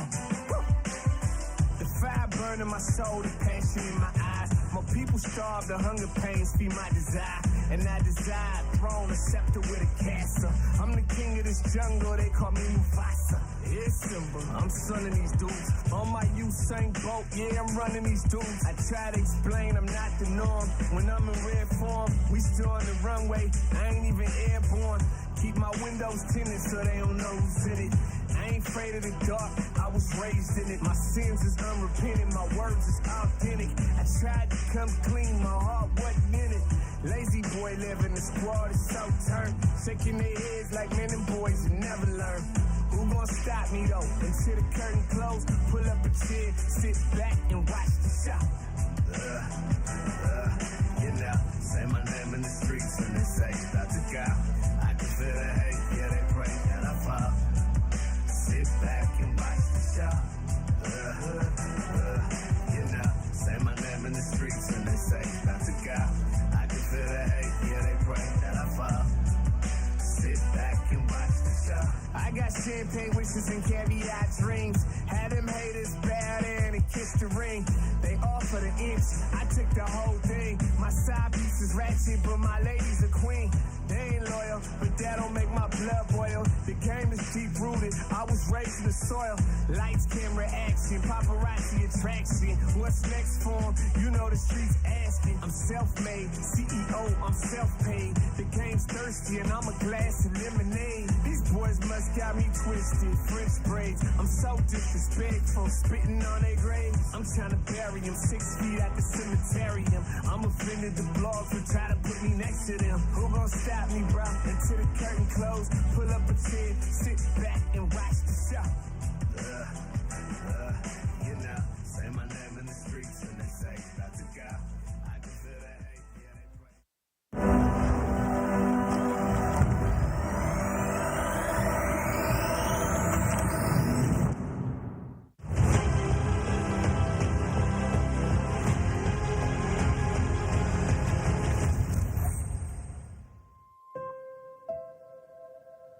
Hello, and thank you for joining us once again on the PCS Spring Split Playoffs, brought to you, of course, by Riot Games, Carry Live, sponsored by iHotel.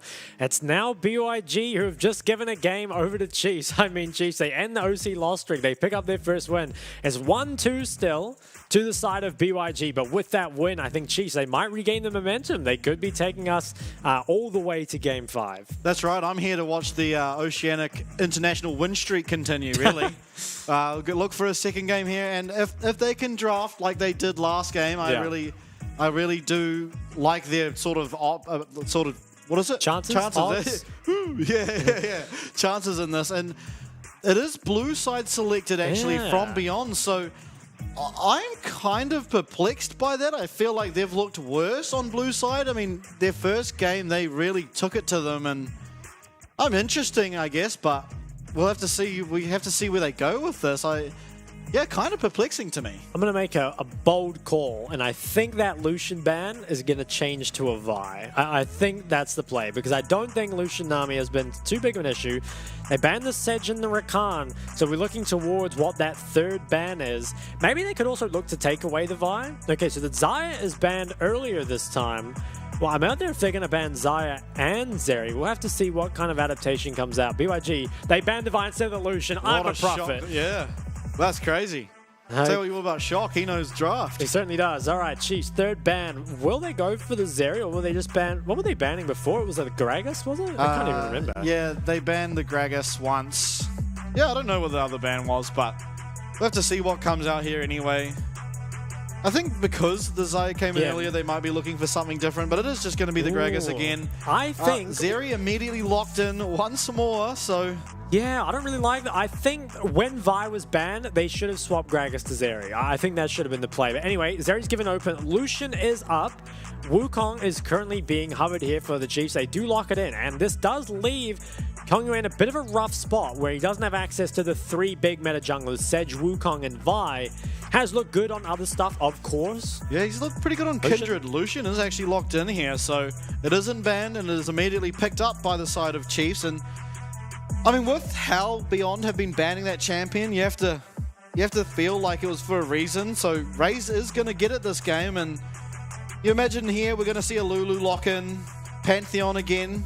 This is likely to be jungle, I suppose. It was jungle game 1, and it looked really good. So yeah, it might just be this Pantheon Lulu locked in, and I think if it does go to Zeri Lulu up against Lucian, Zeri Lulu up against Lucian Nami, that is something that was played in the PCS 100 times. I mean, they know this matchup in and out. It was played time and time again, pretty much all throughout the regular season. I'm not sure if LCO has the same experience with the matchup. We actually saw a lot in the PCS, the Zeri Lulu being the ones coming out on top. And Lucian, not finding the lead that they need. Surely has to be the Nami, I think, locked in here for the side of Chiefs. Second phase bans for Chiefs. What do you ban out? I mean, maybe banning away some of the tops. I mean, could target mids again like they did last game. I'd have to expect BYG, though. Surely you ban out a Syndra. Maybe a Syndra Vega could be the play. Yeah, and I wonder if Chiefs look to try and ban out some of those really good gank setup mid laners. Because obviously Pantheon comes in with a point-and-click CC. You're really vulnerable in that middle lane if you are against, I guess, a LeBlanc. I mean, even BYG could look for the Syndra themselves, I suppose. Syndra is the ban. I'm guessing it's going to be Syndra Ahri or Syndra LeBlanc. Okay, LeBlanc's banned away, so I'm expecting Ahri or Veigar ban probably to come through here. Depends which one they find more annoying. LeBlanc Akali bans though from Chief, so yeah, I guess trying to get rid of some of the threat that comes around mid with that Pantheon, bringing that gang setup. Ahri or... what was the other one? Ahri or Veigar? Probably the Ahri, I think. Yeah, Kisei did look really good on the Ahri, so it would make sense. Ooh, Talia, okay, actually. Talia. I wonder what that means they're going for. I mean, they could do something like the Blind Silas, but it doesn't look amazing in this game. Will they go for the Yarn? It's something that they've played pretty well. Like, I think because he's very comfortable on the champ, but I'm not sure how well it's going to do up against the Zeri Lulu. Yeah, most likely will go towards this Ahri instead. Give BioPanther that bit freer top matchup. Okay, so what is your answer into the Ahri? Because so many mids have been banned away. Veigar is something that's looked extremely good, and I think would punish the short-range comp so well. Does 1116 play it or not, though? We'll have to see. Jax is currently the hover. I think we could even see a Rise coming out, maybe. It's something the 116 looked very good on. I think it pairs very well with the Pantheon as well. Allows you to move around the map. So, yeah, it looks like Jax will be locked in. For me, I'm thinking Rise or Veigar here. Would prefer the Veigar.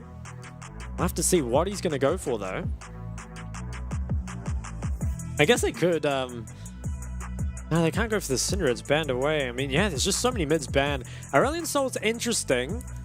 It does get free scaling, but there is the argument of perhaps how much scaling is too much scaling. You do leave the map quite vulnerable early game, playing Asol mid and Zeri bot. Okay, swap to the Victor instead. So this gives them a strong 1v1 mid, but it's not good at early skirmishing. So kind of relying on the fact that BYG are able to just win their 1v1s and not take fights where the side of Chiefs will come out on top. The Singe is being hovered. I mean, other options, perhaps the Scion or the Jace. Malphite would be pretty interesting.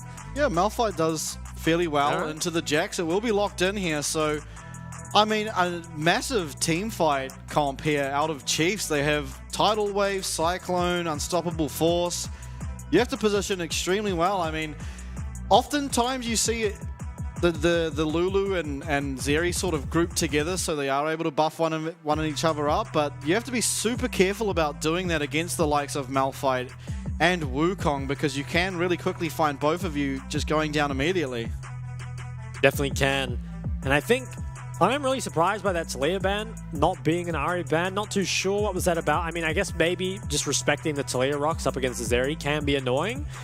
I think overall, though, I want to say BYG, if they can get through the early game, should be a little better, I feel like. But once again, Chiefs get that easy to execute engage composition that can punish Feng. So stylistically, I think it does very well up against BYG.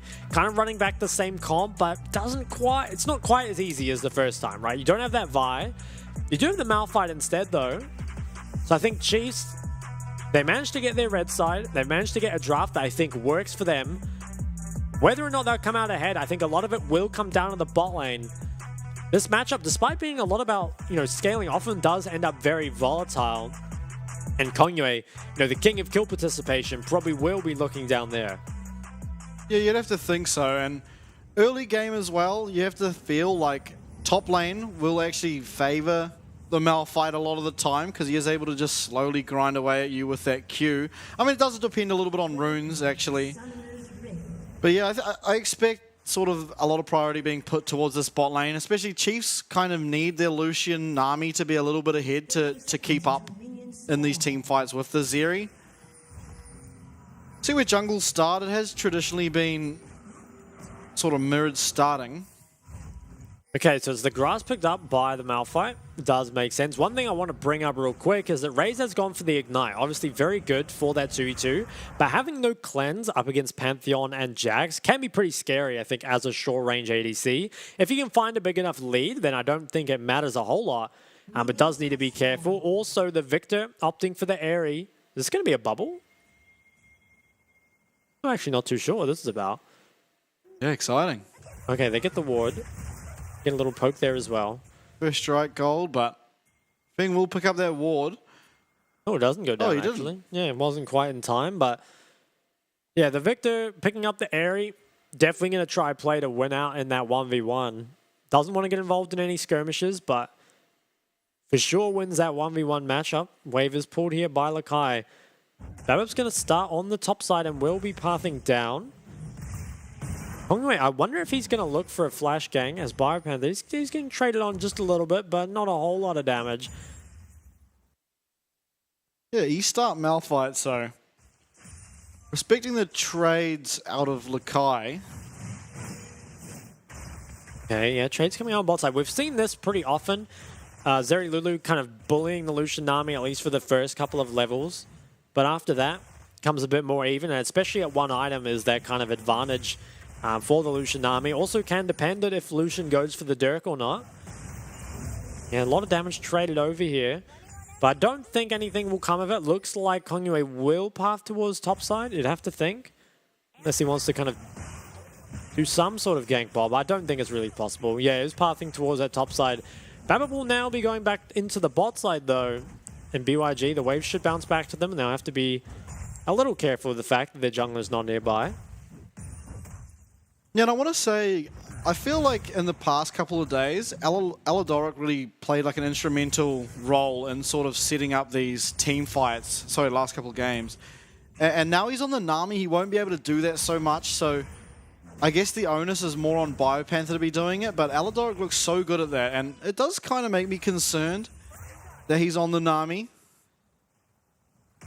Yeah, I can kind of see it. I mean, it still has some sort of playmaking, right? You obviously can get big ults.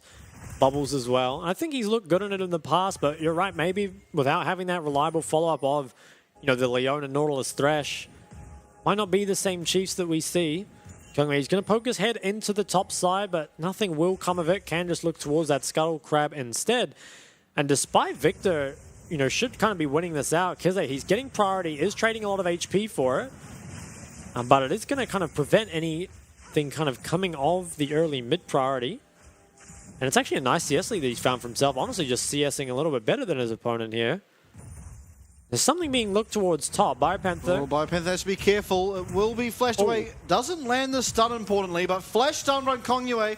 Can they find first blood? Biopanther getting extremely low, trying to waddle away, but first blood over to Kongyue. Even with that, the bubble connects. Bubble does land, but Polymorph stops any follow-up here from Raze. So nice by Kino to dodge out of any follow-up to the bubble. They're now very low, still trying to push in these waves. Should be fine, not a lot of mana here for the Victor. And Babbitt, who was able to take away the Raptors as some sort of trade. And then topside, despite Lakai messing up the flash stun, still did manage to take him out. It was 2 flashes burned from the side of BYG. And Kongyue, he gets that first blood though. Once again, he just farms him. He really does, and I mean, it's the same thing we saw again the first game, except that he went mid that time. This time it was top. Trade's going on bot. Aladoric getting low on mana and health at the moment. Yeah, this wave will fully crash. Kongyue not going to look for anything around here. 900 gold lead currently for the side of BYG. It's because he goes towards those tier 2 boots already. The fairly mediocre buy coming out of the Victor. 1116 only picks up the Amp Tome and the boots. The pink ward as well. Wave's a little bit scary for him now, so probably has to wait for it to come back. Doesn't want to be caught too far up in this lane and ganked by the Chiefs mid jungle. I wonder how much this top death actually affects the game, because I feel like it doesn't affect the top matchup a whole lot, given that the kill didn't go over to Lakai. Obviously down a little bit of CS. I guess it maybe comes down to what Kongyue can get done with the kill on the Pantheon. Yeah, I mean, ultimately, Malphite's going to be Malphite in a team fight.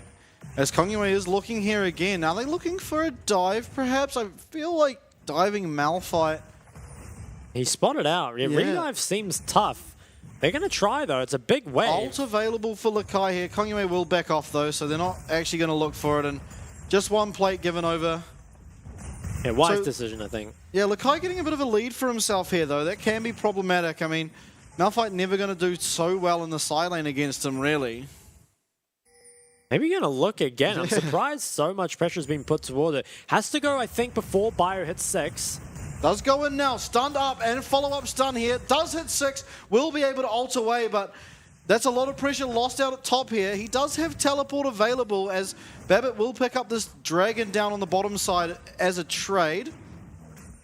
Yeah, decent trade here, I think, for Babbitt, but you know, this top matchup, Bio, he has TP, so can TP back. It is quite a lot of gold, though, that is just picked up, right? And also denied, so it's definitely... I'm not sure who I'd even favor out of that. I mean, getting the early drag is pretty important, I think, for the Lucian Nami comp. At the same time, you know, your tank being a little bit weaker, you won't feel it so much in the early game, but maybe later on, you know, the carries on the side of BYG can deal with them just that little bit easier. Red team has slain the And it is now that first dragon that does go the way of Chiefs. Herald will be spawning in 45 seconds, and Babip's able to recall early, so we'll have pretty good tempo for it. Dirk is the pickup here by Raze, so a little bit extra early pressure. Bubble only just misses. Yeah, it does go for the Dirk. I wonder how much he can get done in the lane with that. Hongyue, he is almost level 6. Raze getting extremely low here. Feng running forwards, but Bubble will prevent any more follow-up there. But problem down in the bot lane at the moment is Feng has a bit of a bigger wave and will have priority. Kisei, though, heading down here, will not be spotted out just yet. I think this is a really good roam from Kisei. Make sure that they're protected while they crash this wave. Have to be really careful. Hongyue is now 6. Kisei does go in. Nice Bubble will land, but the charm goes wide and Kino escapes with his life. Yeah, okay, so it was nice there from Kisei. Unfortunately missed the charm. Was almost point blank range, right? Felt like he should have been able to get it, but unfortunately, you do miss some. And Hongyue keeps his ult, importantly. Could maybe look to use it bot later on, although we'll now pass topside towards that Herald. Should have enough priority in top lane and mid lane to pick this up. 1v1 lanes definitely going well for the side of BYG. As they will pick this up, and I think when we have a pause, normally early Herald is not the biggest, differentiating factor in the game, but I think taking it away from Lucian Nami that kind of need to snowball to keep up with Zeri Lulu is pretty big if they can get this, as Hongyue takes a quick break. Yeah, and I think also the Rift Shield is really nice to put on this Jax as well.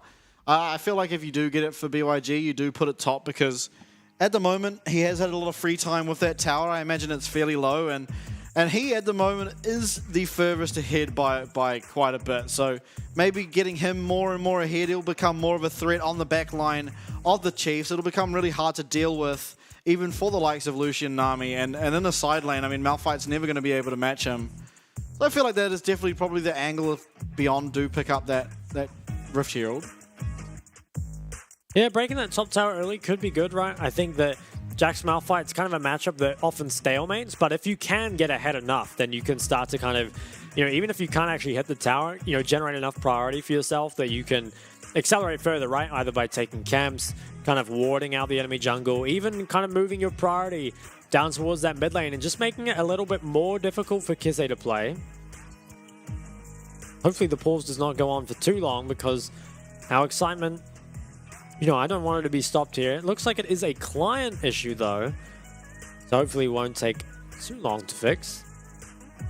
Yeah, and something we've seen out of OCE quite a bit here is not really utilizing their counter pick, and I believe this game Malphite was the counter pick to Jax, and again, it hasn't really found anything yet. In fact, it's died. The Malphite did die and had to recall with a massive wave at his tower too. So a bit problematic, I have to feel. You're not really being able to utilize that red side power to its full potential. Yeah, I mean, I think when you are picking that last pick, ideally you counter both the lane and the comp. Feels like compositionally it's pretty decent, right? Like faulting the Zeri as well as the immobile Victor. And the matchup as well. Like, I actually think the counter pick itself seems good, but he has just kind of fallen behind. Has died to these jungle ganks, which is pretty unfortunate. Will obviously scale pretty well into this game, I think. Despite falling behind, I guess if he loses his tower, things can definitely be in trouble, but before that, it looks like PCS representative maybe giving Chiefs a pep talk.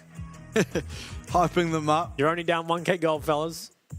If you're the Chiefs here, where do you reckon you look to sort of find an advantage or gain back some of the lost advantages you possibly could have had?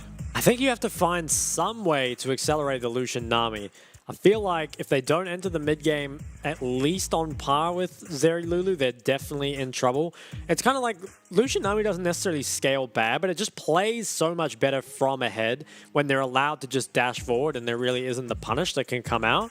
If they feel kind of more, neutralized in the game and don't feel confident to do that, the pick loses a lot of its value. So I think if you can snowball them, it would be good.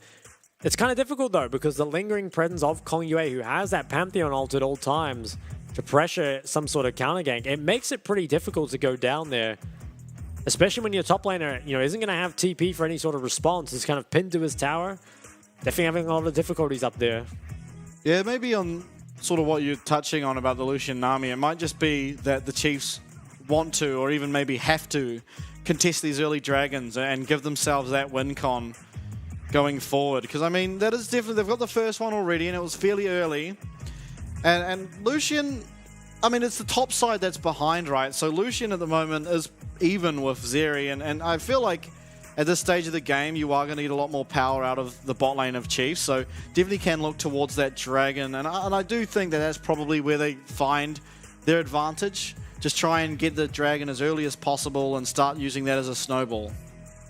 Yeah, that could be the play. I think they did pick up, you know, that first dragon reasonably early in the game, so they have that certainly as some kind of scaling win condition for themselves. And we always talk about it as a scaling win condition, but if you do get the dragons, you know, very early into the game, you can find it, you know, pick it up at around 24, 25 minutes, which is still, you know, fairly early compared to some of these games that we've seen really go the distance today. As it looks like we do return to the Rift. It was BYG to bring you up to speed. Starting up this Herald, it doesn't look like there will be any trade elsewhere on the map as Chiefs members are in base. Will this Herald go towards top? Are they going to maybe use it to just accelerate their Zeri? Definitely have options with it. We'll have to see where Kongyue goes. He might even just hold on to it for a while, see if he can get any gank off somewhere, and then look to kind of accelerate further with that. Raze now, he's got that Noon Quiver, still crucially does not have Cleanse, so will always remain vulnerable to Kongyue's point and click W. Yeah, honestly, there's Merc Treads is picked up really early here by Victor, but I find it a little bit curious. There's only really the Charm that the Tenacity is going to affect, and there's not a whole lot of magic damage. I guess there is the Malphite and the Ahri. And Lucian, actually, yeah, no, I guess the magic resist is nice, but I think it's a little troll, yeah, to be honest. You don't usually buy Merc Treads for the magic resist specifically, and the tenacity it's giving isn't achieving a whole lot this game. Yeah, definitely agree. Babbitt, he hovers this wave, allows Chiefs to crash it in pretty importantly before Kongyue comes around here. He has that Herald, so if he gets off a gank, you know, can snowball so hard with it. He's going to sneak into this try here, which is not warded. Does he look to just ult into lane, perhaps? Yeah, I think they should know probably that they're in the bush. It's like whether or not do you respect the fact that Babbitt can counter. I think they should know that because the invested time most likely isn't there. Kongyue will head back towards those Krugs, but at any time can turn around and look again. Raid's coming out on top side. Credit to Biopanther, who despite falling behind, has managed to keep himself from bleeding anything further. Hasn't lost any plates since. And CS remains relatively even. Kongyue maybe looking back towards bot. He's now in the river, has double pings, charging up the passive here. Ooh, Raid bubble uses goes dash. wide, and yeah, dash is used. Do they look for a dive here? Maybe come in with that Pantheon ult. It doesn't look like Chiefs will allow the minion wave to land.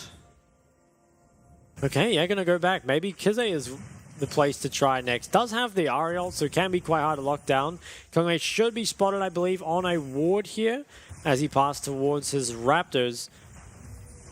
So far, haven't really found a way in since that initial early gank top. It feels like maybe something could have been done bot, but without enough information of where Babbitt was in the Wukong, was a bit hesitant. It is the Gore Drinker now already picked up though, and Lakai and Kongyue, they're leading the player gold right now, are pretty ahead. I wonder if maybe you just switch back towards topside and herald this while the plates are still alive. Yeah, I think heralding top is probably the best course of action. I mean, your Jax is already ahead, and it just helps them push that lead even further. I mean, if you open up the wave top for Jackson, he can really start getting a lot of side lane pressure, especially knowing that I feel like Chiefs have to contest Dragons for the best chance in this game, as Herald is used mid instead and will land.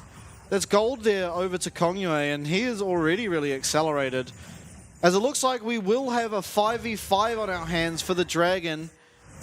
Actually, Ray's having a flash away flash follow-up here from Kongyue, and he will be going down. So really well played, but Ray's overextending. A super nice punish there out of Kongyue. It is an overextension, but it is quite hard to respect the Pantheon ult.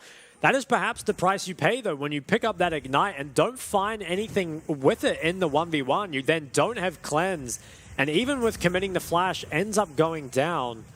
It was a kill picked up by Kongyue, so maybe not as bad as if it would go to Feng. But, you know, once again, is very strong in this game. Accelerated from the Herald. You know, even just picking it up, the plates as well. He must have a lot of gold for himself. Probably the most gold in the game, you'd have to think. Yeah, definitely do think so. Although, Lakai definitely would have a lot as well. And things aren't looking too good for the Chiefs, but they do. Well, Charm is used. It looks like Charm did miss, and a lot of return damage onto Kese. I mean, we didn't really get to see exactly what happened there, but it did appear that the Charm went wide. Must have, surely. As we'll see a replay. So Raze, I mean, it kind of feels like he's respecting, but just the engage range is so long. And without that cleanse is taken out very, very quickly. I really think taking the no cleanse seems like a pretty big mistake. Oh, initiation here onto Lakai. Barbet will get the Cyclone there. Will they be able to find this kill? It doesn't look like they will just yet. Lakai using the proc, but he will actually find it there with that Wukong Q as Kongyue now using that super blast cone. Will get onto Raze. Can he get the follow-up? Wild Growth used for extra CC as Raze tries to kite away, and will not be able to do it. Now are they going to look for Alidoric? Kongyue pretty low. Will initially tank it up. Actually, it wasn't. Nice bubble lands. Will Kino go down? Not quite. So almost by Alidoric, but 2 more kills found for Beyond. And importantly, they do go over to Feng, and I think it's such a good trade there that comes out of the side of BYG. Sure, you lose your top tower, but the gold goes over to the Malphite and the Wukong. Are they problematic? Sure, but will they be as difficult to deal with as Feng? Now 2-0 on the Zeri. I don't think so, and Lucian Nami can ill afford to fall behind. I feel like, you know, being traded off like this is real rough, and that super blast cone, it got him so much distance and got onto Raze, who he tried his best, dodged a lot of skill shots at the end, but it's just kind of auto-attack down, and, you know, Alidoric, he hit the bubble, tried to trade back what he could, but just wasn't long for this world at that point. It really feels like the Lucian Nami not really being used to its potential. We haven't seen a lot of skirmishes around bot, and have fallen behind in a lane where they, again, they can't afford to, especially with the Ignite. I find it interesting that they've really played quite aggressively every game of this series, but the game where they have Lucian Nami, they've sort of just sat back and not done a whole lot, to be entirely honest. Kise will find a charm, and quite a nice chunk there onto Lakai, but will back out there. Barb sitting on a blast cone there. I think this mid tower should fall by Panther. He's around mid. Feng has flash and can match. Has to be thinking at all times, how am I going to avoid this Malphite ult? Whether it's flashing it, just outranging it. Got to avoid it somehow. It is a nice gold lead here, though, for the side of BYG. It's around that 4,000 gold lead that we've seen them pick up before. Second Dragon isn't here for a while, though, and while Chiefs, they do have time to scale. I don't think you outscale a Victor Zeri. I think you are going to be forced to fight quite a lot of these skirmishes still, while your Lucian Nami remains relevant. Yeah, and I wonder if Raze is going to get back and pick up that Gale Force now. You really hope to have it before this Dragon spawns in 1 minute. It does look like he will pick it up, so a nice power spike for Lucian, perhaps an opportunity for Chiefs to pick up this next objective in 1 minute. They're only 1 minute away. I mean, the Gale Force is completed, but it's still at a pretty significant item deficit. Looks like Feng will be opting towards the BT second, and that's a big problem for the side of Chiefs. You don't have a lot of damage. What you have is a lot of burst, but if you can't get through that BT overheal shield, Feng is just going to sustain that all back up, especially with the Illusion being behind. I'm not sure you have the damage to deal with him. It is Chiefs, though, getting priority of this mid wave. The tier 1 tower, it goes the way of BYG. They get their gold onto the Victor. Importantly, has his TP up very, very soon for this Dragon. Looks like it will be a trade, though. BioPanther probably can get this tier 1. As Kize, he shows top, and I wonder if that means BYG can regain control. Kongyue can get pretty aggressive here, I feel like. As long as Feng isn't the one to face check. They have priority on mid-wave as well. BABIP, he spotted out early. Kongyue, though, he does have to be a little careful. Yeah, with those two in the bush, you have to be careful as almost anyone, especially Victor and out of these two, but we'll find the stun onto Biopanther. Definitely not the ideal target. Actually doesn't get too much poke, but Lakai finds a 3-man stun on the back. What can they find off of this? Nice tidal wave for disengage, and nothing comes yet, but a lot of sums used. Lakai also doesn't have his ult anymore. Yeah, Lakai no ult was traded out for the Nami, but I think that even might be better for Chiefs. I have to see. Feng remains the big target. Can you get on him? It all comes down to that. Lakai, he has this flank over the wall, and there is no flank from the side of Chiefs, so they just have to run at them head on, and I think that's something Feng should be very comfortable with. BYG, they have to separate their carries. Don't get stunned up at the same time. Separate for now.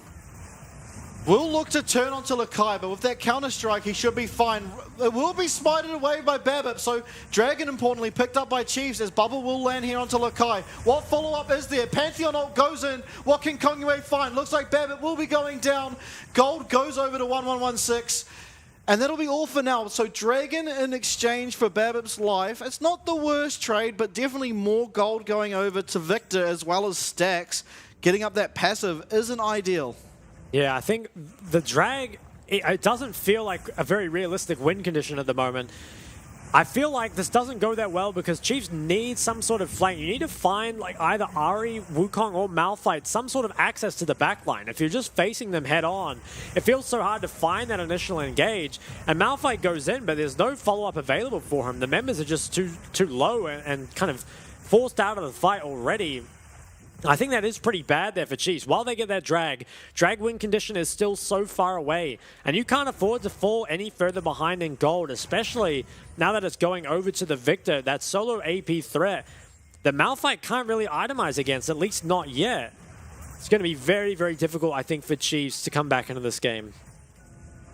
Yeah, Blighted Jewel is picked up here before the Victor, so I don't know if he'll go for the Void Staff. He doesn't have an Amp Tome also in his inventory, but not a whole lot of MR yet, so maybe just getting that to do a little bit more base damage. It's kind of an interesting pickup, maybe just getting it preemptively. Not too sure, though. I think the whole build's a bit interesting. Yeah, a little bit, but hey, it's fine. He's a solo AP. I think the Ludens is still okay. And as well, I mean, the Lucian is short range, so he can hit him. I don't think it's too bad, but we have a lot of priority on the side lanes here for both BYG's sides, so they can kind of collapse down. And Feng will be getting towards that BT. And I think once he has, you know, Shield Bow, BT, Flash, Barrier, and the Lulu on top of all that, I don't know where Chiefs are expecting to find the damage to deal with that, especially with Kisei going for the Everfrost build. Doesn't quite bring as much damage as they need.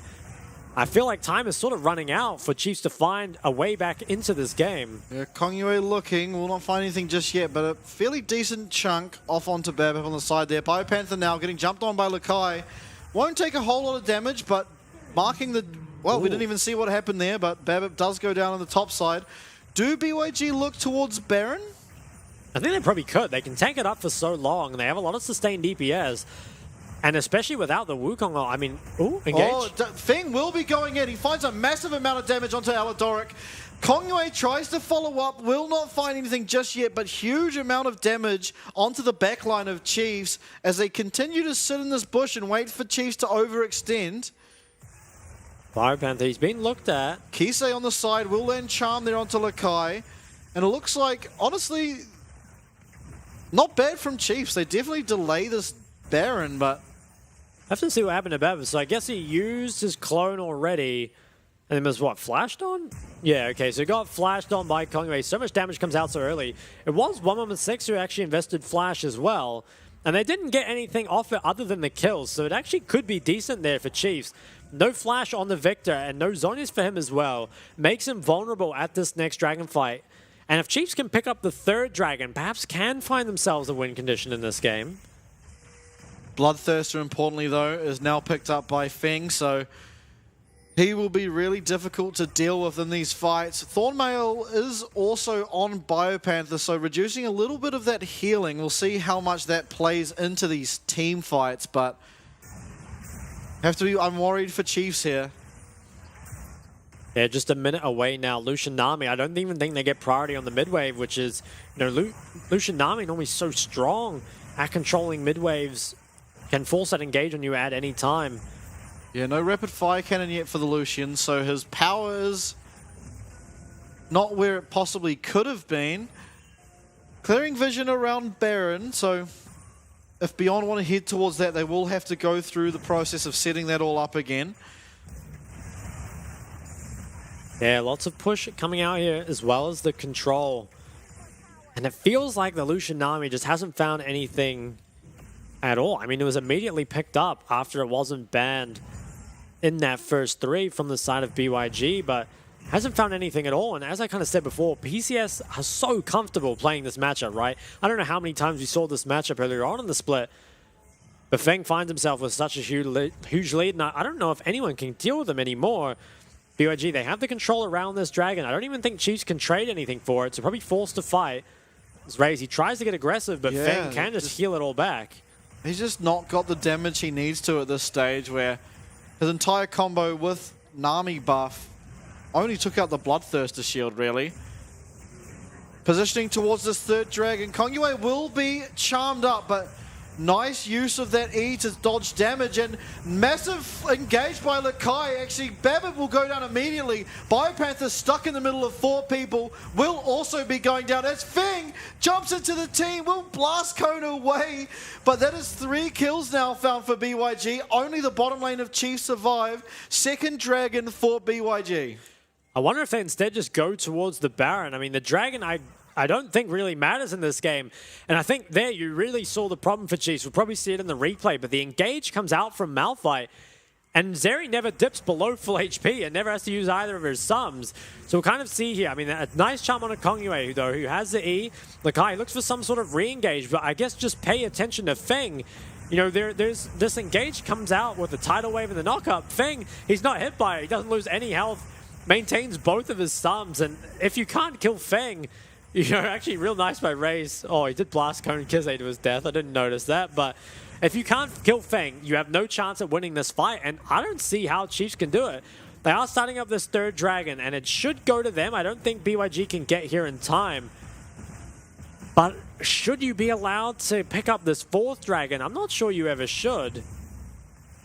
There's a bounty. There's a little bit of extra gold as well with that third dragon pickup. And fourth dragon can be a real win sort of con here, but yeah, it's hard for them to ever get priority over this dragon ever again.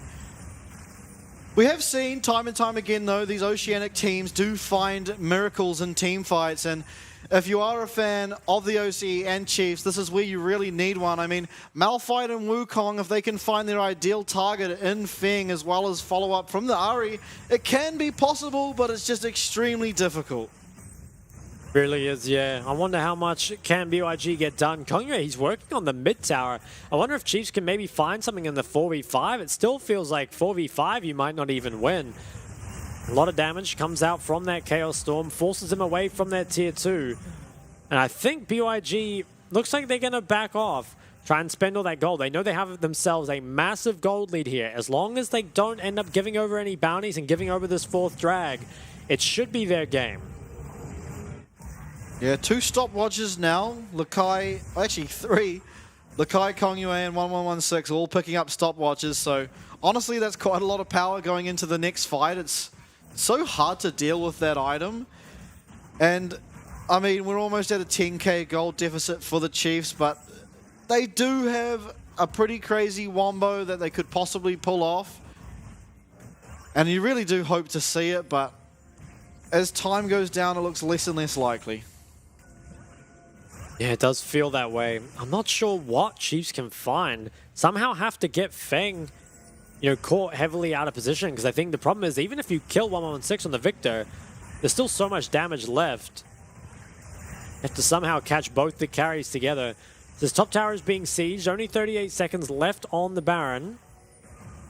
It looks like this one will eventually go down, but I think that'll be it for now. Kongyue is going to try position to move them off it. The 2 cannons, though, are DPSing it down. Looks like it will fall, and I think that should mainly be it. I mean, maybe they can force one more wave. They have 3 cannon creeps. If they can somehow protect them, Could get a lot of damage here. Yeah, 5 members of Chief up at top side, and Lakai does have a wave down, I think, at that mid. Oh, no, he doesn't actually. 116 getting chunked out, but Chaos Storm taking Raze extremely low.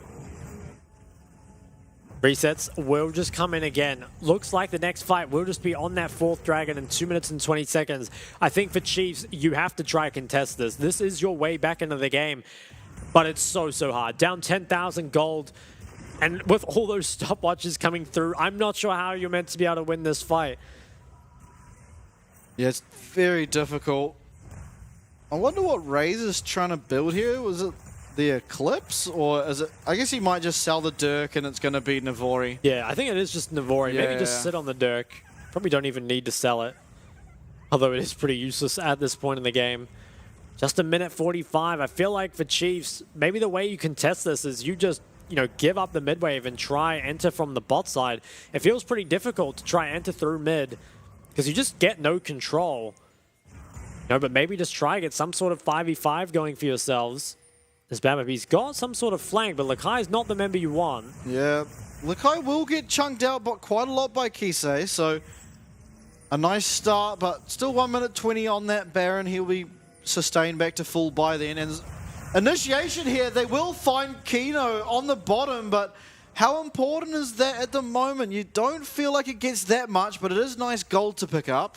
Yeah, and I think, Ray, he's looking for a little something. It is actually, it is decent, I think, because it does allow you to regain control around this dragon. And that's control that you shouldn't normally have. Although, maybe BYG will actually be able to keep it, even in the 4v5. Kino didn't use his flash there, so we'll obviously have it for this fight. Yeah, it looks like BYG will actually maintain their control. Yeah, I guess without that unstoppable force on Malphite, Feng is just free to pretty much do whatever he wants.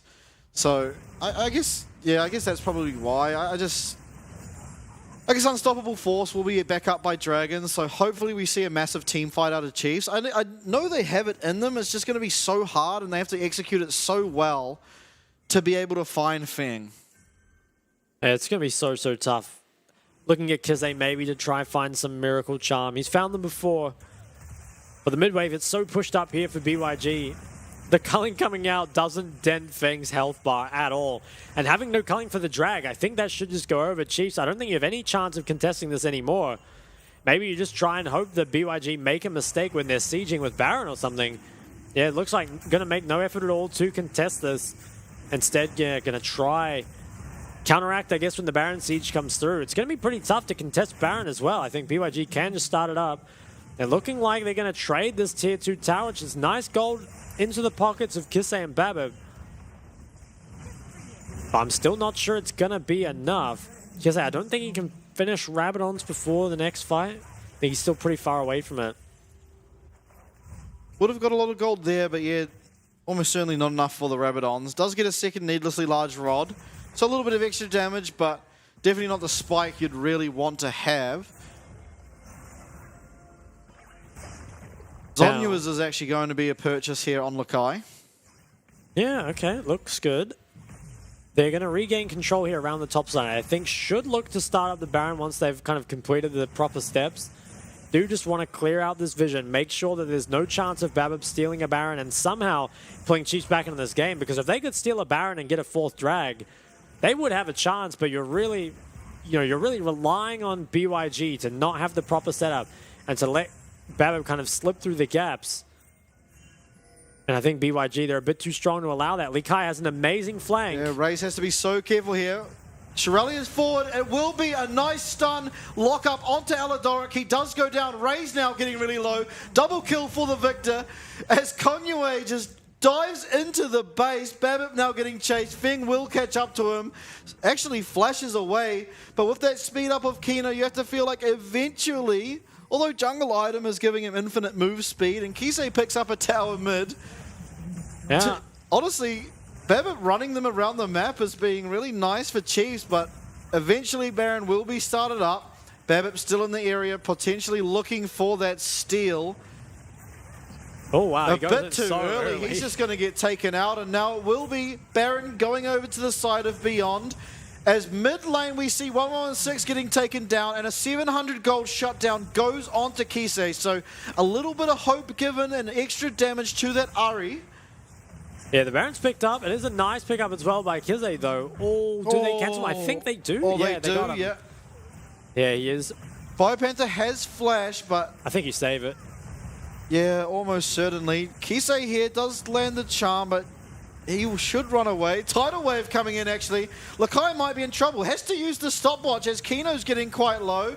Flash will be used by Kino to buff up Lakai, but well, that's a win for Chiefs. Really is. An initial engage was so nice from Lakai. Really using that blast cone to its full effect. And it looks like here that the game could maybe even end, but Kisei, he managed to clear out the mid wave, as well as Babip on the Wukong, who just ran them around the map, like you said. Chased him for so long and couldn't quite get him. Really nice knock up there coming out as well. 116, he was left kind of defending mid, and I think he ended up dying when he tried to get to Baron. It is pretty difficult to walk through that kind of area where you don't have any vision whatsoever. I guess Zhonya's the Malphite ult, but then just died straight after. Let's have a look. Yeah, so did what he could, but unfortunately was just charmed and taken out.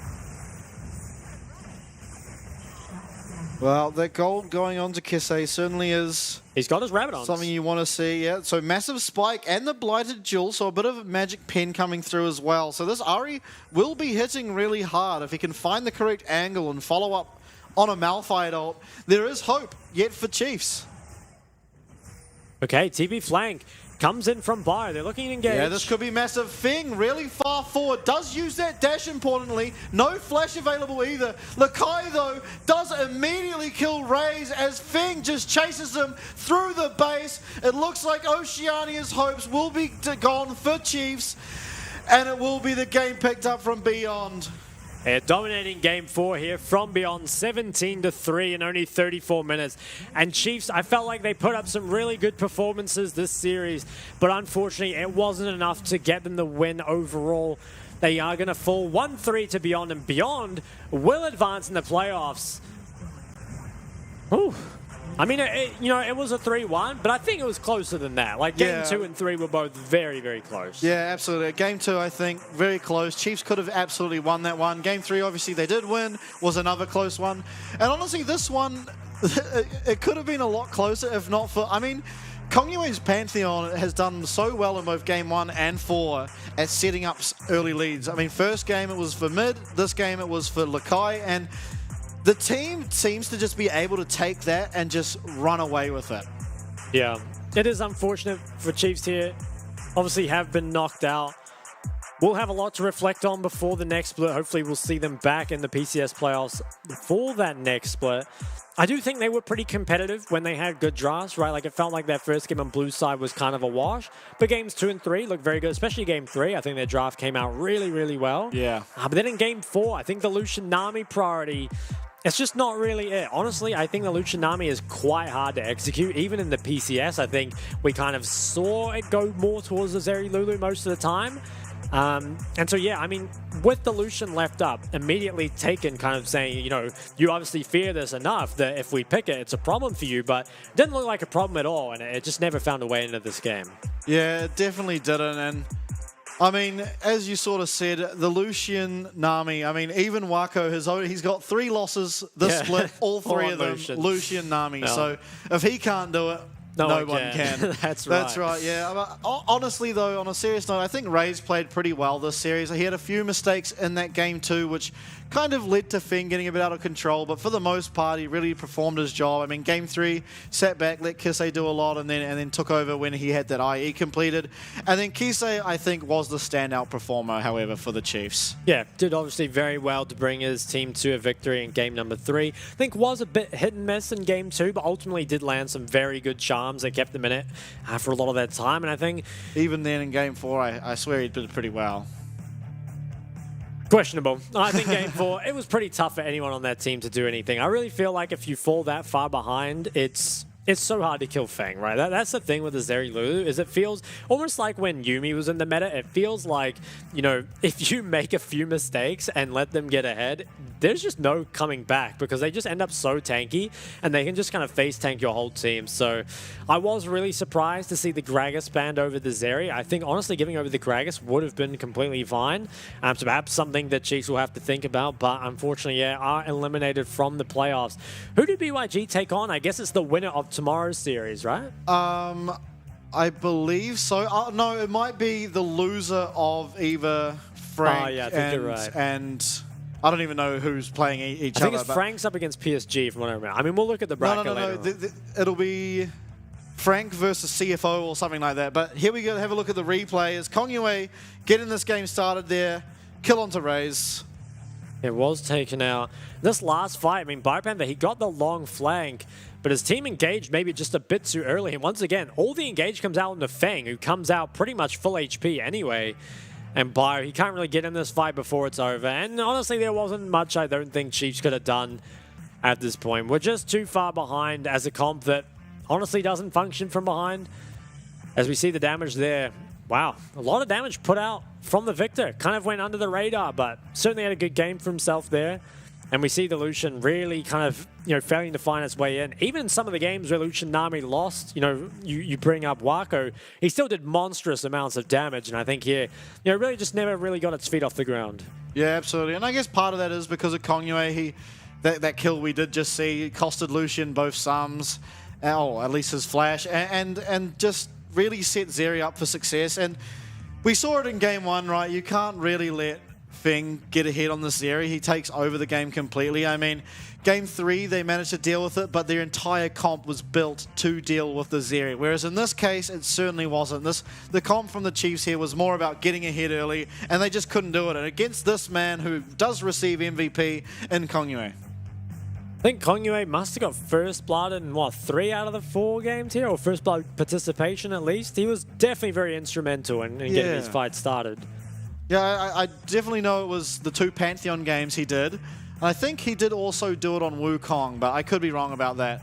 But yeah, this guy, he just plays phenomenally all the time. Low kill percentage this game, interestingly enough, but I mean, you can't complain about what he does for this team. You really can't. And I think also just being able to actually go to the Pantheon as your next pick, it means quite a lot in playoffs because I think a lot of other junglers are going to be fairly reliant on those, again, 3-minute picks. We bring up the kind of Sejuani, the Vi, and the Wukong, but Elise was banned against him all series, has the Pantheon to fall back as well, even got a Kindred ban, I believe, in game 1.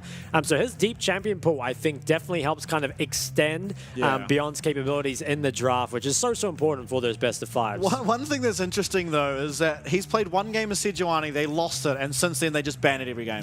So that's like a weird hole to have in your champion pool at the moment with the current state of... I mean, Sejuani looks like possibly the best jungler, and they just ban it every game because I guess he doesn't play it? Well, I mean, I guess it doesn't have the same playmaking potential, right? Like maybe finds it difficult to find the same impact that he does on the Wukong. But I think we will be heading to a quick break. And after that, we should have an interview with one of the players. So don't go anywhere.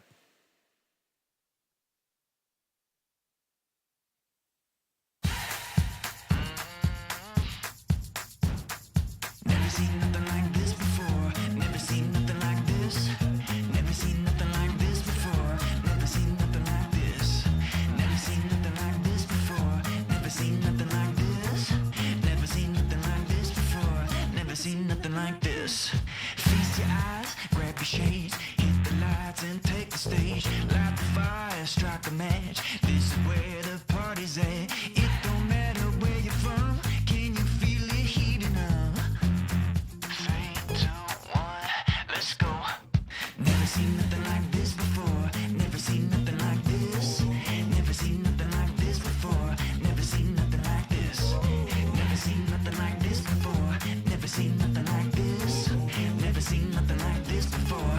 Never seen nothing like this. Brand new suit, custom made, fresh to death, crush the game. Always know what's going down. Got the hottest thing around. It don't matter where you're from.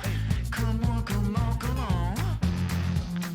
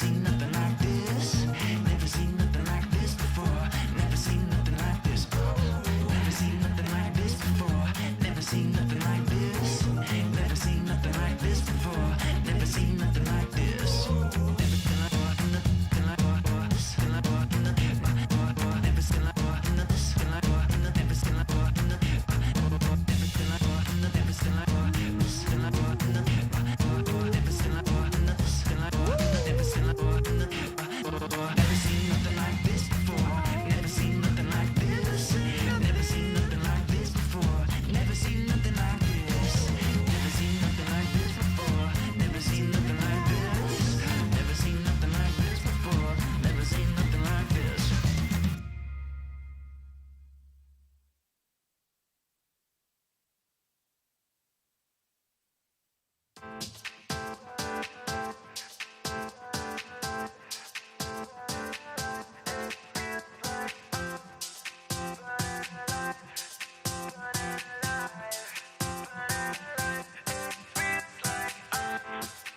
got me waiting all night long. You got me now confused. Cause you are beautiful. Hold it down. You got me wrapped up all night long. Like a bite of a passion fruit. That's what you are. Beautiful.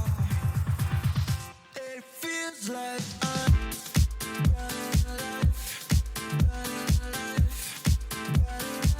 It feels like I'm running life. It feels like I'm running life. It feels like I'm running life.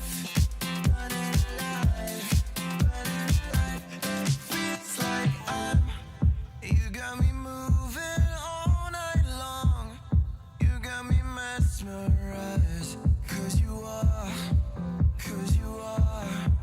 beautiful.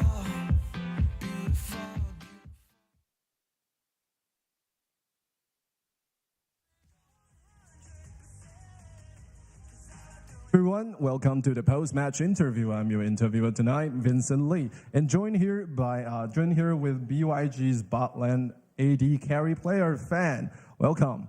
Hello， 大家好，欢迎收看我们的赛后采访。那我们今天欢迎 BYG 的下路 AD carry 选手种子来到这边，欢迎。Hello， 大家好，我是 BYG 的 AD 风。好，OK，the first question before I ask any question. Congratulations on the 3-1 victory tonight, and your performance was phenomenal for tonight. How would you comment on your own performance rating from 1 to 10?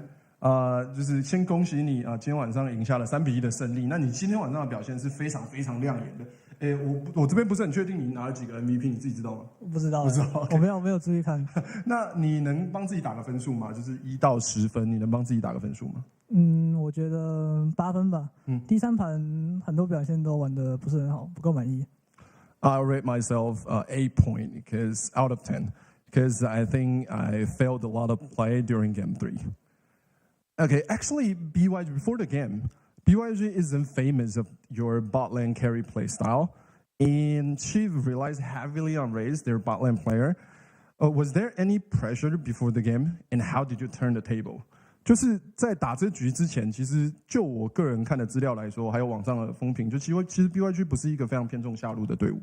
那尤其你们队上的这个 Chief， 他们的下路Race 是他们最重要的一个 carry 选手。那在比赛之前，你有没有觉得有些压力呢？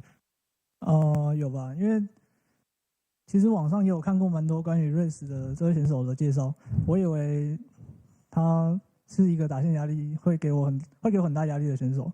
但打完第1盘之后，我觉得一般。太粗暴了。那打完第1盘之后，就觉得比较放心了。对，比较安心。不要太粗暴，不要太。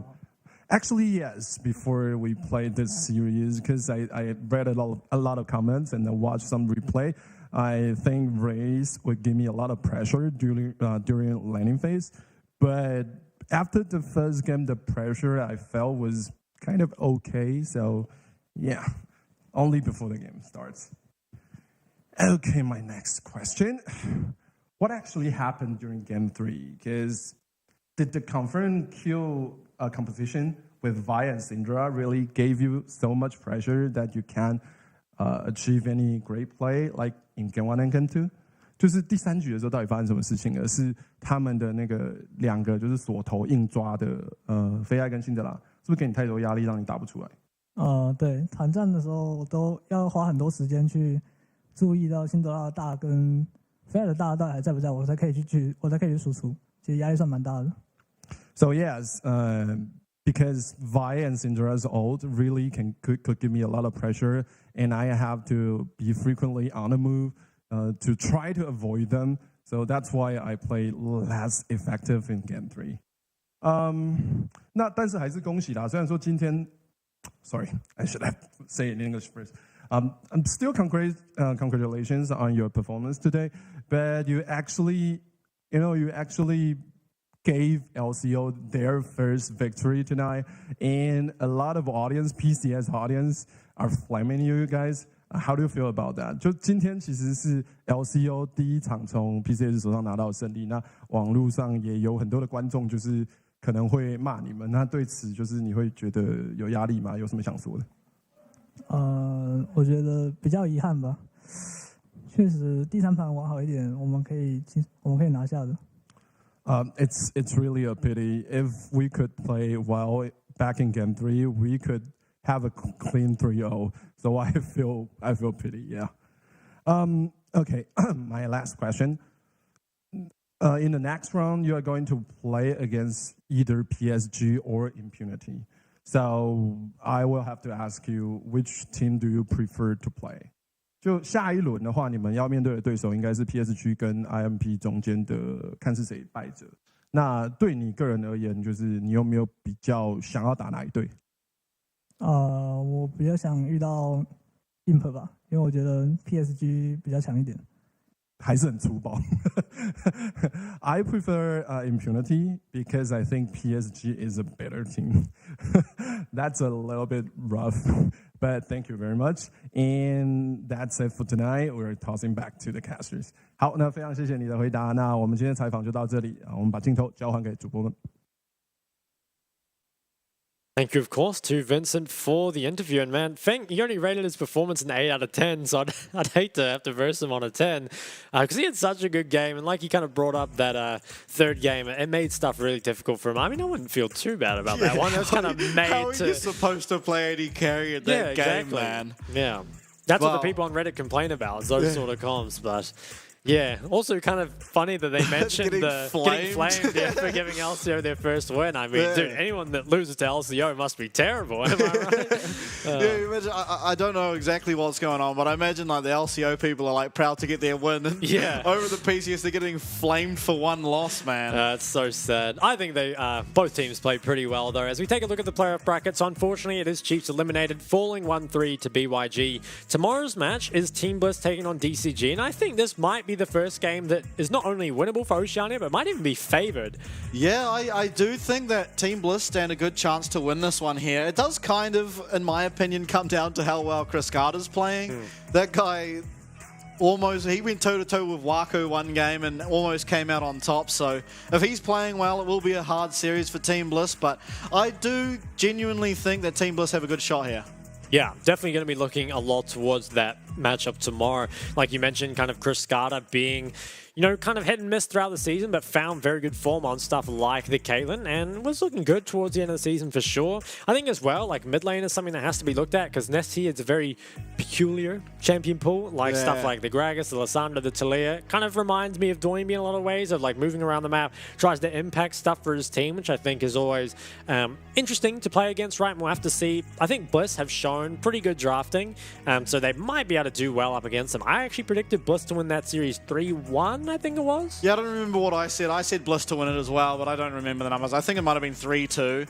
But I think we should say to Chiefs, as they do head out of this bracket, I think they played extremely well. Honestly, their run was so difficult. They had to verse the winners of Summer 2022 and then the runner-up of Summer 2022 in this run, and I don't know, I reckon they played well. They should be able to hold their head high, especially after today's series. Yeah, it was tough for them, but that's going to be all we have for today. Thank you again to our sponsors, brought to you by Riot Games, Carry Live and iHotel, who provide the accommodation for our Oceanic boys over there. That's going to be it for us. Please join us tomorrow to see Team Bliss take on DCG.